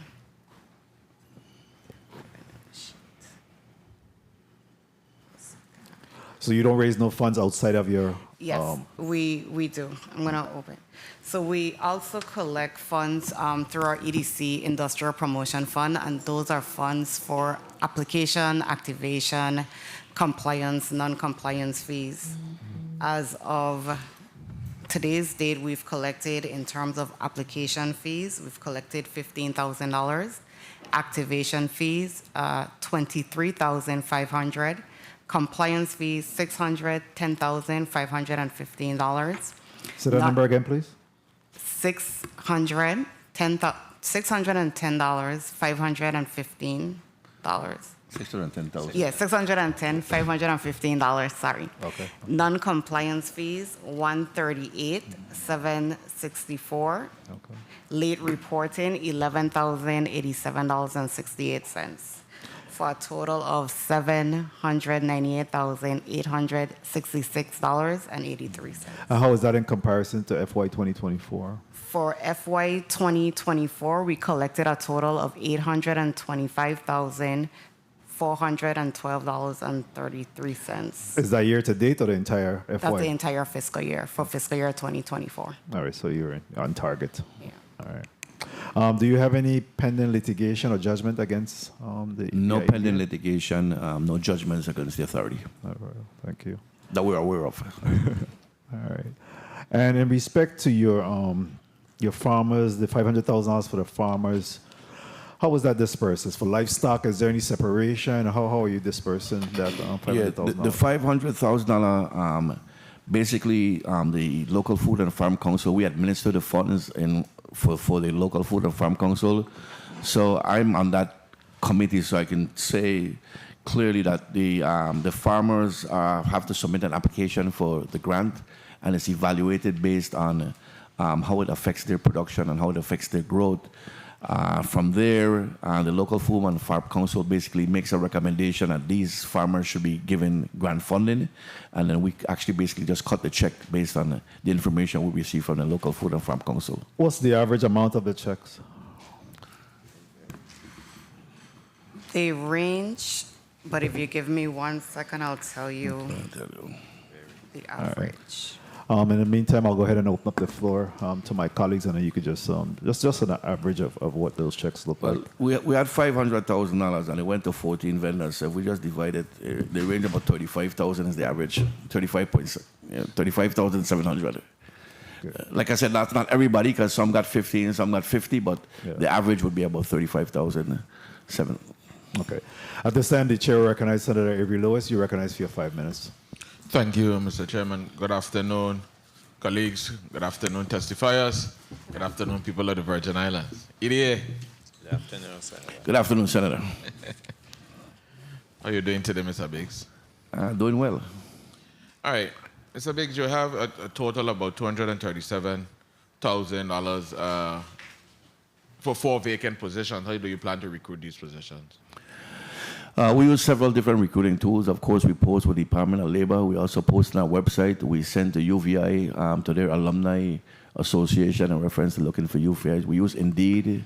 I mean, we use a variety of different sources in reference to trying to fill those vacancies. I noticed there's a projected 3% reduction in personnel costs from FY 2025 actuals to FY 2026, despite an increase in overall salaries. And I think you included the increase already in your FY 2026 increase. Why was a reduction? Good afternoon again, Senator Kelly Thompson-Webb, Chief Financial Officer. That was due to, we had some separations from the agency, so we also did restructuring in certain areas. So as people leave, new people coming in would be at a lower grade and step versus those that were separated at the time. So that would include where someone went from 68,721 to 68,047. I'm not sure exactly. Budget and financial analyst. The same thing for compliance officer one. We went from 60,000 to 55,000. So roughly a series of those type of changes, yes.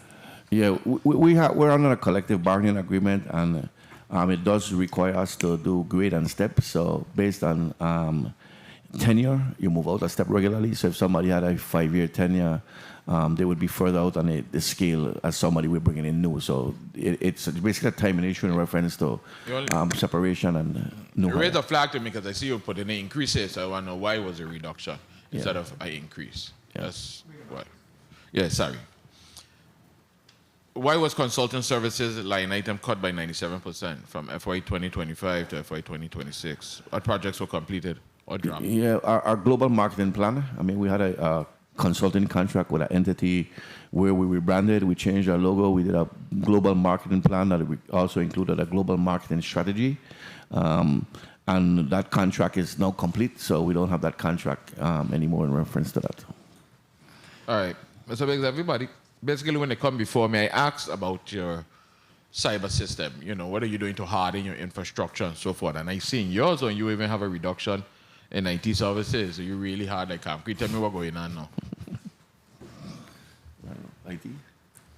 Yeah, what happened is we've purchased some additional computers in reference to fiscal year 2025 that we won't have to do again in fiscal year 2027. I ain't worrying about the computers, Mr. Biggs. I just want to know how the strength of the system is. Like, we have outside, we subcontract outside to protect. Yes, we use a firewall called Barracuda, but we have outside entities that we also have redundancy and mirroring and a variety of different firewalls in reference to getting into. Could I just add? We also did some upgrades to the servers this fiscal year and some repairs to our Linden server, so we don't anticipate having to do those again in fiscal year 2026. Great. I noticed what performance metrics or KPIs are in place for the contracted legal and compliance consultants? For the contracted compliance consultants, we look at the reports that are being prepared. We've had a variety of different types of where we use compliance contractors. We have one that we use on a regular basis. So she's with us on a full-time, pretty much a full-time basis.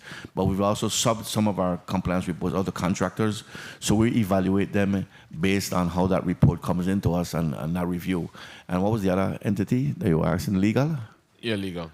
Yeah, legal is pretty much a standing contract that we use for board support, for legal counsel for the board.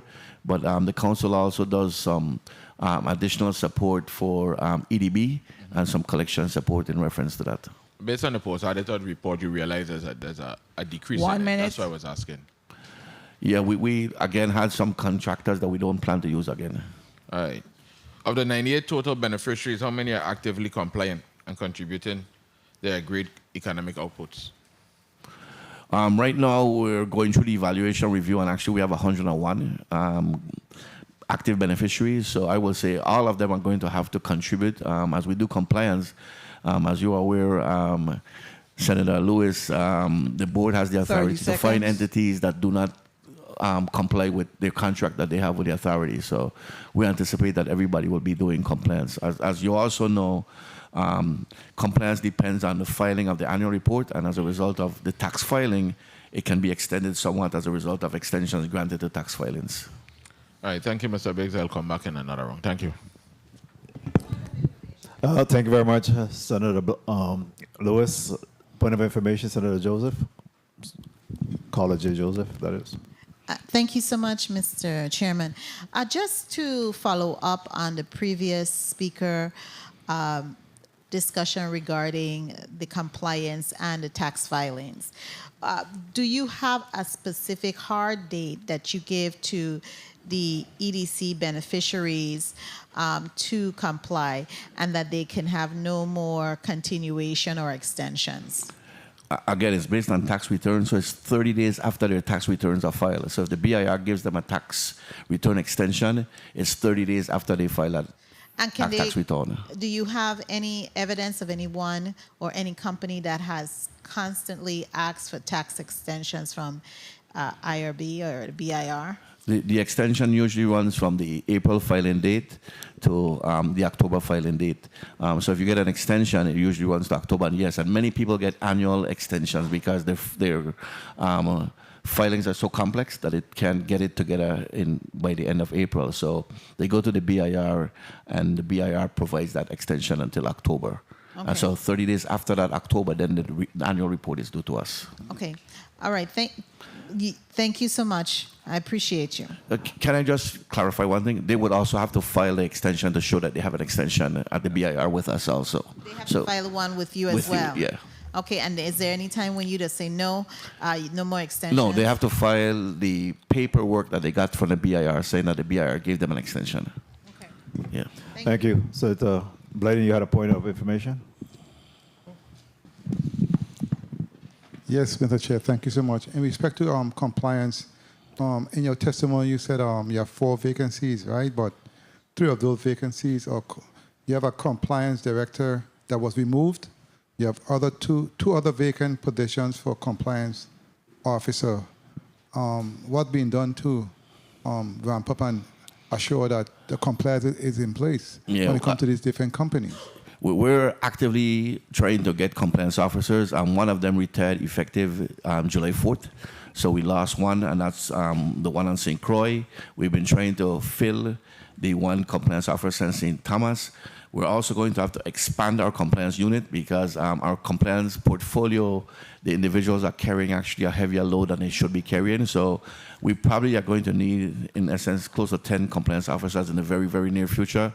But the compliance director, we kind of repurposed that position, and we brought Mr. Carlwood on board to assist us with compliance, but in other areas also.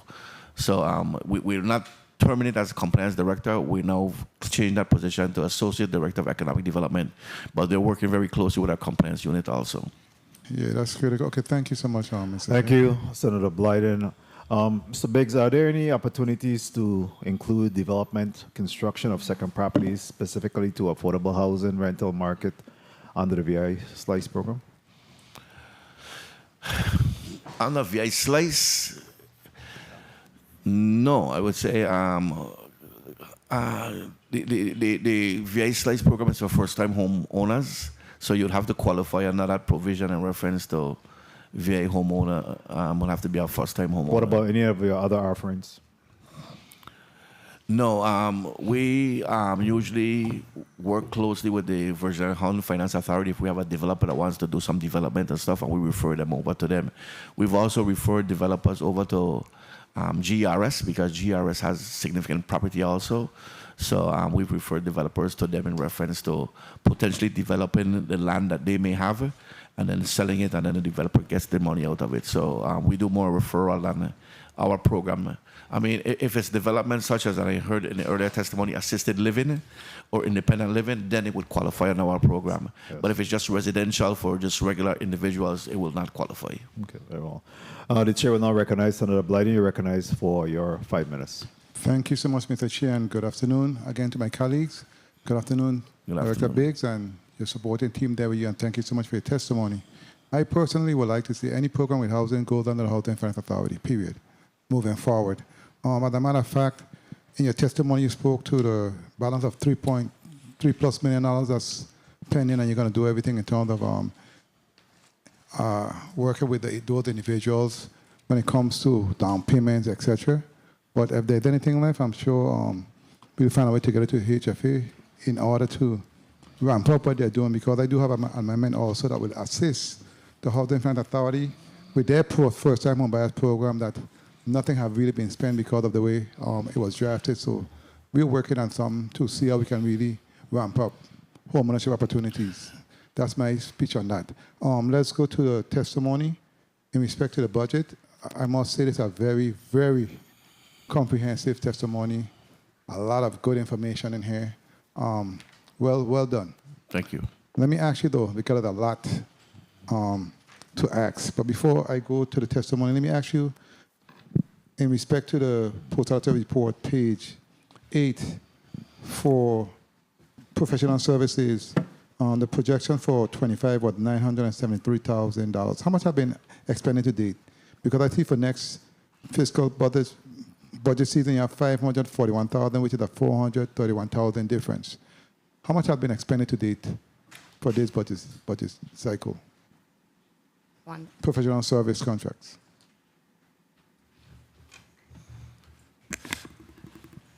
Professional services. Yeah. Ms. Kelly Thompson will respond. To date, professional services. Speak into the mic, please. It's too soft. To date, professional services, $374,822. Okay, very well. And I can see the reason for the decrease in some 400,000 plus, because you're not going to expend all 900,000 plus, correct? No, we intend to. The timing is basically when we receive the allotments. As Mr. Biggs mentioned, most of our allotments came in the second quarter of this fiscal year. So we have some agreements that we're in negotiation with, and hopefully we should be able to expend most of that before the end of the fiscal year if all goes well. Okay, very well. Thank you for that. Let's go to page 7 of your testimony. You spoke to page 7. Okay, yeah. You spoke about your marketing and promotion and investor outreach. How many hits have you had, say, for the last fiscal year in respect to onboarded individuals? Wait, how many hits? Yeah, how many companies are the result of your outreach and initiatives? We've had one new EDC application thus far this year, but when you talk about hits, we've had significant, inquiries, and we work inquiries every day. We have about 20 hot projects that we're working on, and we define hot projects where we're constantly in contact with that individual in reference to providing information to them on the territory. But if you're looking for hits, we can give you our social media numbers and a variety of other numbers later on, but sure. We do record hits in reference to our social media pages and a variety of other things. Okay, very well. And let's speak to your page 9, your State Small Business Credit Initiative Program. It's a federally funded program, of course, which supports small businesses and entrepreneurship programs, individuals, right? How many individuals have you actually assisted with that program, and what type of funding we speaking to in terms of support for those individuals? Yeah, give me 1 second, I got it for you.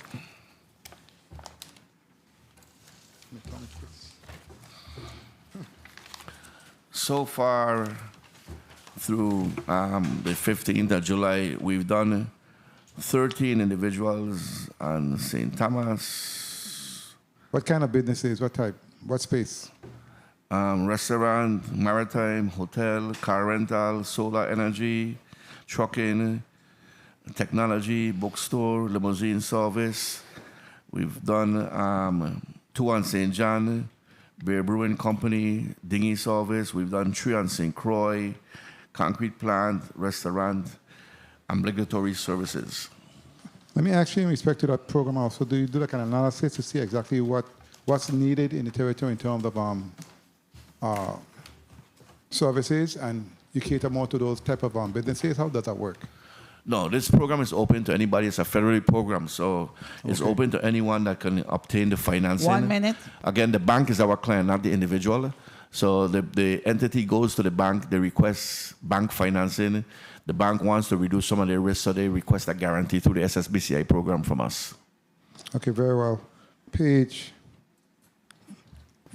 15 of your testimony, in terms of the EDC program, which does a lot. I mean, we hear a lot of back and forth with those programs, but I believe that it actually assists us in more ways, and we get more for our bank, more than we lose. And in terms of the tax base, entrepreneurship, charitable donations, etc. 30 seconds. You said you have surpassed 100 beneficiaries, right? Up from 80 in fiscal year 22, which is a 26% increase.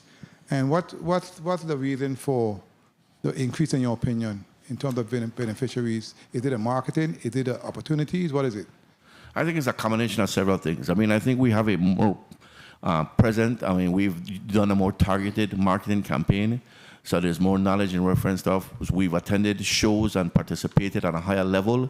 So we have a higher visibility when we go to a conference or an event. We're not the little booth in the corner anymore. We got some additional showing. But I think also as market conditions change, for instance, South Shore Trade Zone, we're getting a lot of inquiries because of tariffs. You know, so it depends on, you know, what's happening at the time, but marketing plays a big role in it. And in closing, Mr. Chair, can you tell us a little bit about the trip that you went on to Trinidad? What was the response? What do you see as future partnership, etc.? Can you speak a little bit about that? Yeah, a couple months ago, some manufacturers were on a cruise and they came and we kind of hosted them here on St. Thomas in reference to business exchange, business to business. And Ms. Marchena Ken, who runs the STEP program through the Enterprise Zone Commission, we had some of the STEP funding available, and they invited us down to the Trinidad convention that they had in reference to the abilities to maybe partner with other Trinidad companies, particularly in manufacturing and packaging. So we did go down, as we indicate, there was over 20,000 registered individuals, 30,000 buyers. We got good reviews in reference to social media and discussions. Nothing has transitioned into an actual purchase or buy yet, but we anticipate that that's going to happen. In terms of manufacturing, and you spoke today in your testimony, in terms of having manufacturing done on St. Croix, after the thought was that transpired this weekend, and the capacity I've seen, tarts, Johnny cakes, etc., there is space for that in the market. We need to, if we do any type of plant in St. Croix, we need to do something with what we are good at, tarts, Johnny cake, etc. We have the best in the world, in my opinion, period. Yeah. So I think we need to make sure that we participate in that space. Thank you so much for that's why the agro facilities are going to, agro centers are going to assist in reference to.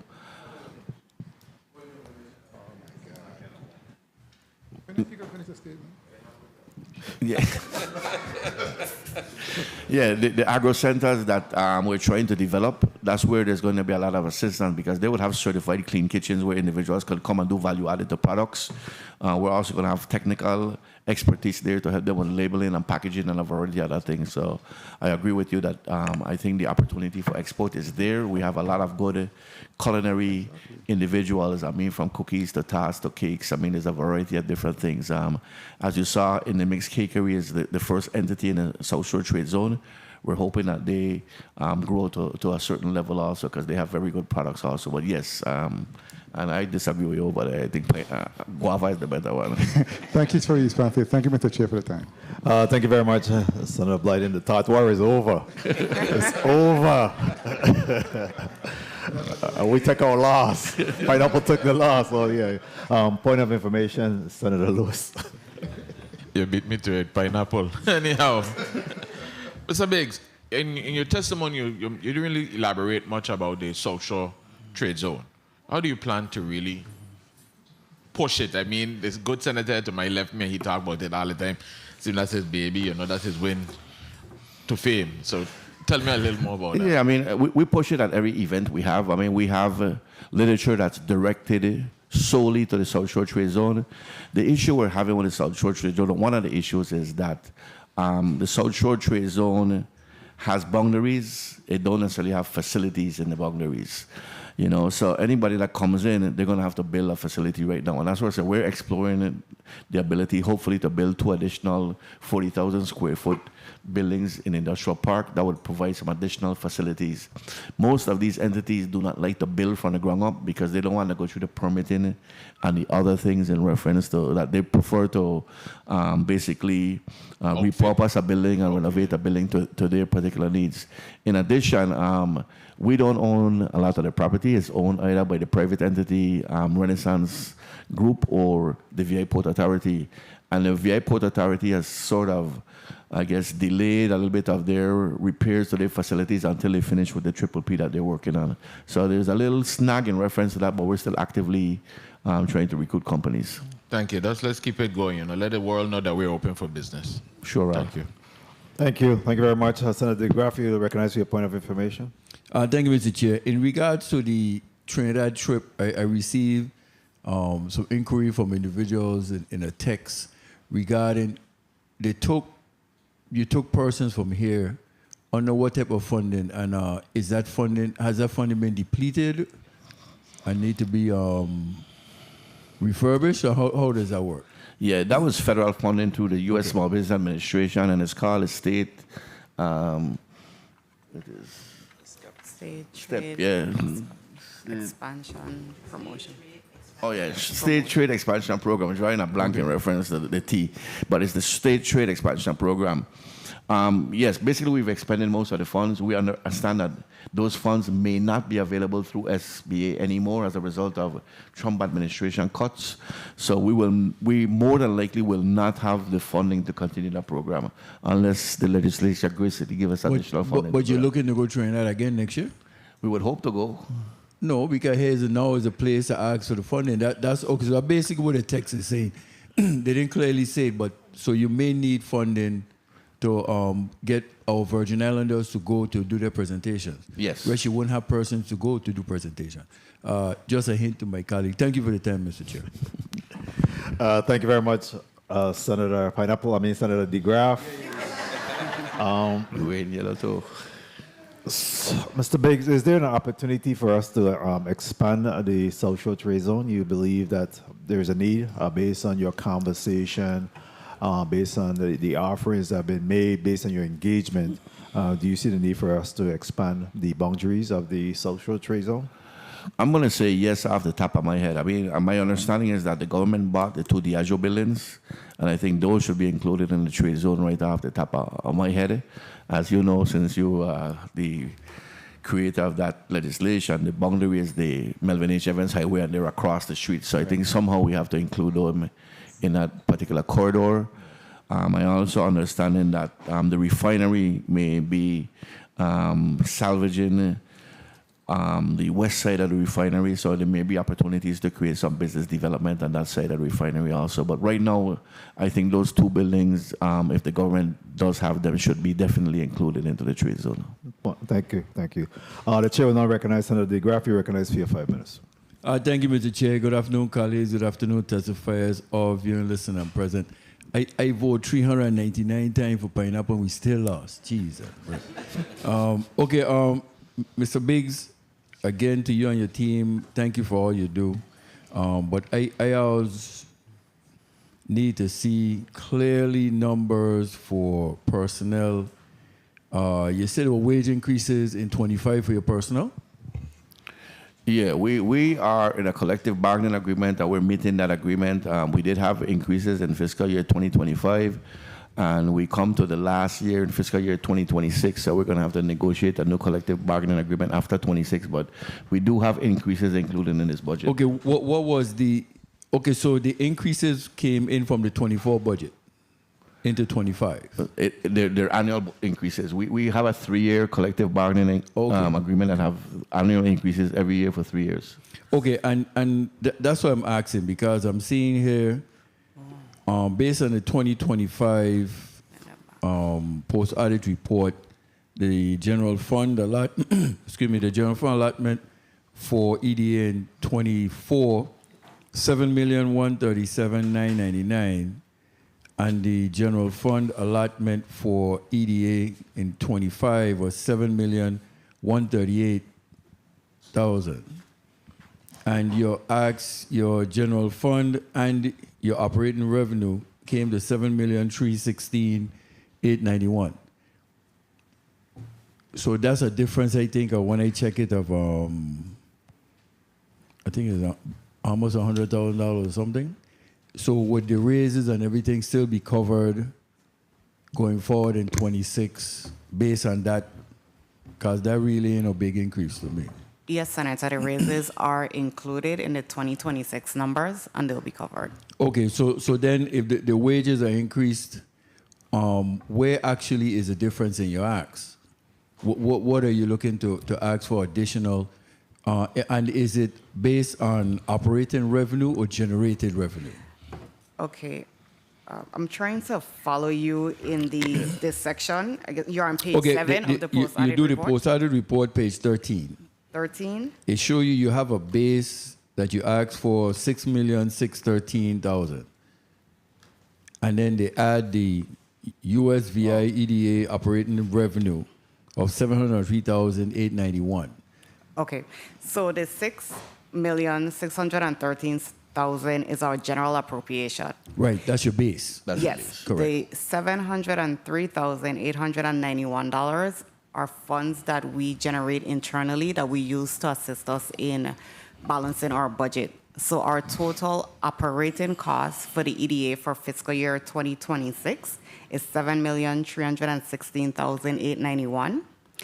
A portion of that, which is about 90%, if I'm correct, comes from the central government, and the other 10% we use from internal funds. Right. So then the 7,411,866 that you generate in revenue, as of you said, as of most recent, as of today, is that in accordance with that 703,891? Okay. Yeah. The 7,411,866, or I said it wrong. I think he's talking about the money. Your revenue. I'm trying to track to see if your revenue that you generate, that Mr. Chair asked about, is the same as your. So the numbers that I quoted earlier for the EDC Industrial Promotion Fund, that's what you're referring to? No. Well, Mr. Chair was asking about the revenue that you generated. Okay. Yes. 1 minute. Right. So those funds are fees that we collect from our EDC for our EDC program, and a portion of that fee, those fees that we collect, are transferred to our general fund to assist us in operations. So of this 703,891, about 600 and let me see if it's in the post-audit report. 1 second, let me get that number. So basically, while you look for the number, so basically, 30 while seconds. The 6,613,000, your base core, if we didn't add anything else, would that cover the wage increases in 26? The 6,613,000? No. Right? The full amount is our budget. The full 7.3 is our budget. Okay. So we need all of that to cover the wages and the cover operations. I wasn't taking anything. Like I said, I'm making sure the personnel get covered. Yeah. Yes. For me, you could deal with anything else. The 7.3 covers the personnel and all the operating costs. Okay, so it has to be the 703. Yeah. Okay. It could be more if you want. Give me more. Yeah, let the Senator complete his thing. I just wanted to get that part straight because, again, I was looking at how the numbers are, and from 24, 25, and 26, based on you talking about wage increases, I just wanted to make sure that's covered because, again, next year, 27 is when the 3-year cycle ends. Right. 24, 5, 6. Okay. Thank you. Thank you for the time, Mr. Chair. Thank you. Just to be clear, the 6,600,000 is the way they counted as revenues is coming from the government of the Virgin Islands. Right, all of this. Right, and then the additional is the internal that they add to make up the difference. Right. All right, good. Senator Fonseca, you recognize for your 5 minutes. Yes, thank you. Thank you, Mr. Chair. Good afternoon to the EDC, the whole staff, and Director Biggs. Good afternoon. Welcome. Great presentation. You gave us a lot of information. So as a matter of fact, I'm in my 6 minutes. I'm trying to decide what I want to deal with the budget or with all of the hotels that you have in the mind. So Okay, so basically 10% of your budget, more or less, is coming from funds that you generate. Quickly now, I want to go to the Economic Development Bank. One of the goals was to promote home ownership, and of course we had the VI Slice program, and I think the Slice program, it was 12 million was transferred back to the general fund. What's the numbers there?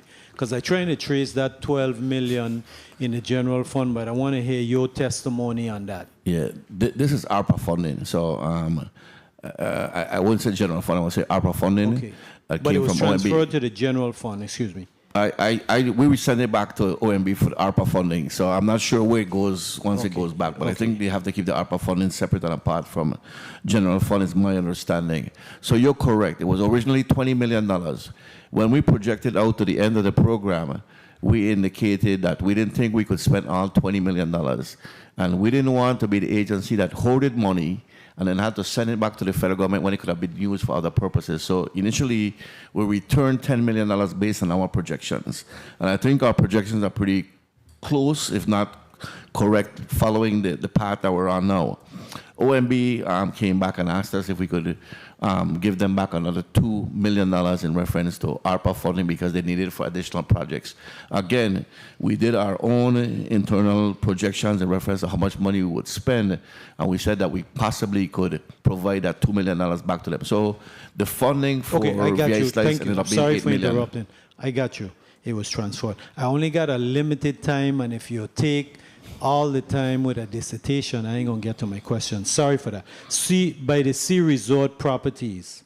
Okay, this is a Botany Bay Development Hotel, Botany Bay, B-O-T-A-N-Y, and it was planned $44 million for 68 rooms. You know, and I want the public to understand that, right?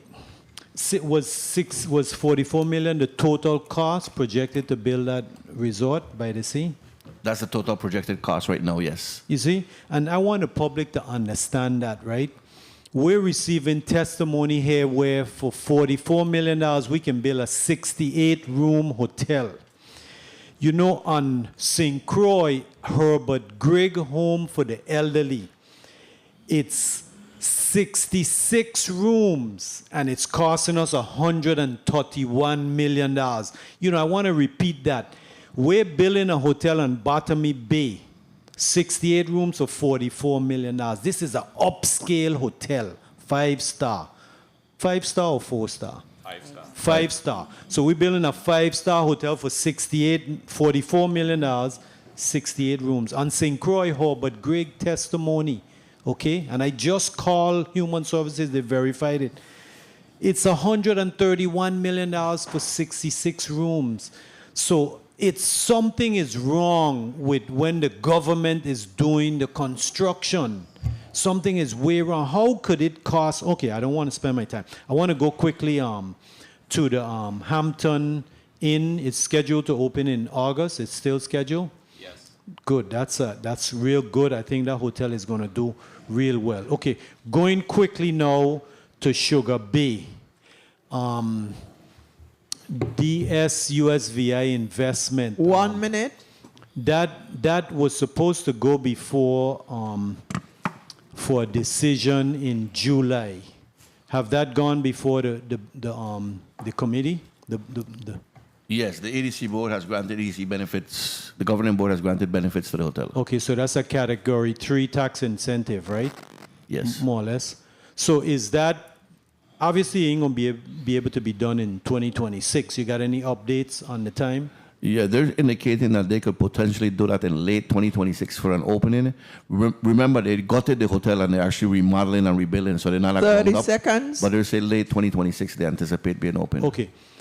So in lieu of all of that, right, with all of these major projects you're building online, I want to know why only 10% is being back to you for your budget. Why can't it be a higher percent? Who sets that 10%? Is it you, the governor, the Julio Raima. Who sets that 10%? Yeah, it's set by the financial team when they're doing the government budget. But why is it so low? I would think that since you're bringing in so much money, you would free up funds on the general fund. Because remember, the legislature, we have to make financial decisions. And if you can take a less hit, if the general fund can take a less hit, we can fund some other programs. Right now I understand a child was born in Wang Louis last week, and they was short on milk and blankets.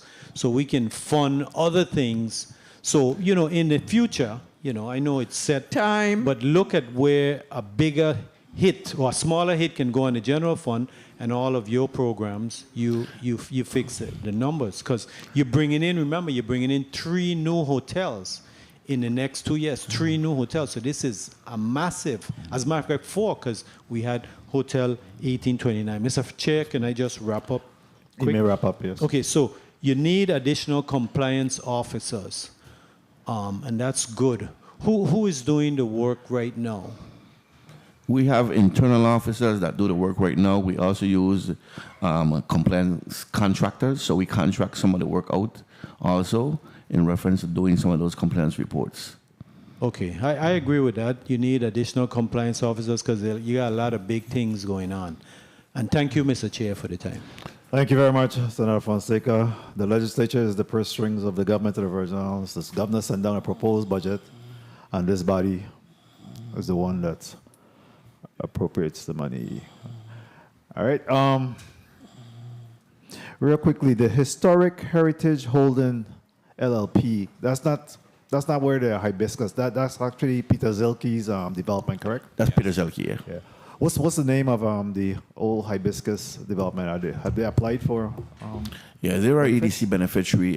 They're currently on suspension at the request, but they are our EDC beneficiary that they're building. But hold a second, I can't remember the name off the top of my head. What's the name of it?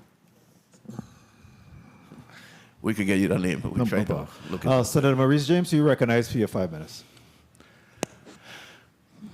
Thank you, Mr. Chair. Good afternoon, everyone. Good afternoon, testifiers, colleagues, staff, inside, outside the room. I want to start quickly by asking the CEO, Mr. Biggs, thank you for your testimony because I learned more about EDA in this budget hearing, and I'm happy to find out some of the things that I heard. I wanted to first ask you quickly, on the loans that you are direct lending support, that's what it says, what's the interest rate on those loans? The interest rate varies. It depends on the loan program you're in. Some of them are statutorily indicated. The microloan program, the farmers and fishermen loan program, and then some of the others are prime plus 1%. Okay, thank you. And what about the loan repayment rate or the loan performance rate? Is it good? Because we're lending money and hopefully they're making money and they're repaying their loans timely. What about that? Yeah, it's pretty good. We have 3 clients that we're having some issues with that we're working through those issues. All our other clients are paying well. So our delinquency is based on dollar value, and those 3 clients tend to be higher dollar value. They are actually complaining in the most instances that they're late payers because the government pays them late. Basically, our portfolio is pretty strong. Yeah, they're secured by collateral though, right? Are they? Most of our loans are secured by best available collateral, so there's a variety of different types of collateral. We are not a collateral lender, we're a cash flow lender. So if you have real estate, we'll take real estate because that's actually one of the better ones. If you got cash in bank, then we could put a lien on that, which is even better than real estate. But also business assets can secure a loan depending on the dollar value of the loan. Yeah, but so in your estimation, that's working well. So far, it's working well. Yes. Yeah, thank you. The Padilla building on King Street, the appropriation by the legislature also covers the build out and the renovations, include and of course the purchase price. Does it include all the other funds that you would need to bring it up and running? The appropriation from the legislature was a $2 million appropriation for establishing the facility. The building cost us about $800,000, so we have about $1.2 million left to do renovations. We anticipate that all the renovations can be done for that funding. We're not sure about the full level of equipment we want to include in that building yet, as far as the funding for the full level of equipment. But as far as the structural renovations that's needed, we anticipate that we have enough funding to do that, and we have enough funding to do some of the equipment, but maybe not all. Okay, that's good to know. The heirs property program, I'm trying to go through, you give us such a great testimony here that I'm trying to go through it quickly in my time. The heirs property program, what kind of assistance do you provide or have provided to the 8 families? Because that's as you know, that is critical in our times right now. Most of it tends to be legal. Yeah, most of it tends to be legal assistance, legal counseling in reference to the families, because many of these entities were family-owned entities, and so the legal counsels were helping them create them into LLCs and businesses and corporations and a variety of different things, so they can have ownership shares and not have the family issues in reference to division of the property. 1 minute. That's external legal counsel, correct? External legal counsel, yes. The families that are assisted, are they assisted because they're participants in other programs for EDA? No, not necessarily. For example, would I be able to refer someone to EDA to get this type of assistance? 30 seconds. Yeah, I mean, they can be referred. I mean, hopefully we'll be able to extend that and continue that program. But they were selected just out of a pool of families that applied in reference to for assistance. Okay. I know of a number of families, that's why I'm asking, and it would be great if we could find a way to expand this program, scale it up, quite frankly, because there's so many people who need help. With respect to the EDA and the new hotel development and new hotel brand for St. Croix, what are some of the challenges in us bringing any hotel or a new hotel brand to the island of St. Croix? What do you hear as some of the challenges that or issues that they have? Time. Just general. Yeah, I'll talk about St. Croix and then I'll talk about the Virgin Islands as a whole. I think one of the bigger issues in reference to St. Croix is there's always a question in reference to airlift. The airline said there's not enough hotel rooms, and the hotel finance individuals say, well, there's not enough airlift to support the hotel. So it's that chicken or egg which comes first. So that's one of the issues. The other issues is many entities don't like to go through permitting. And so unlike many of our other Caribbean neighbors where they can pre-approve permits for a variety of different developments, we don't do that. So for instance, you can go to Dominica, and I'm just using them as an example, and they can tell you that this lot is already approved for a 400-room hotel.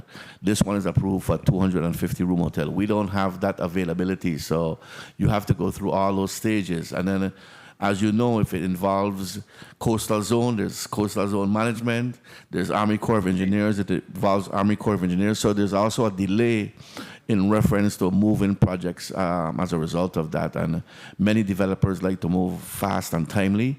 And so we had a lot of requests for distressed properties where people want to come in and renovate distressed properties, but unfortunately we don't really have any distressed properties in the territory for hotel use at this stage. The only one I can think of is St. Croix by the Sea, and individuals feel that they've been sea blasted to death over the last 40 years, and they don't want to invest in that particular Hotel. Thank you. Thank you, Mr. Biggs. And you reminded me of when I was a young attorney just out of law school, a developer coming here, and we ended up taking him to another island. And it was exactly as you said, as you say, where we have all these hurdles, and on this other island, it was just a matter of the Prime Minister saying, where do you want to put the hotel? And that's a good point to point out. Sometimes we have challenges as a result of being a U.S. territory that other independent country nations don't have. So thank you. I appreciated all your answers. I really wish you well and EDA well. I think you're on the right track.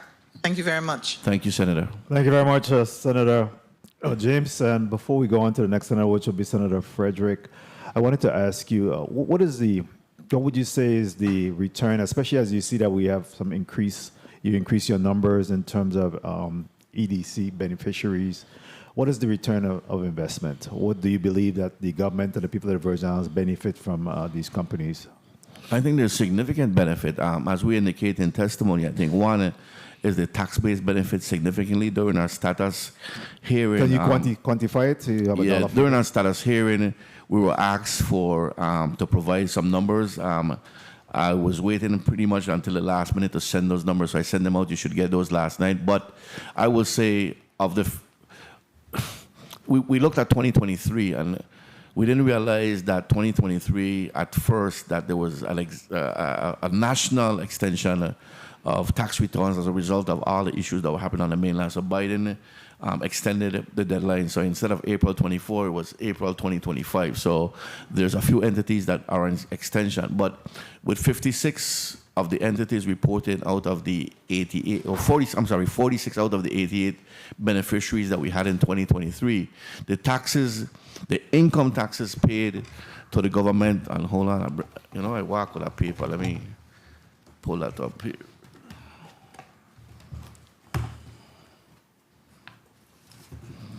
I'll just run it. The income taxes paid by 46 out of 88 companies was $222,544,000. That's income tax. Then there was gross receipt tax of $1.7 million, property taxes of $1 million, excise taxes of $237,000, custom duties of $23,000, hotel room taxes of $12,019,000, and other taxes and fees paid of $5,622,000. So roughly of those 46 of the 88 companies that reported so far, $272,934,000 was reported as paid in taxes and duties by EDC companies. Thank you for that. Can you share that information with us? I sent it No. through the chair of the Committee on Economic Development and Agriculture, Senator Frederick. I sent that out last night. Last night, okay, Yeah. good. Senator Frederick, you recognized for your 5 minutes. Thank you very much, Mr. Chair. Good afternoon, everyone listening and viewing audience, central staff, my staff, and my wonderful colleagues. CEO Biggs, good day, sir. Good afternoon, Senator. I just want you to know I'm biased towards your organization because being the Economic Development and Agriculture Chair, I spent a lot of time talking to you and your organization, and I just love the way you guys are operating, so I'm biased from that point of view. You're a quasi-governmental agency that do receive appropriations from the government, so that makes you somewhat a business organization, but yet a government organization. I want you to brag about what you've been able to accomplish. You have received over $81 million in grant funding, and our appropriation to your agency is $6.3 million. That's correct. Why are you not bragging about that? Well, we talked about that in previous testimony. We didn't talk about all the grants that we manage. I know some of it is in the post-audit, but because we came to your committee and we talked about it, we're trying to differentiate a little bit as we talk about budget in reference to some of the other accomplishments that we do. But you're correct. We manage over $85 million worth of grant funding. And the reason why I brought this up is because I hear a lot of conversation about why the EDA agency is such a waste of money, and we're giving away monies that we should be collecting from these companies that come here. And I'm like, no, that's not how it works. They're generating jobs. There are other ways to generate economic growth besides just paying straight taxes. And it's always that argument, they're not doing anything and we're just giving away money. So now that you could see and show them that we actually obtain over $85 million in federal grant money as well and create jobs, what is it now that's preventing you from going out there and bragging with a bullhorn saying, listen, this is what my agency is doing? Senator, we've kind of done that over the last 10 years that I've been back with the EDA. I think individuals hear and perceive what they want to hear and perceive. So if you could assist me and find another way where I could tell this story. If you look at testimony, I've kind of turned it around how I was telling the story this time in testimony. I would be happy if I could get people to understand that we don't do the funny math. We start with zero. We attract a company. We get 10%. Yes, we give them 90% in benefits, but we get that 10% that we didn't have. In addition, we get the workers. We get the benefit for the workers. We get the charitable contributions. There's a variety of other taxes. If you come with a portfolio, we get full taxes on your portfolio because only the EDC operation revenues is reduced by that 90%. So there's significant benefits to having EDC entities here in the territory. You forgot one, the direct benefits to the schools. Go ahead, brag about when they have to pay charitable contributions directly to the schools. Yeah, I mean, there's definitely charitable contributions directly to the schools. There's charitable contributions to broad-based entities. Again, in the report letter that I sent you earlier today of 56 companies, the educational contributions was about $1.5 million to education. So there's a variety of different things that these EDC beneficiaries do that if they weren't here and they weren't paying taxes into the base, our tax rates would have to be higher or public services would have to be cut in various areas. Absolutely. So I also want to congratulate you. I saw a bow tie in the background. I couldn't see the face, but I think you just picked up a really talented individual. Congratulations. I think that person will add some value to the organization.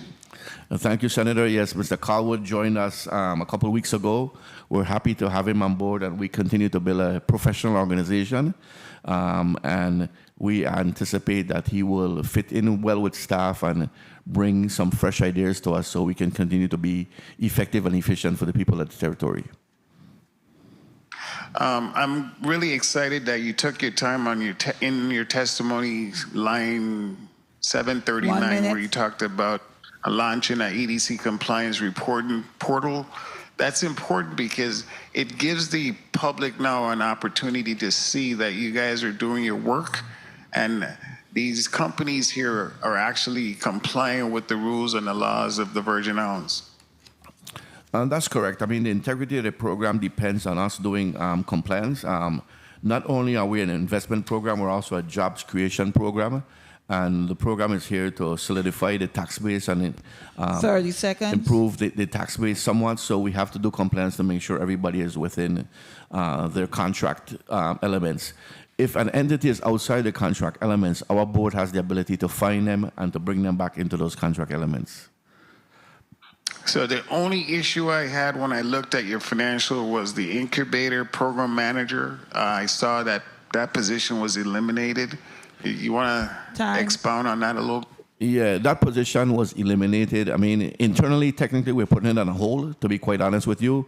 Our facilities have been damaged since Hurricanes Irma and Maria. and we have not been able to repair the incubator facility. So when Ms. Holloway Christian left, we just sort of put our position on hold until we get facilities where we can house the incubator. Then we will reintroduce that position once we get those facilities up and running.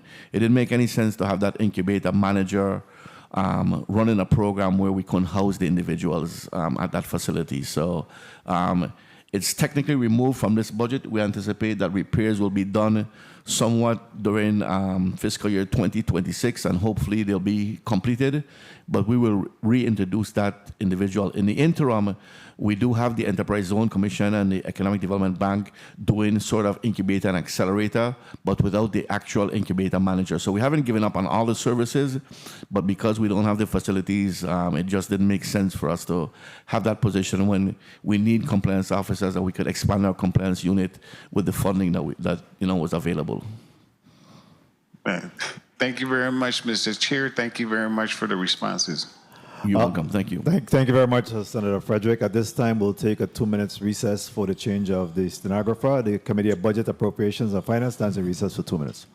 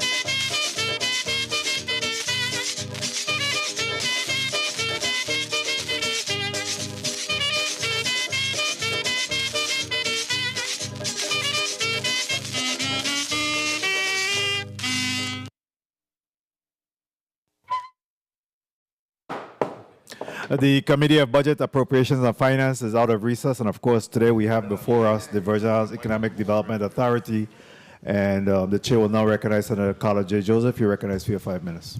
Thank you so much, Mr. Chairman. A pleasant good day to you and, of course, the listening and viewing audience, as well as the members of the Virgin Islands Economic Development Authority. I want to ask, you are a semi-autonomous body, correct? Correct, Senator. And good afternoon. Good afternoon. And of course, I know all your people are really hardworking, and I really want to congratulate you on being able to find some very good people who are competent to work with you. Ms. Thompson-Webb, I always admire that you could bring out those numbers very quickly. So I want to ask you some questions regarding what I have seen here in the post-audit report, specifically on page 6, relative to your 12.5% delinquency rate. How much are we looking at that is outstanding in collections? The next bullet says 171,000. How much are we looking at as far as delinquency, and how far back? Yeah, I would have to look at what the delinquency is. Anything over 90 days is considered delinquent, but that 171 is what we've collected during the fiscal year. Okay, but how much? So I would be interested in seeing your delinquency rate, the details of your delinquency. We can provide that to you. And the total, and how aged those delinquency are. Maybe it's like 2 years, or maybe is it 90 days, 3 months? That would be very interesting. You could send that information through the chair. You don't have anyone here present who could talk about it, do you? We do not. We can provide that through the chair. Okay, good. I also wanted to ask you, because I'm looking at your presentation and it was very comprehensive. However, I missed a little bit of the details, and the devil is in there, regarding your budget. Kindly indicate for me, do you have included in your budget some indirect costs?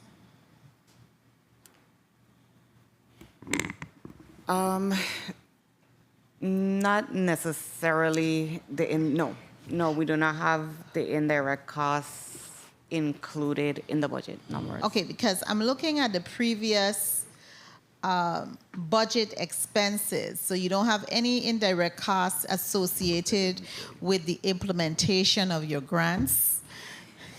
As I explained before, we do get indirect costs. Okay. But what we do normally is that indirect costs is turn around and used to help us administer the grant. Okay, so I understand that. So we're getting into the weeds now. So is that indirect cost included in your $703,000? No, we don't include it in that. So how do you account for it, Ms. Webb? Your accounting. Okay, so most of the indirect costs, it goes based on drawdown. So some of these grants span maybe a multi-year period. Mm-hmm. So I may not necessarily budget it within the period. I'll just give you an example. For SSBCI, there are funding that's considered indirect, but all those funds they go back to manage the program. So all the advertising and promotion, everything, we don't have a cost that we say that indirect, and it goes back to the EDA for personnel and any of those other areas. But the person who is advertising it is not personnel, is not staff? Yes. Okay, so your accounting of the indirect cost is a bit different than I know with the GAP, based on GAP.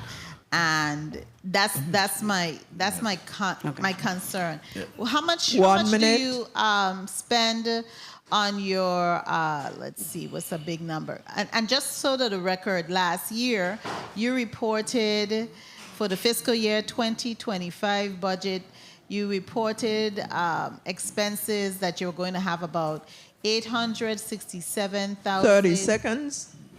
$219 in, this was what you were projecting, in indirect costs. Now, how much do you spend with your board of directors? What is the cost?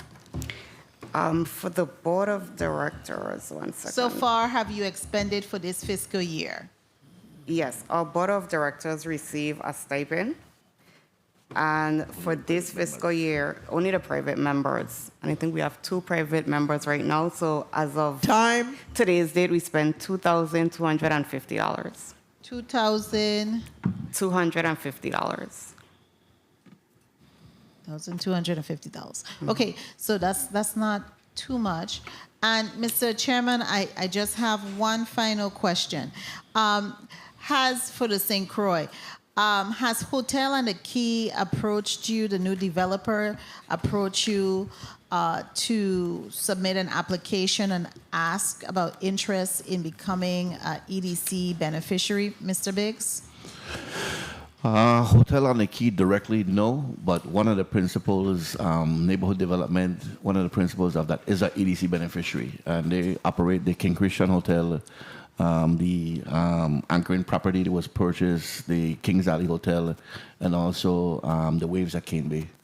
Okay, because my question is, we want to see dual, development on all of our islands. And to assure that we are definitely marketing and having a robust level of tourism, given what is happening now in the tourism market and even globally, that the Virgin Islands, people are coming here because you don't have to have a passport.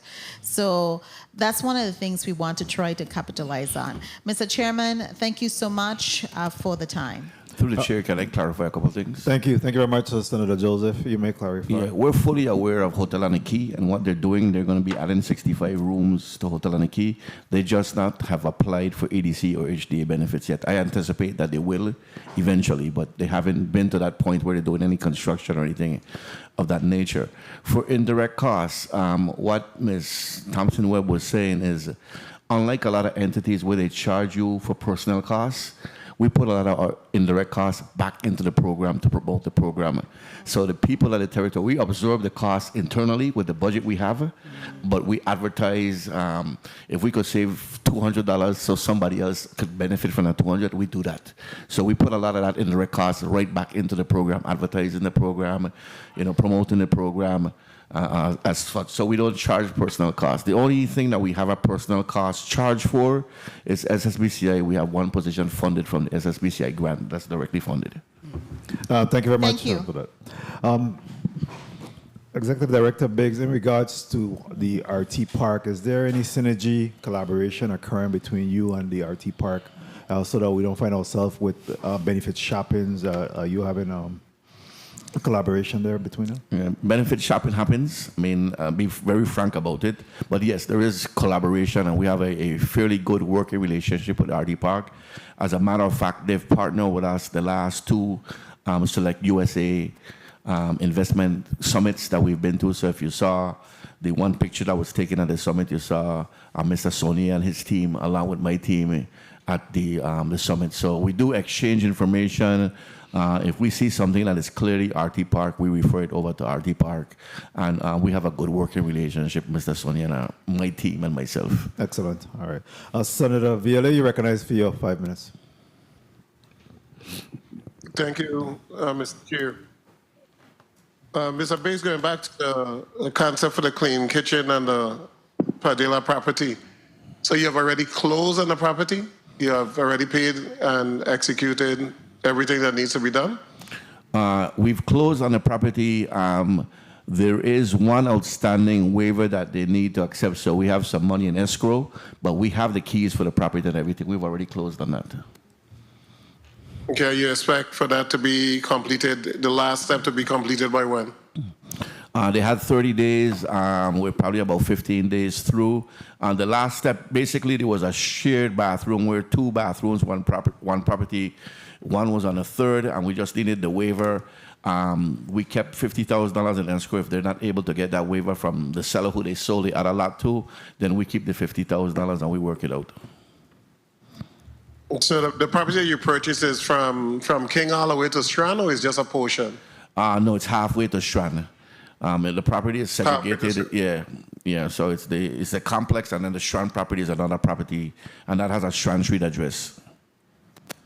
Okay, and you project to start rehabbing the property this year?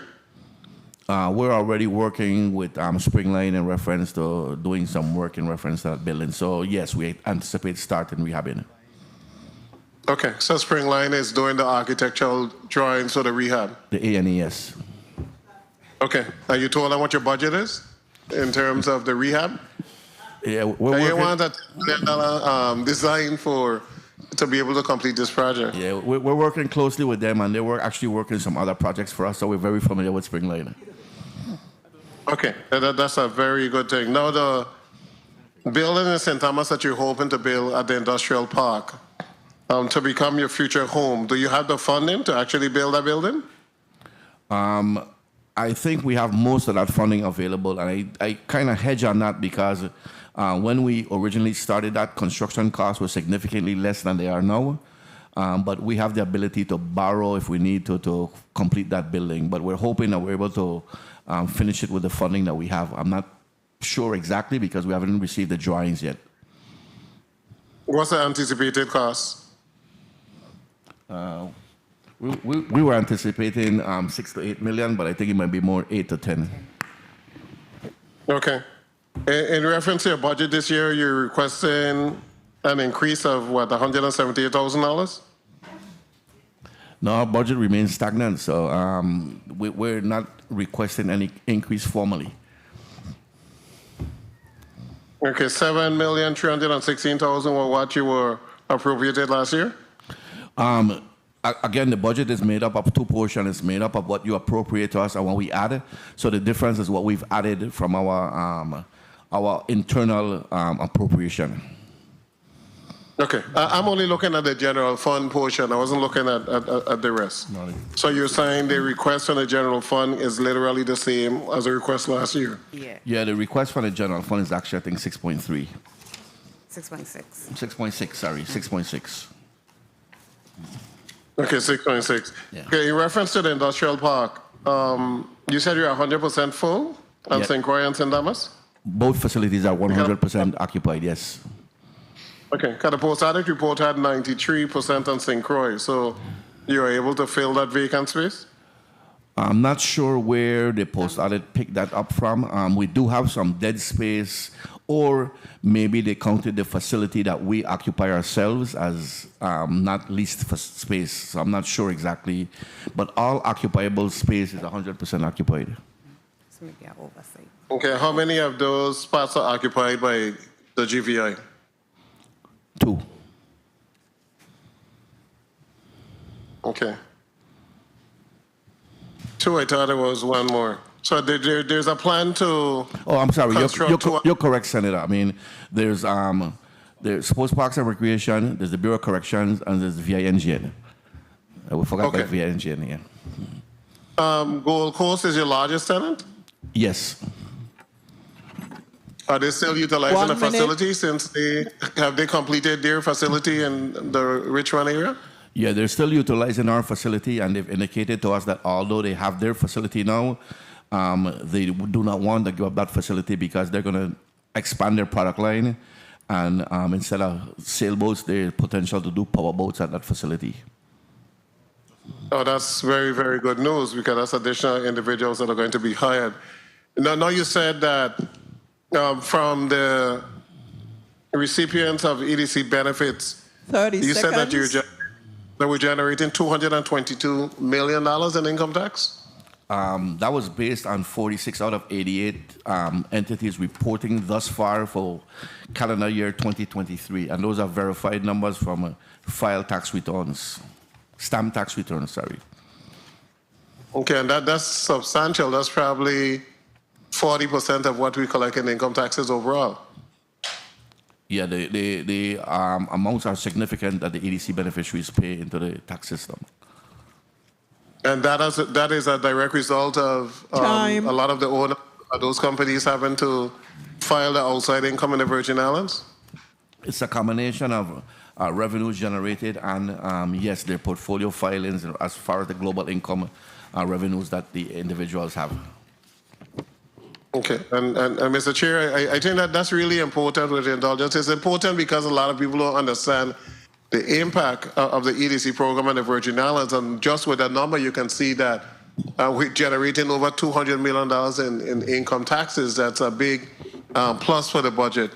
Now, I wanted to end with what is presently going on nationally, and the push by the president, President Trump, for made in America or for manufacturing in America. Have you guys been able to sit and meet as to how we might be able to attract some of that manufacturing to the Virgin Islands, whether it's pharmaceuticals or light manufacturing? What is the plan? Because there is a big push for companies to relocate back to the U.S., and with the EDC benefits that we have and our port facilities, et cetera, especially in St. Croix, I think it's a wonderful opportunity. What's the position of the EDA? Yeah, I mean, we've met internally. I mean, we've been meeting with investors. We've gotten legal opinions in reference to how tariffs apply to the territory since we're outside the custom zones. The biggest impediment that we have right now is that we don't have the infrastructure. Please, since before you go on, how does tariffs apply to the Virgin Islands being outside of the custom zone? That's what I said. We've gotten that opinion in reference that tariffs do not apply to the Virgin Islands as we're outside the U.S. customs zone. So we have a lot of individuals that are inquiring about potentially augmenting their production lines, whether they be in India or China or Vietnam, in regards to creating a line here, not necessarily moving the whole operation, but at least creating a line so they can augment the tariff policies of the Trump administration. No, that is a tremendous plus to the Virgin Islands here in that particular news. And we need to get our information out to these companies that that availability exists in the Virgin Islands, that we don't fall under those proposed tariffs. So we need to know how, as a legislature, how we can help to enhance that. If we need some money for a marketing campaign, that will definitely pay back if we could get a couple companies to come to the Virgin Islands. Thank you so much. Thank you so much, Mr. Chair. Thank you very much, Senator Aviele. I know, Mr. Biggs, we had provided some funding for the marketing of the social trade zone. Do we have any balance on that, or do we need to replenish? We probably need to replenish. We've been using that funding for the investor conference and other advertising and promotional things for the South Shore Trade Zone. When we travel to Trinidad, or we travel to Select USA Investment Summit. Do you have a balance on that available? I could look up the balance. Is roughly now about maybe 300,000 to 400,000, but I could look it up. We just did the trade show in Trinidad, so we're still reconciling the figures. Okay. The original amount was $1 million. Correct. So it's down to about 400,000, you said? Yes. Okay. All right. A point of information, Senator Joseph, Scholar J. Joseph. Thank you. Thank you so much, Mr. Chairman. Just to follow up on the previous speaker, previous speaker question. In your discussion with businesses and the potential to come here and marketing the EDC benefits, what is the one prevailing issue that they have, potential businesses, to come to the Virgin Islands and relocate here? Yeah. I would say, I think there's two things. One is we don't have necessarily facilities available. So again, as I indicated previously, many of these companies prefer to retrofit a facility for their particular use. They're not basically wanting to build a facility because two things. They don't want to go through the permitting process and all the other legal maneuvering that has to be done for building, but they also want to get moving quickly, and building takes a significant amount of time. I think another impediment that we have is that we think that businesses could just pick up and move, but it usually takes about a year to 2 years when we're talking to businesses, when we do the initial engagement, for them to actually make that decision, because they're picking up from wherever they're at, or they're looking at expanding from wherever they're at into another territory. So it's not an overnight, happen.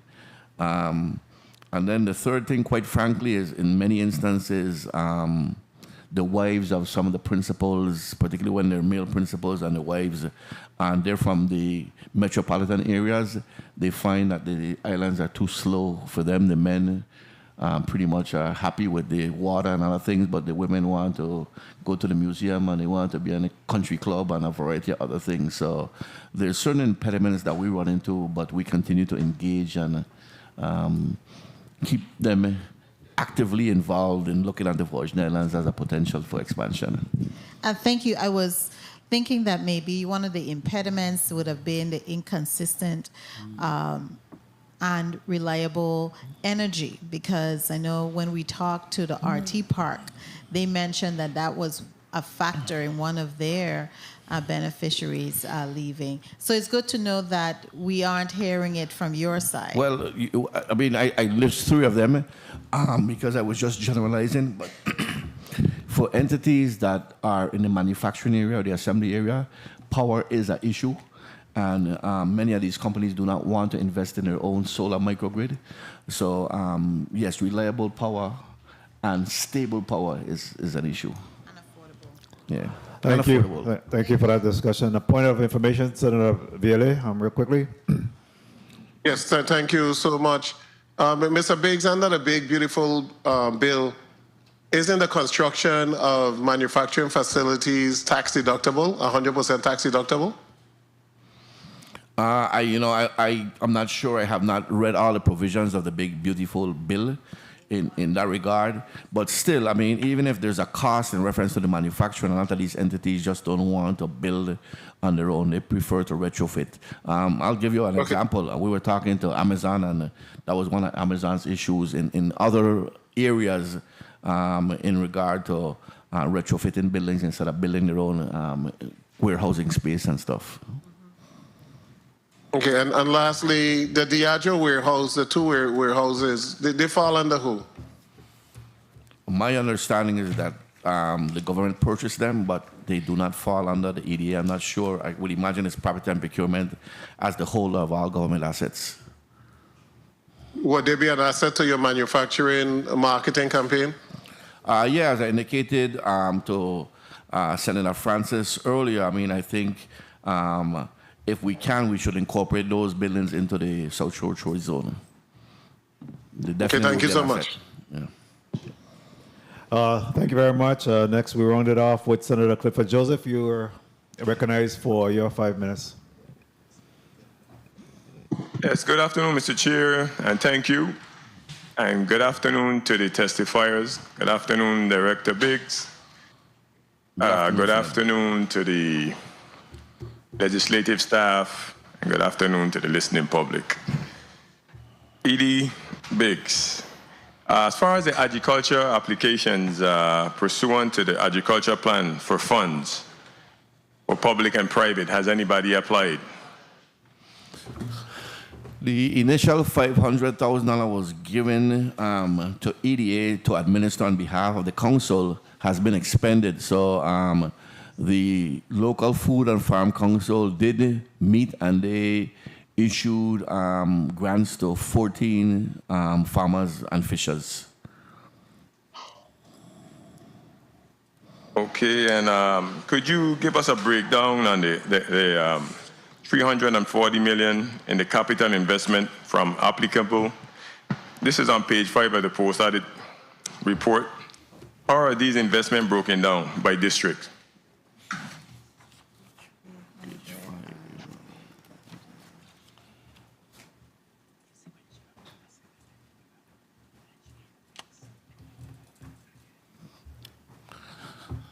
Okay, that refers to EDC beneficiaries, and I would have to pull the EDC file in reference to beneficiaries on which islands they're basically establishing their operations, and I do not have that information readily available, but I could provide you as far as the breakdown of EDC beneficiaries by island. Through the chair, we will allow him to produce a document to the chair.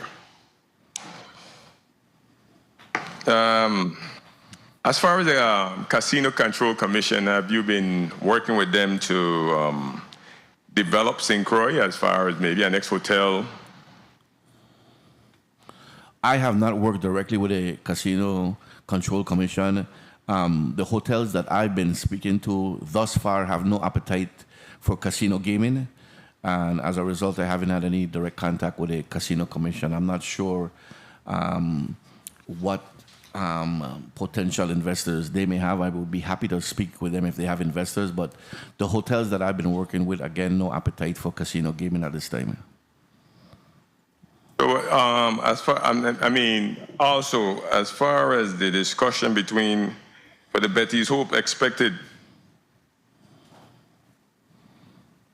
the Betty's Hope hotel, where are we with that as far as any conversation with any investors? Yeah, we have conversations on a weekly basis with the potential developer.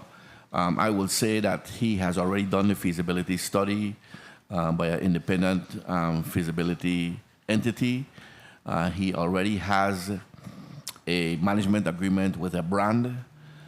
And my understanding is he's also done the food and beverage study, and the plan is to have basically 126 rooms and 5 restaurants at that facility.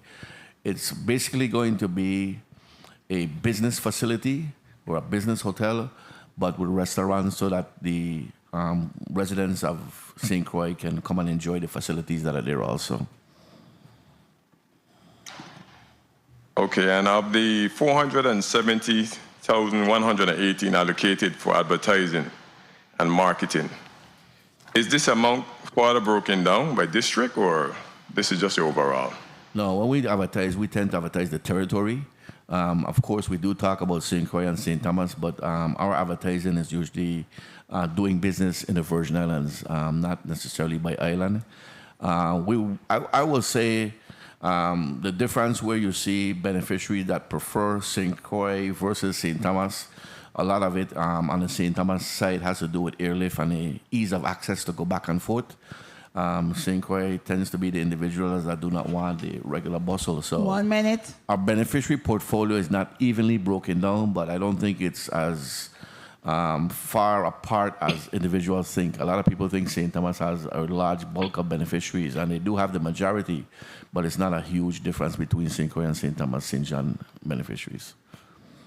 Well, I'll be in support, or if not the lead, and making sure, since I asked you the last time when you were here about the same Diageo buildings, since you say it's out of the zone, I'll be in support of to make sure that we get you back in the zone, because those are buildings that are already established and is in place.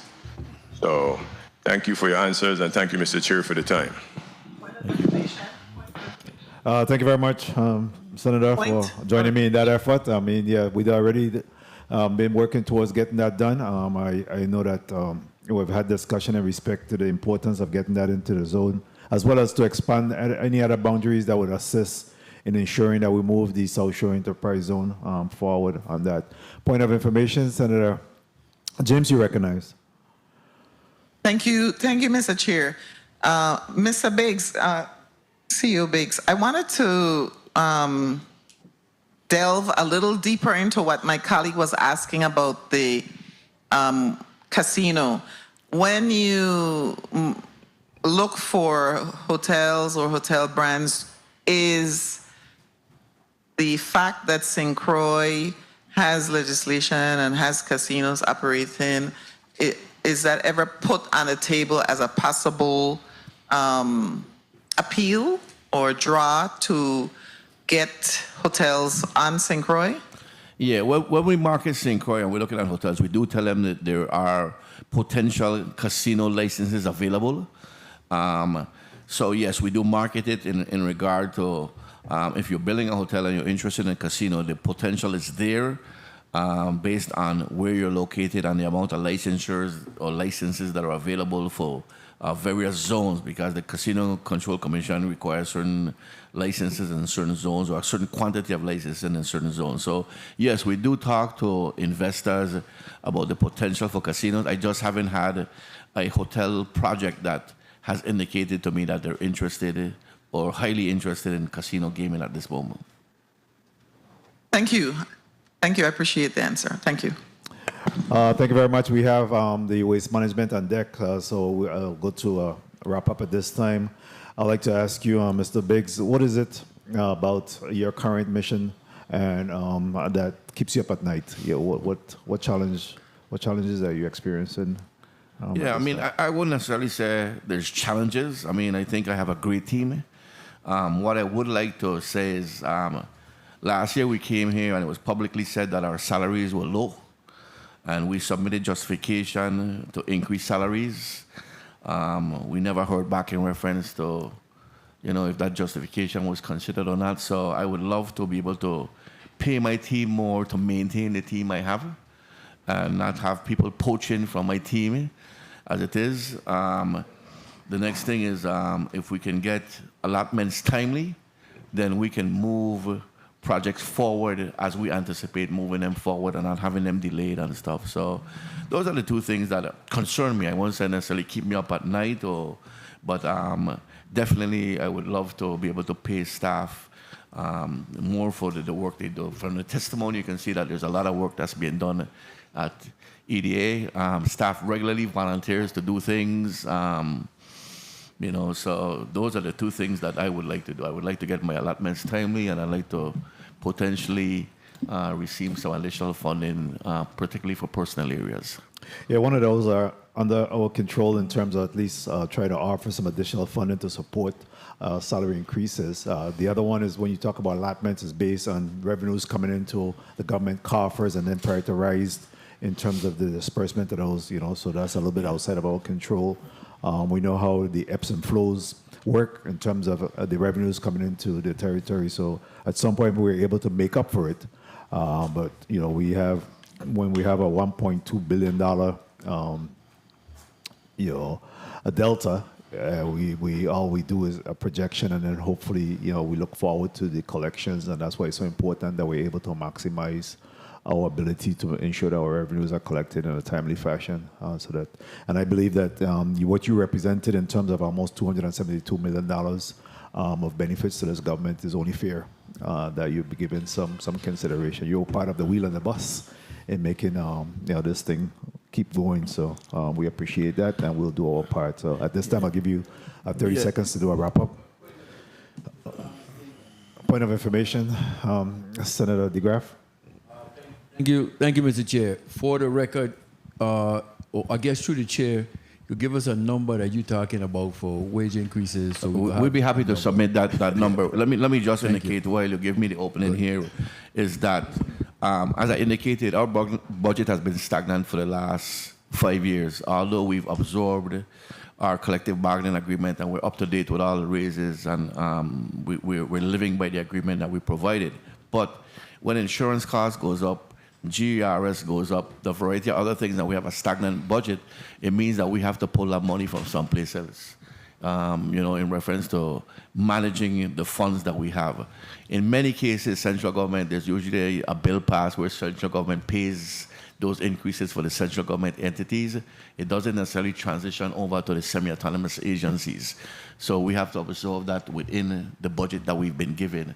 And if you look at our budget over the last years, we've gone from probably 60% personnel costs in our budget to up to close to 70 and continuing to climb closer and closer. So it does affect the way we do programs. And that's why, to Senator Joseph's point, is we pump a lot of money back into programs instead of using it for indirect costs to hire somebody to do something else. We kind of run the programs based on the money we have. We're convinced. I mean, you're really preaching to the choir. I mean, we recognize that when we reviewed your budget back then, that in fact the salaries appear to be low. Again, it's just the wherewithal then now to ensure that we're funding it so that you can be able to meet those increases. So I'll give you 30 seconds to wrap up. Yeah, well, I mean, I just want to say thank you to, first of all, my team. I really have a team that I value, and you can see from the work that's done that they're working on behalf of the people of the territory. But also I'd like to thank the legislature for their continuous support, because while I've been at EDA, you've supported us in many different ways. And so we're really thankful for that support, and we look forward to the continuous support. When we come down here, we try to provide information. Sometimes I know it's a little lengthy, but it gives us the opportunity for you to see what we're doing, and that we are stewards of the people's money. We're not just spending money to spend money. We do have a concern me and Kelly said we kind of spend government money better than we spend our own money in many areas, you know. But again, we appreciate the support, and we look forward to working with the legislature to continue to grow the Virgin Islands. And again, people talk about quality of life. We talk about quality of place. So we're trying to make this the best quality of place we can in reference to the residents of the territory and the visitors that come. Again, thank you very much, and thank you to the team for what you continue to do. And we'll definitely give due consideration to your requests when we meet in markup. The Committee of Budget, Appropriations, and Finance stands in recess for 5 minutes.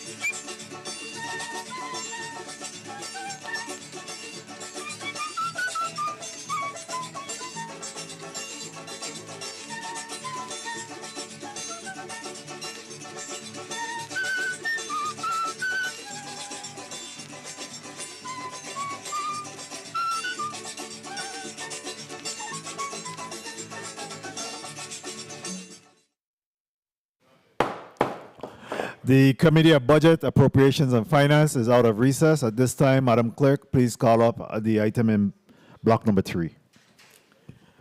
Block 3, 3 to 5 p.m., Virgin Islands Waste Management Authority. Invited testifier, Darrell Griffith, Interim Executive Director. This ends the reading of today's agenda, Mr. Chair. Thank you very much, Madam Clerk. We do have the Interim Executive Director, Mr. Griffith, in the testifiers table, and we'll go to you for introduction as well as your staff. Good day, sir. Darrell Griffith, CFO and Interim Executive Director, Waste Management Authority. Good evening. Luz Bermudez, Comptroller for the Authority. Good evening. Sheena Georgie Sanderson, Solid Waste Director. Good afternoon. Erica Colwood, HR Director. Good afternoon. Eloise Brown-Moe, Lead Grants Administrator for Wastewater. Good afternoon. Alex Bruni, Engineering Manager. Good afternoon. Keith Smith, Territorial Wastewater Manager. Good afternoon. You have anyone on St. Croix, Mr. Griffith? No, sir. All right. You may proceed with your testimony at this time. Thank you. Good day, Honorable Senator Novell Francis, Jr., Chairman, and other committee members of the 36th Legislators Committee on Budget, Appropriations and Finance, and members of the viewing and listening audience. I am Darrell Griffith, the Interim Executive Director and Chief Financial Officer of the Virgin Islands Waste Management Authority. I'm appearing before you today with the Authority's executive leadership team, consisting of Luz Bermudez, our Comptroller,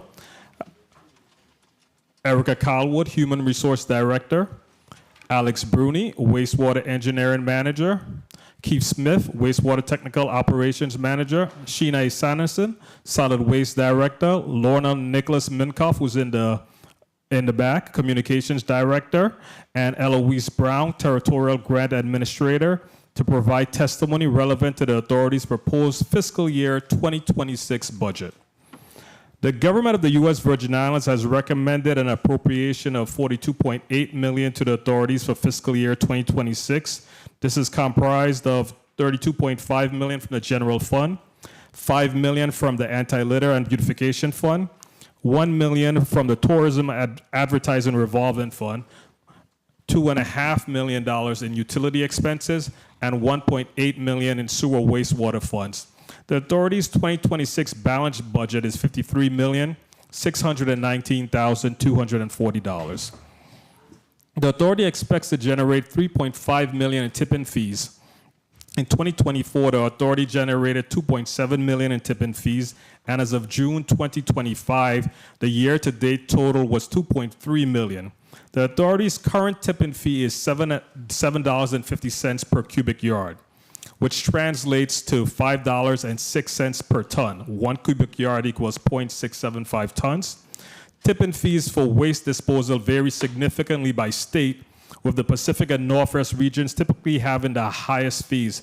In contrast, the South Central and Southeast regions generally have the lowest. The national average for municipal solid waste tip-in fees, landfill tip-in fees, was around $53.72 per ton in 2020. The Virgin Islands fee is 90% lower than the national average. The authority is submitting a formal request to the PSC for approval of a solid waste collection, disposal, and maintenance fee, which it projects will generate $6.8 million. The solid waste collection, disposal, and maintenance fee is designed to cover the cost of house-to-house collections, bin site, convenience centers, public housing, government agencies, and school garbage collection, as well as transportation to the landfills. The fees are designed to cover the cost of solid waste garbage collections throughout the territory. The Waste Management Solid Waste Collection, Disposal, and Maintenance fee will be charged to property owners at the following rate. Residential units and residential vacant lots at a rate of $180 per year, which is the equivalent to $15 per month. Commercial property and central government units will be exempt from this fee. The fee will be charged to property tax bills. Residential unit accounts for 34,022 properties, while vacant lot comprises 20,718 parcels.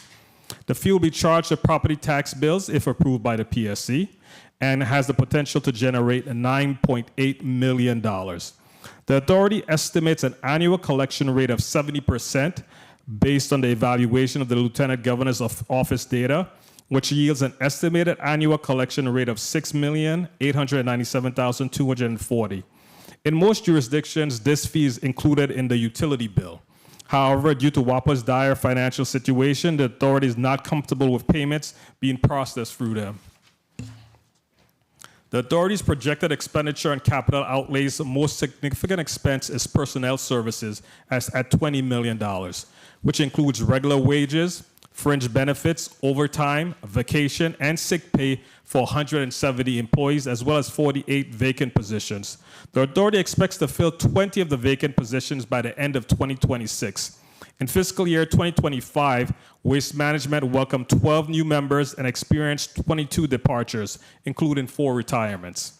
Professional services make up the second largest expense at $25.8 million. Garbage collection services account for $12.4 million of these professional service expenses. Below is the current cost for territorial garbage collection. As you can see, our St. Croix service total $5.9 million. Our St. Thomas total covers $3.6 million, and our St. John total covers $2.8 million. And this covers house-to-house garbage collection, the bin sites, public housing garbage collection, government agencies garbage collection, and green waste disposal. Landfill maintenance is the second largest professional service expense at Waste Management at $5.9 million.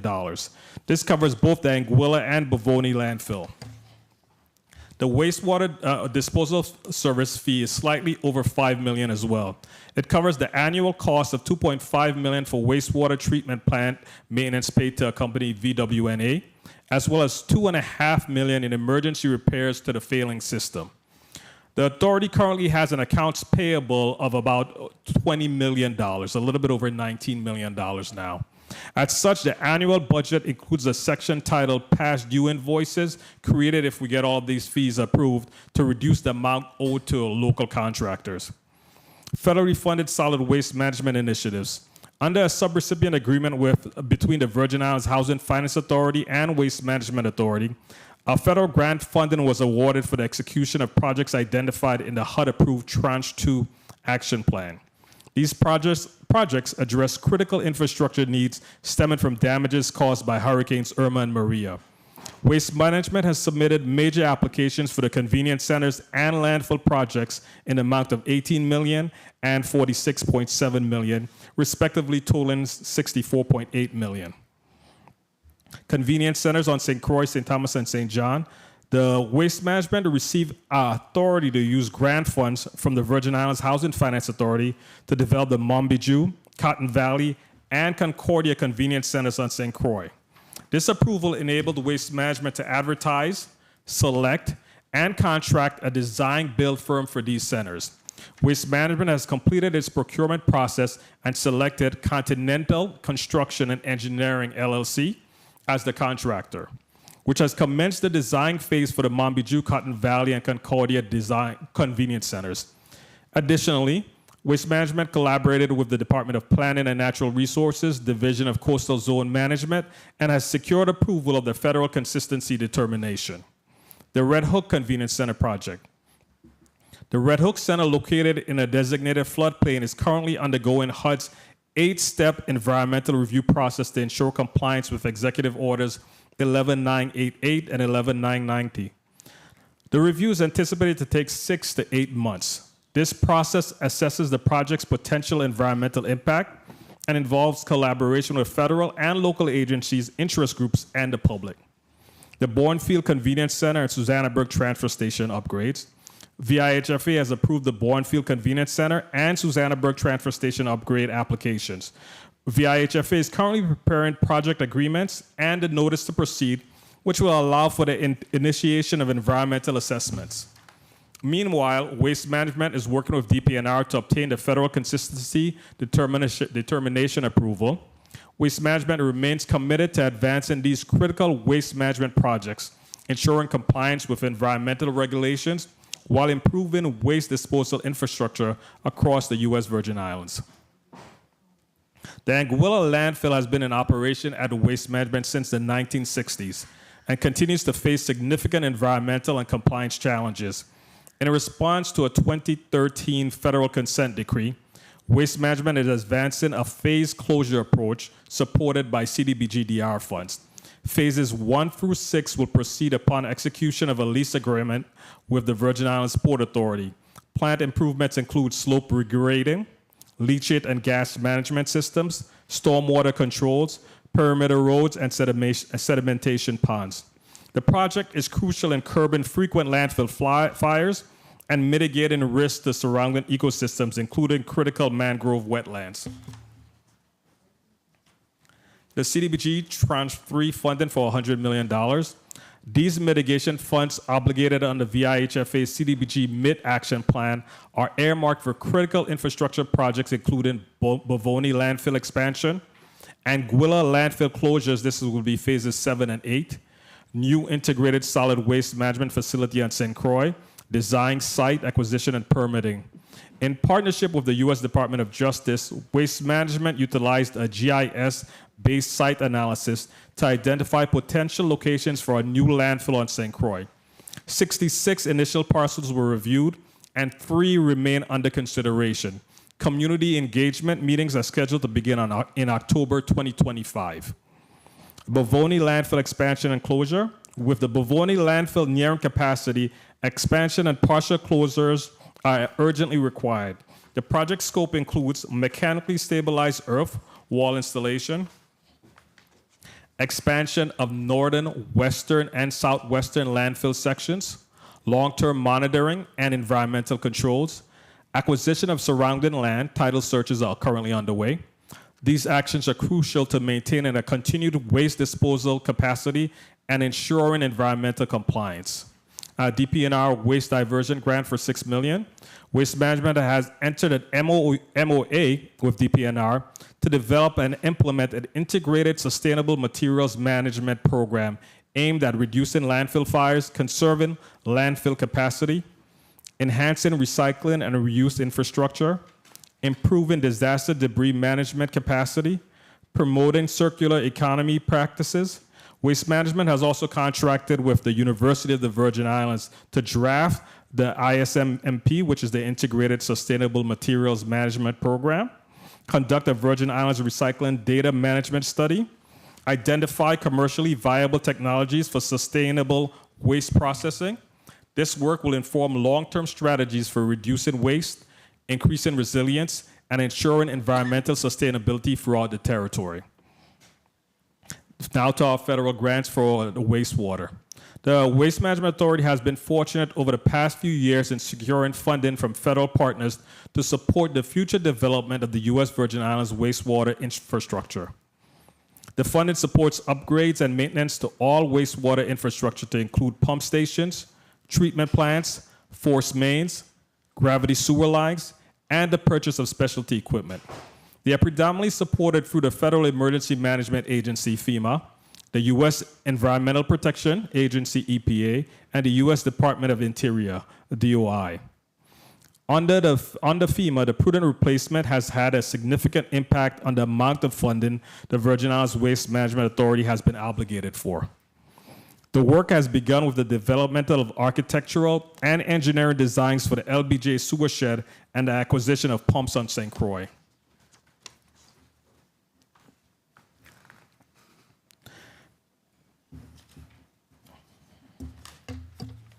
On the St. Croix, the North Central bundle is currently in the contract review stage, and the committee selected to enter into the contract for all underground utilities.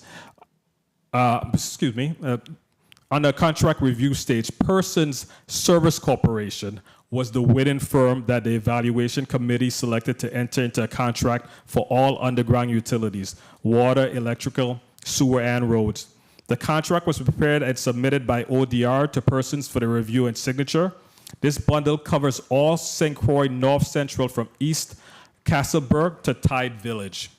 The total waste management cost for the gravity sewer line replacement under this bundle is $258,754,089.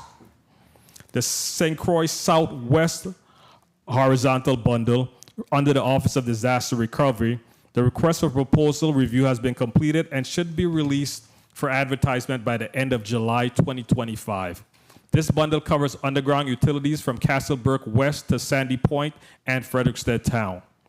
For the St. Croix Small Pump Station Equipment Acquisition Project was approved by the Waste Management Board of Directors on June 7, 2025. This would enable Caribbean Utility Services, LLC, to procure pump station equipment for all small pump stations on the island of St. Croix through a purchase order, with a total cost not to exceed $1.2 million.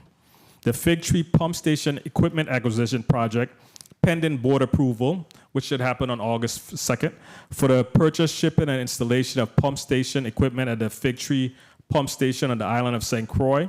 The recommended winning vendor's cost shall not exceed $1.4 million.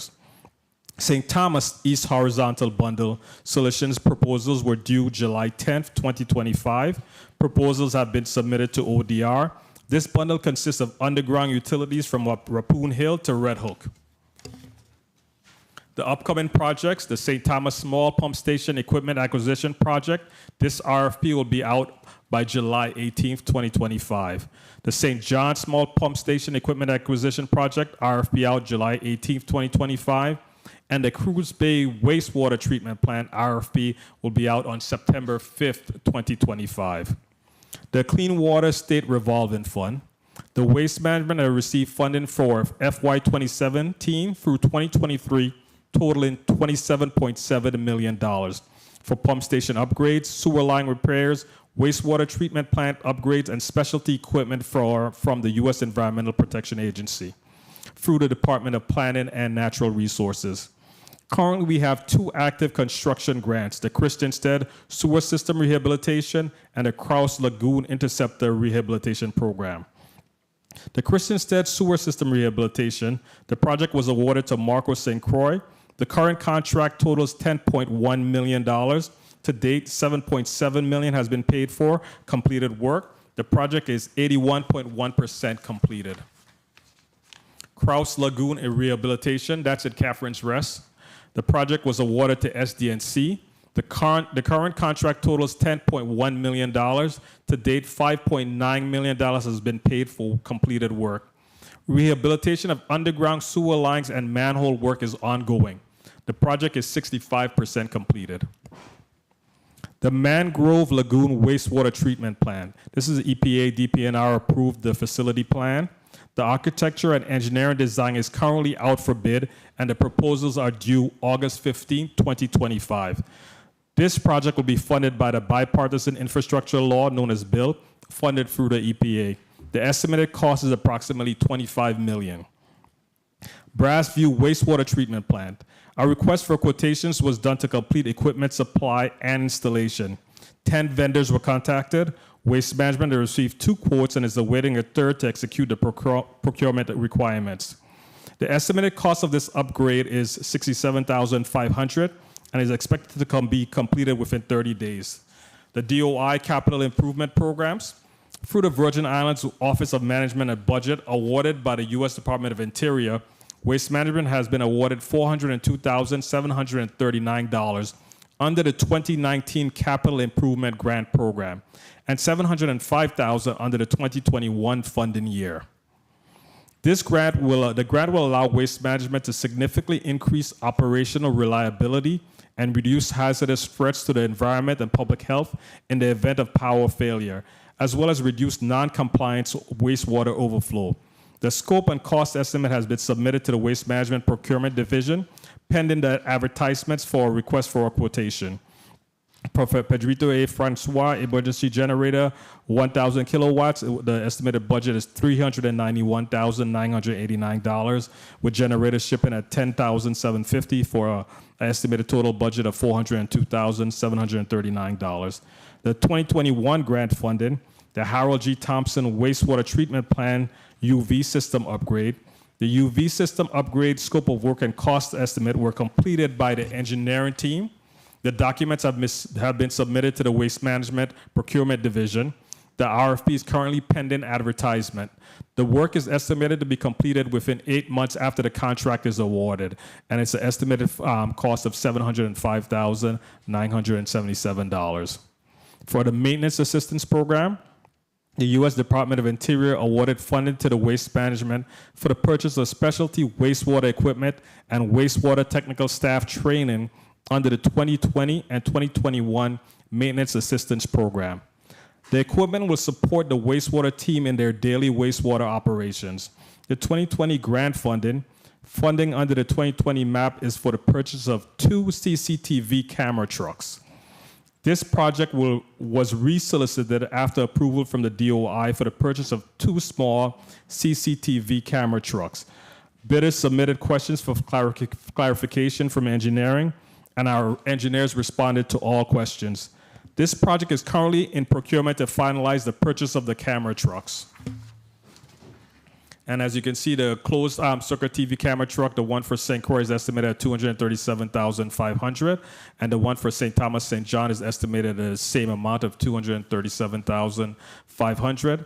And wastewater technical staff training is estimated at $60,000, well budgeted at $60,000. The 2021 grant funding, the Waste Management Evaluation Committee selected Briggs Equipment as the vendor to purchase mini excavators. The mini excavators were purchased in September 2024 for a cost of $236,600. The mini excavators are currently being used on St. Croix and St. Thomas for all wastewater needs. The Waste Management's ultimate goal is to successfully execute all federally funded projects, including those preeminent projects funded through FEMA's prudent replacement. This will improve our wastewater system, allowing Waste Management to protect public health and produce better quality effluent water from the treatment plants while eliminating ground or storm water infiltration into the system. Impact better management of the wastewater system, lessen the number of overflows, reduce odor, and reduce blockages. Also to produce higher quality effluent water from the treatment plant. The Waste Management is deeply committed to executing these vital projects efficiently and transparently. We recognize the urgency of our mission to protect public health, conserve natural resources, and create a more sustainable waste management system in the U.S. Virgin Islands. With continued support from federal and territorial partners, we are confident that these projects will deliver lasting benefits to the environment, the economy, and communities. Mr. Chairman and honorable members of the Senate, thank you for the opportunity to speak before you today. As we conclude, I would like to take a moment to extend my deepest gratitude to the hardworking men and women of the Virgin Islands Waste Management Authority. Your tireless efforts in maintaining the health, safety, and cleanliness of our islands are the foundation upon which our communities thrive. Your dedication does not go unnoticed, and it is because of your commitment that we can envision a cleaner, more sustainable future for the Virgin Islands. To the Senate, thank you again for your time, your questions, and your continued support as we work together to build a stronger, more resilient territory for all. This concludes my testimony, sir. Thank you very much, Interim Executive Director Griffith. And you have a lot going on in your shop. Yes, we do. Yeah, so to be clear, your allotment appropriated in FY 2025, how much of that have you received to date?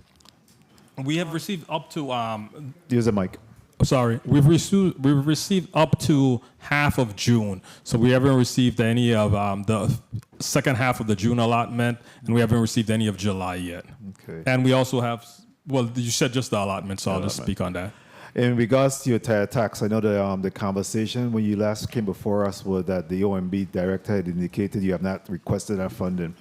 Have you since sent him a request? Well, we sent a request before we arrived at a meeting, and thanks to the legislature, we received the $1.8 million the following week. So we're going to come to you guys every other week asking for money.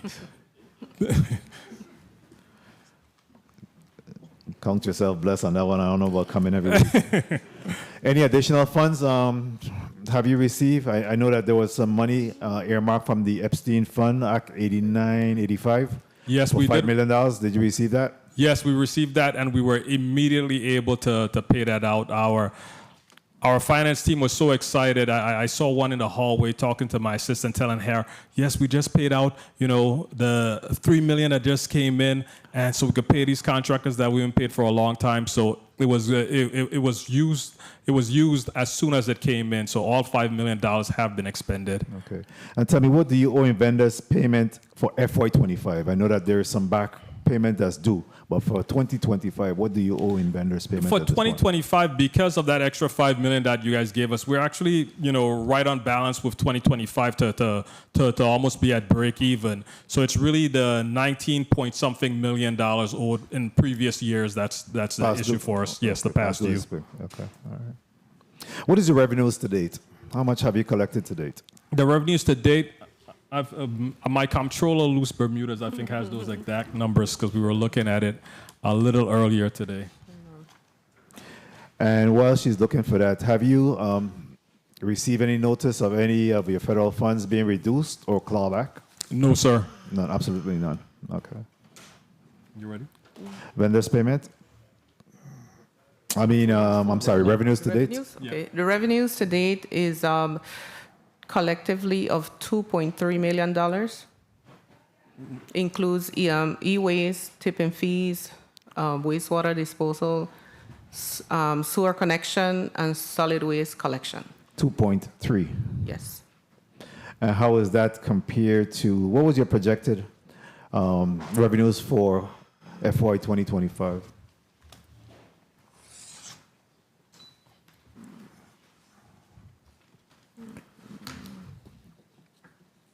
These numbers as of June 30th, projection for 2025, we have 3.6. 3.6.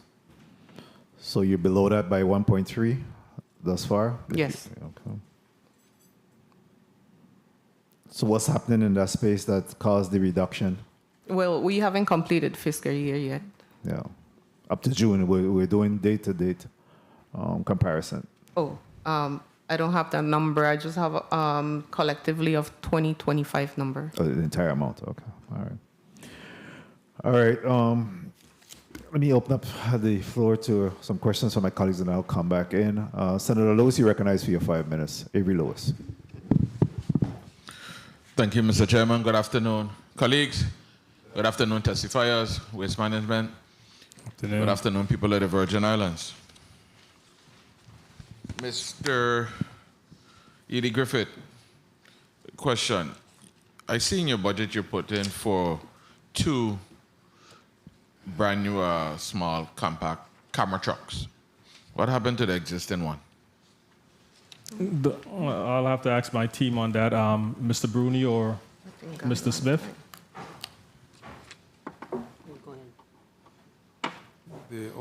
This predates you, Mr. Smith. Mr. Bruni. Hello. Good afternoon. The older camera trucks went out of service several years ago, and they were not brought back online. All right. They were destroyed? We had some mechanical issues with the one in St. Croix and the one in St. Thomas. The mechanic at that time, head mechanic, took it offline. I ain't gonna be late by that one. Mr. Griffith, how many vacancies you have? According to the post editor report, you have 44. Yeah. Yes, sir. Good. How many of all your positions you have making under 35,000? Under 35,000, I think we. Between 12 to 15. 12 to 15. HR. Yeah, well, had you have an opportunity to see what would be the cost out to bring them to 35,000? What will cost the authority? No, we haven't. As soon as we get to break even, I think those people should be. I want to get them over 10 additional 10,000. Honestly, it's too hard work for the amount that we're paying them. You're in. You have 2 bargaining units in your shop, right? Yes, sir. USW and who else? IMFW. Great. Which one you're in negotiation with now? We've completed the negotiations for all of them. So we paid? No, we Retro. we're paying the retro right now. You're paying retro, so salary adjustments have gone through. Yes. Great. In your in your vacancies, do you have any enforcement officers?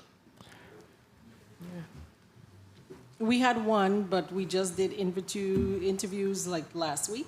So they So we're going to be able to fill them. So we're going to be fully staffed up as it comes to enforcement.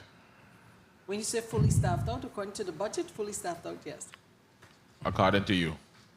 The budget allowed. All right. The reason why I ask is because, you know, every day we turn on something, social media, something, we always hear about these enforcement. And I know it's a manpower issue.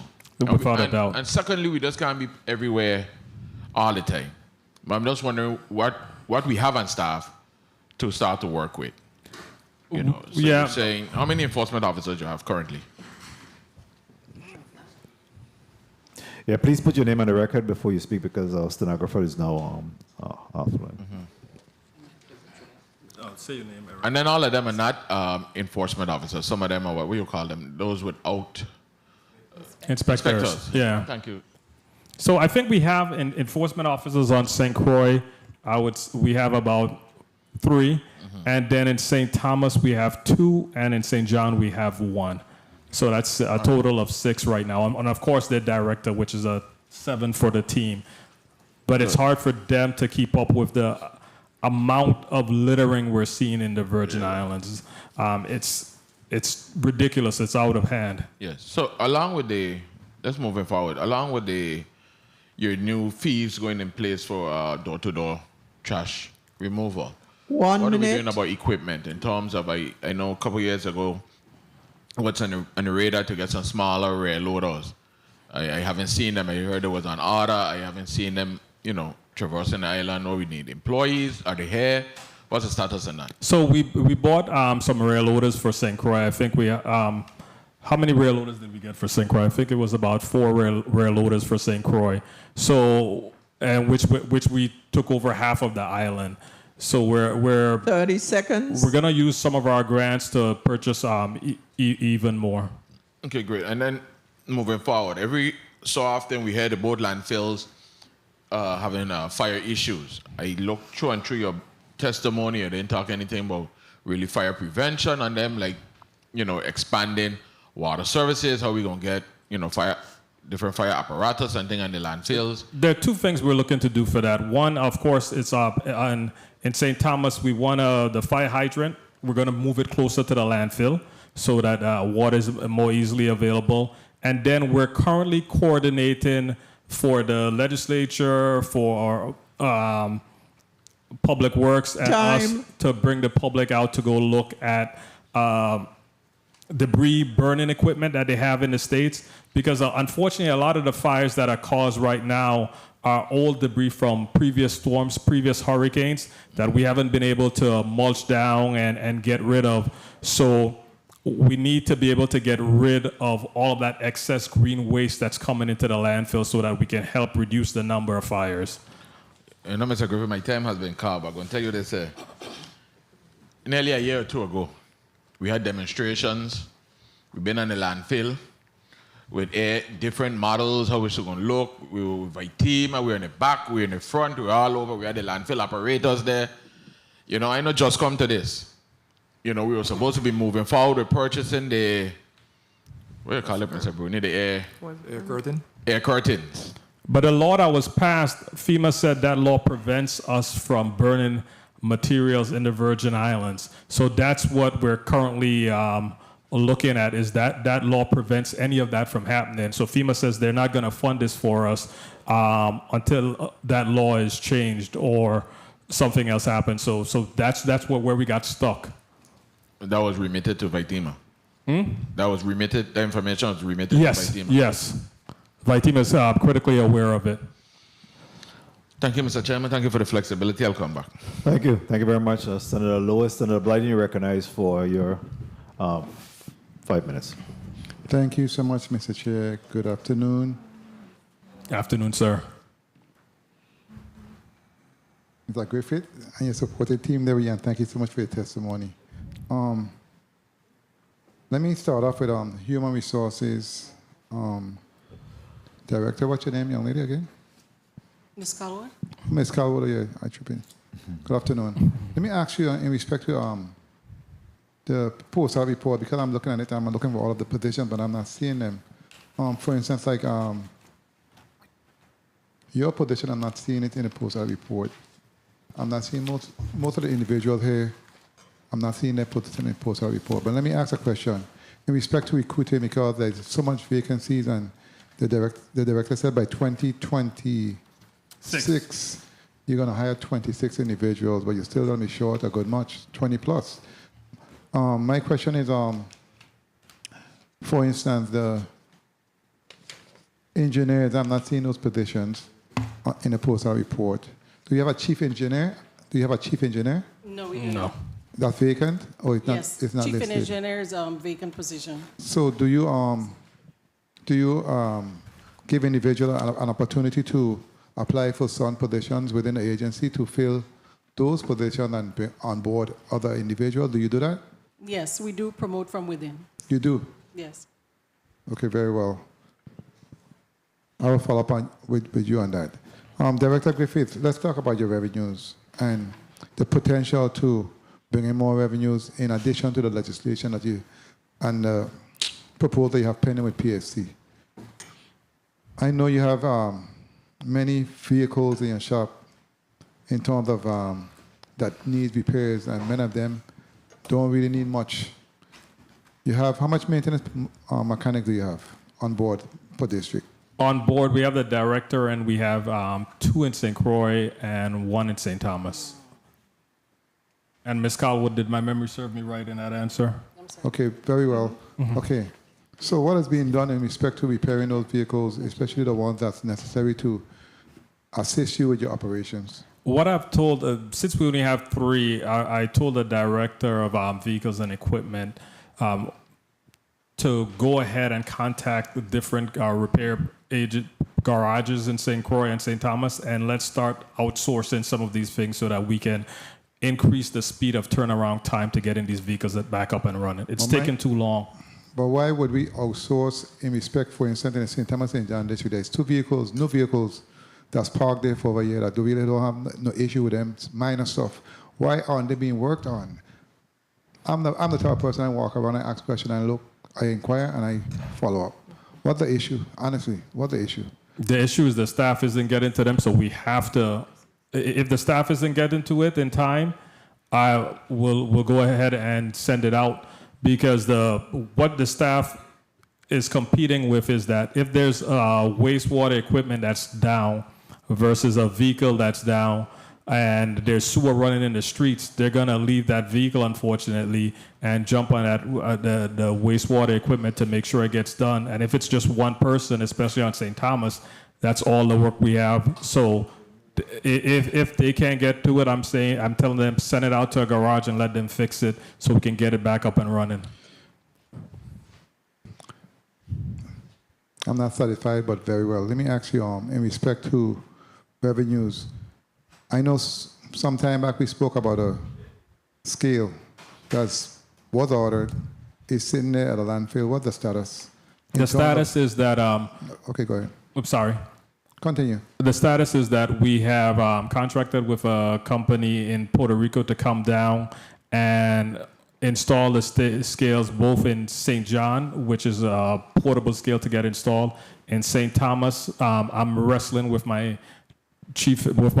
my engineering manager about the positioning of the scale. So I'm telling him just to put it in now. Why are you wrestling with an expert? Because he wants us to wait for when we design the new entrance, and that could take over a year. We need the scale now. So I don't want to wait a year for another scale. I'd prefer to do it 2 times than wait over a year. Let me ask the engineer in respect to that, why? Is the engineer here? Yeah, Mr. Bruni. Mr. Bruni, talk to me quickly, please. So a year? Alex Bruni, engineering manager. So the design for the relocation of that scale was done several years ago. The reason for that change in orientation is to give us more landfill space. 1 minute. It changes the flow of traffic coming in and out of the landfill, which will allow us to expand the footprint of the landfill a little further eastward. In doing so, the piles of metal has been there for several years, needs to be shipped off island, which will allow us to access that space on the easternmost portion of the landfill. Once those metals are removed and shipped off island, that would allow us access to that side of the landfill. So currently 30 seconds. Currently, the orientation of the scale goes from north to south in the landfill. The new orientation will shift the scale and scale house over to, I guess, the southeast, redirecting traffic around the perimeter of the landfill. And that's going to take up to a year? We have to relocate all the